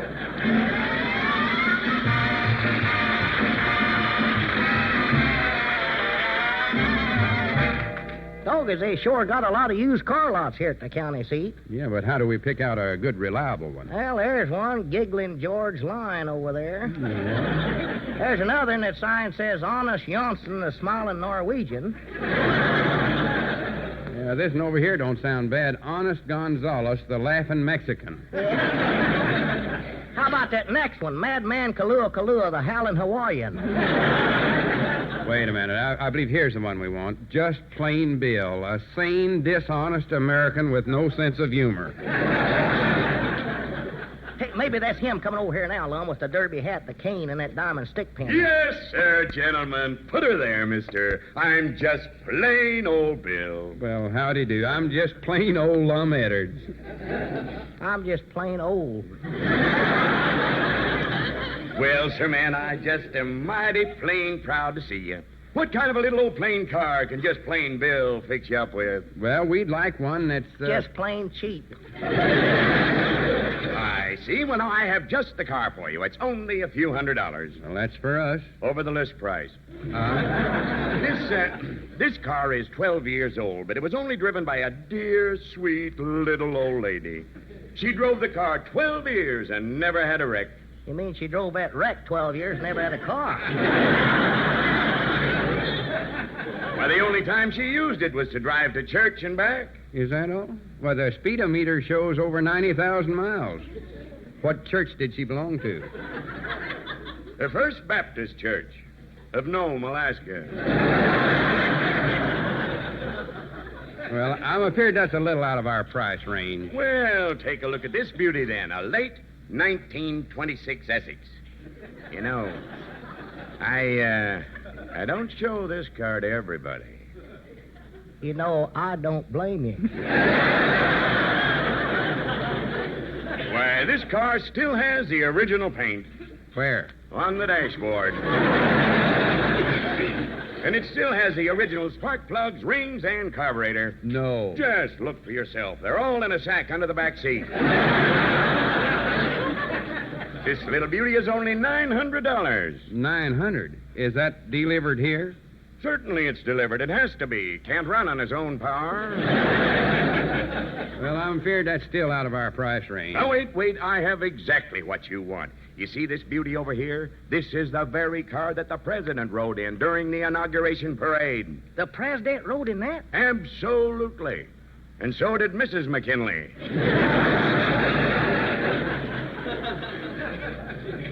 Wonder if Miss Truman knows about that. Well, how much is this little beauty? $250. $250 for that old thing? Well, that includes extra wicks for the headlights. Well, you're still a little high for us. To be right honest, all we got is $50 cash. I see. Mm-hmm. Well, I'll tell you. Give me the 50 and sign a note for 100, and I'll see that you ride out of here in style. Well, Granny, that's fair enough. It's a deal. What car do we get? Do you see that big, shiny Cadillac over there? Yeah. Well, right behind it's a motor scooter with a sidecar. Oh. Take it, my friend, and happy journey.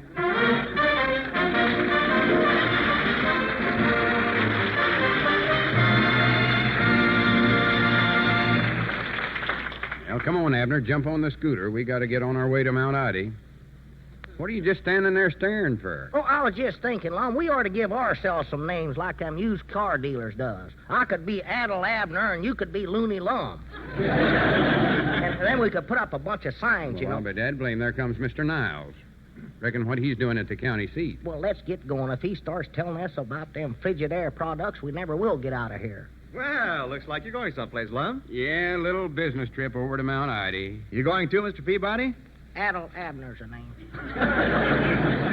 Adel Abner? Yeah. When did that start? Oh, that's just a crazy idea that Abner's got. He got carried away by them used car dealers, and now he wants us to do a lot of advertising, put up signs and all that junk. Well, the advertising, the signs I go for. Yes, sir, I can see those beautiful signs now. You can? Where? Well, in my mind. Oh. Get this. Now on display, the amazing Frigidaire automatic washer. Only washer with live water action and rapid dry spin. Only automatic washer with all porcelain finish, inside and out. And here's another. Learn how Frigidaire's unique live water action gets clothes really clean, safely, with rolling currents of water. That's the stuff. Here's another sign that'll really get 'em. Sick 'em. It says, ask about Frigidaire's rapid dry spin. Twice as fast as most other washers. Clothes come out really damp dry, easy to handle, ready to iron sooner. Give it to him, Mr. Niles. Read some more of them signs. I love it. All right. Here's another one. It says, Frigidaire, the fully automatic washer. All you do is put in clothes and soap. Your hands need never be in water. See a free demonstration of the amazing Frigidaire automatic washer. Own it for as little as... What's the matter with you, Looney Lum? Well, I'll tell you, Adel Abner, it's always funny to see a feller talk himself right into a mess of work. Work? Yep, you sold me, Mr. Niles. We'll expect you over to the store tomorrow night to paint all them signs there for us. Goodbye now, Mr. Windy Wendell.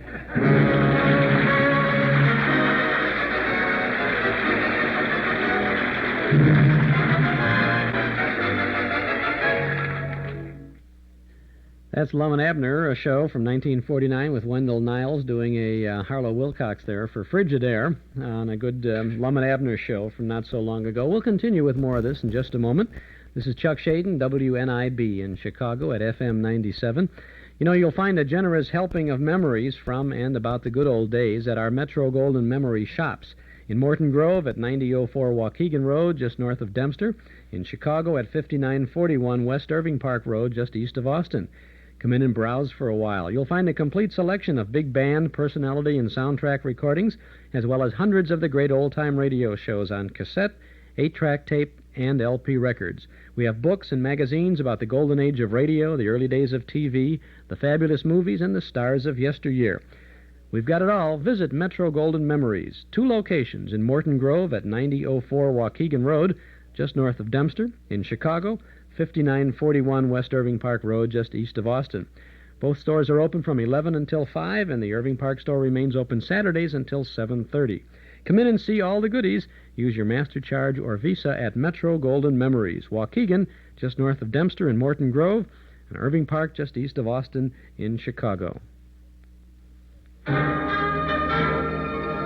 Eden's Plaza Shopping Center, where Eden's Expressway, Skokie Boulevard, and Lake Avenue meet at Wilmette. Eden's Plaza Shopping Center, where you'll find quality merchandise for the entire family. Eden's Plaza Shopping Center. Easy to reach, easy to park, easy to shop.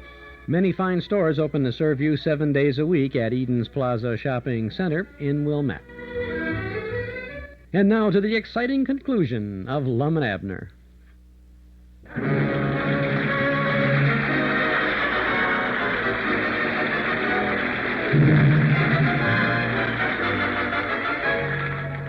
Mount Ida Trust Building. Well, I'm pretty sure this is the place where Ben said Mr. Zinkafoos has his office. But don't go so fast, Lom. Well, I want to hurry up and collect that 100 he owes Ben. Abner, for pity's sake, straighten up. Lom, I don't think I'll ever be able to straighten up again after riding all the way over here in that dead blame sidecar. Every time you hit a bump, I got a new set of teeth marks in my knees. Stop complaining. Fact is, it ain't even a sidecar. It's just a box. I don't see how the good humor man ever kept ice cream bars cold in that thing. I might not suffocate.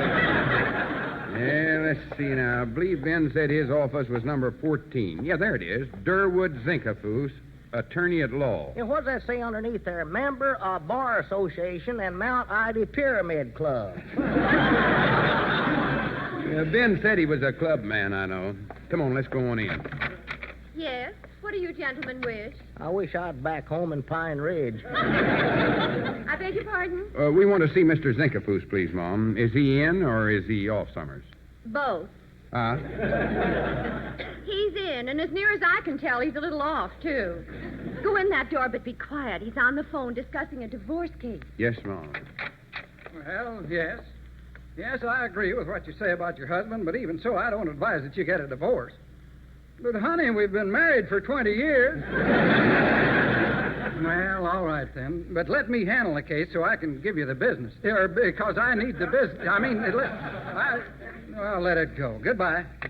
Well, how do you do? Howdy. This here's my partner, Mr. Peabody. Oh, yes, accident case. What hit him, a truck? No, you see...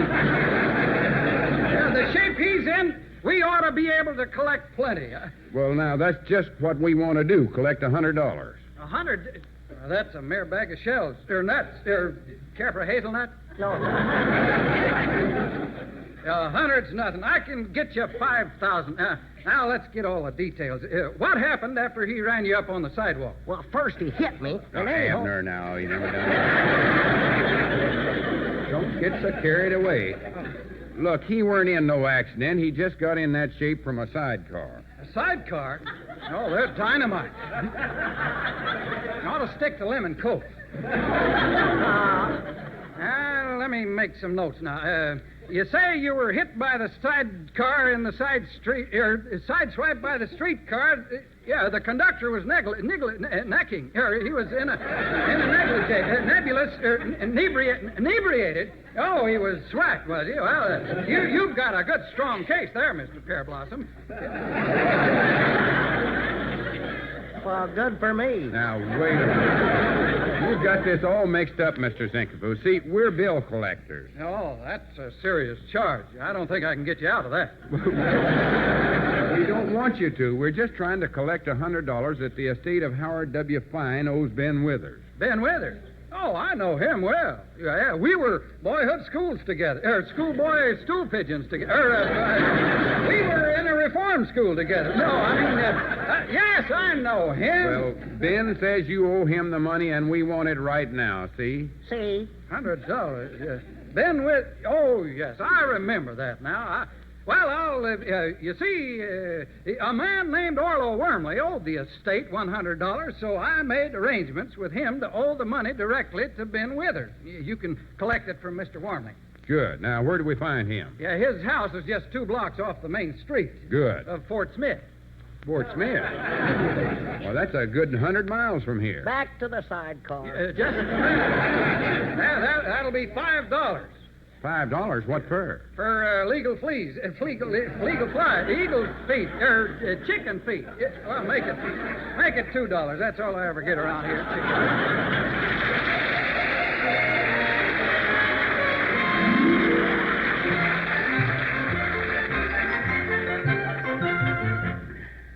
Granny's Fort Smith's a bigger town than I thought it was, Abner.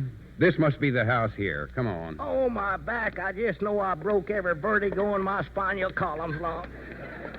And if they ain't broke, they're froze. Well, I told you not to load that box with ice. You can't make no money selling ice cream bars. I made 35 cents coming over here. Yeah, from me. Forget that. We got work to do. Now, we ain't going to take no prittle-prattle off of this Orlo Wormley. We're going to get that $100 and get back to Pine Ridge. I'll never live that long. Yes, what is it? Oh, how do you do, ma'am? Are you Miss Orlo Wormley? Who else would look like this? Well, my name is Lum Eddard. Oh, yes. And is this your little boy? No, he's just been over that way from riding in a sidecar. What does she look like, Lum?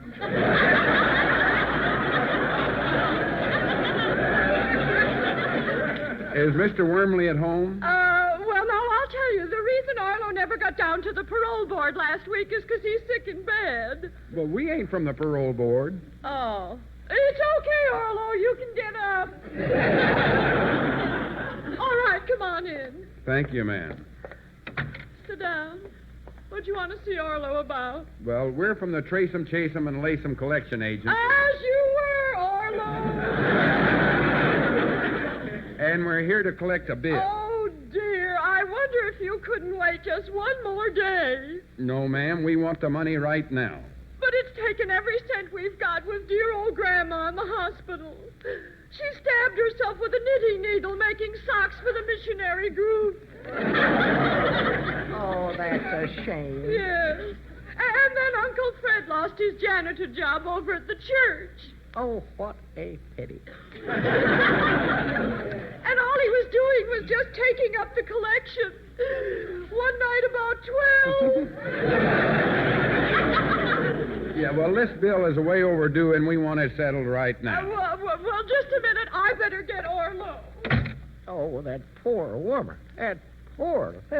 What? Oh, now, Abner, don't get swayed by that. She's just putting that on. That's just a trick to fool bill collectors. It is. Don't listen to that. Be firm. Be tough. Yes, sir. Be hard-hearted. When she comes back, I'll kick her.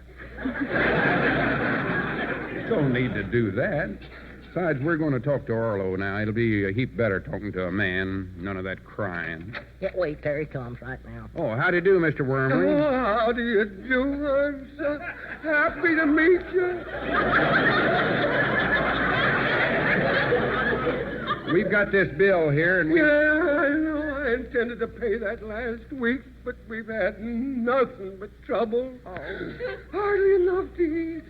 Yesterday I threw the dog a bone.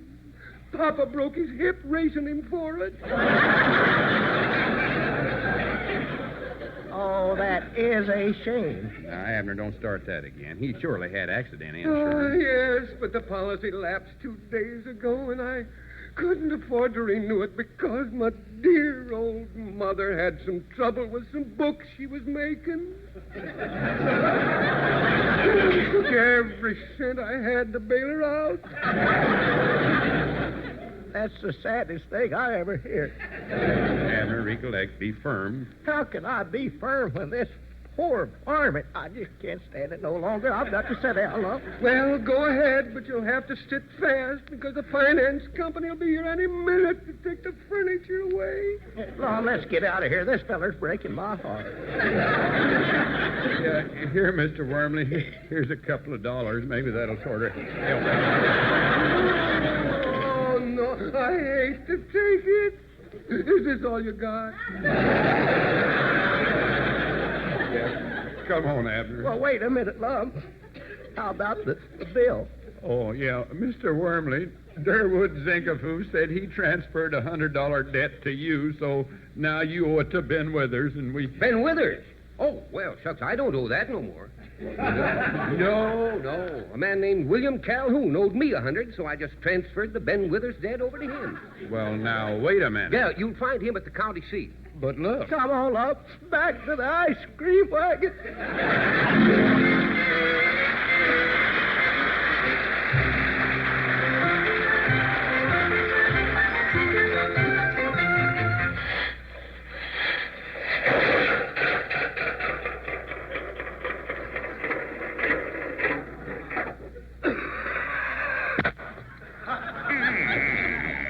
Just made it.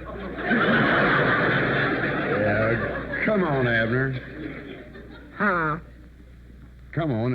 There's the name on the mailbox right there. William Calhoun. Oh, yeah. Yeah, let's see if he's home. Mom, I just can't make it up, or I just plain flat can't make it. Come on. Maybe you can sell Mr. Calhoun an ice cream bar. I ate the last one 30 miles ago. And just my luck, the stick was good for a free bar, and I'm out of them.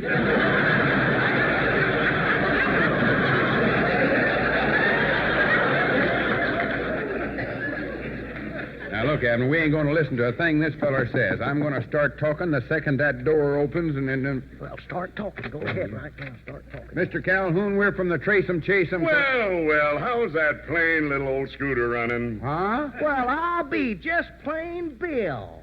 Yes, sir. I'm mighty plain proud to see you again. And if anything's gone wrong with the scooter, just remember, the guarantee ran out yesterday. Well, that ain't what we're here for. Mr. Orlo Wormley of Fort Smith said he transferred a $100 debt to you. Well, yes, that's right, it did. Well, we're collecting that bill, and we want it right now, see? See?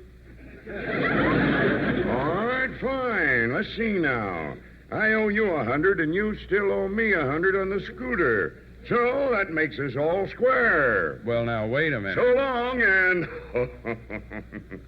happy journey.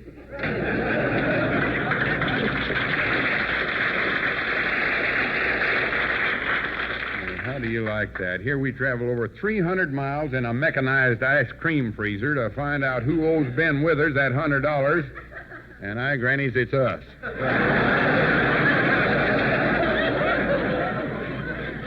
Lom, in that case, we better just get out of the collection business. Get out? Why, sure. We ain't got a chance in the world of ever collecting that money from us. Yeah. It looks like the only thing to do is turn it over to a good, reliable collection agency.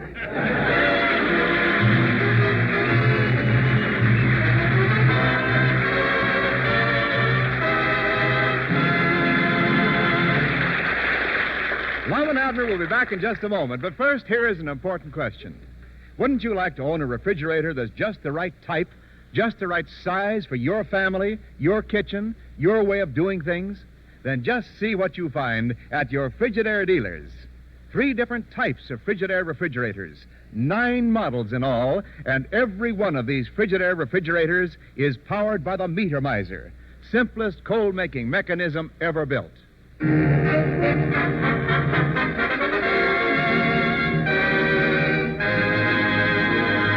Yeah, sure, Ben. We tracked down the party that owes you the money, all right. Some deadbeats, no doubt. No doubt about it. But before we tell you who it is, Ben, would you consider settling for a $150 motor scooter? With 20 pounds of ice in it? Yes, that sounds highly. All right. The scooter's out in back of the store. It's all yours, and happy journey. The new Lum and Abner Show is brought to you each week with the best wishes of your Frigidaire dealer and Frigidaire division of General Motors.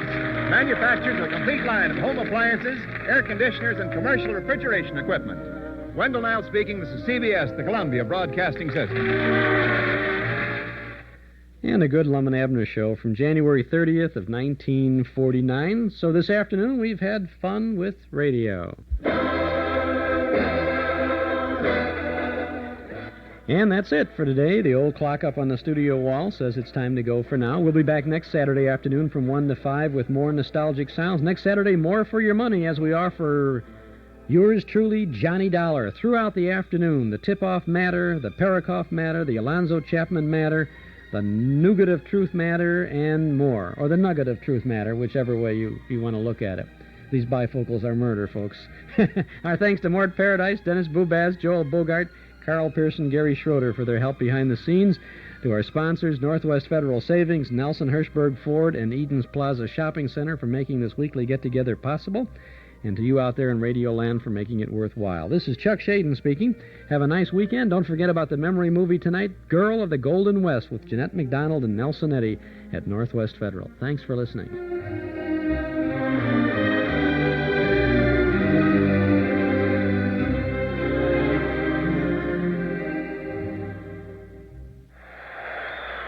If the secret to becoming president means telling people only what they want to hear, only what makes them happy, then we are indeed a nation in trouble.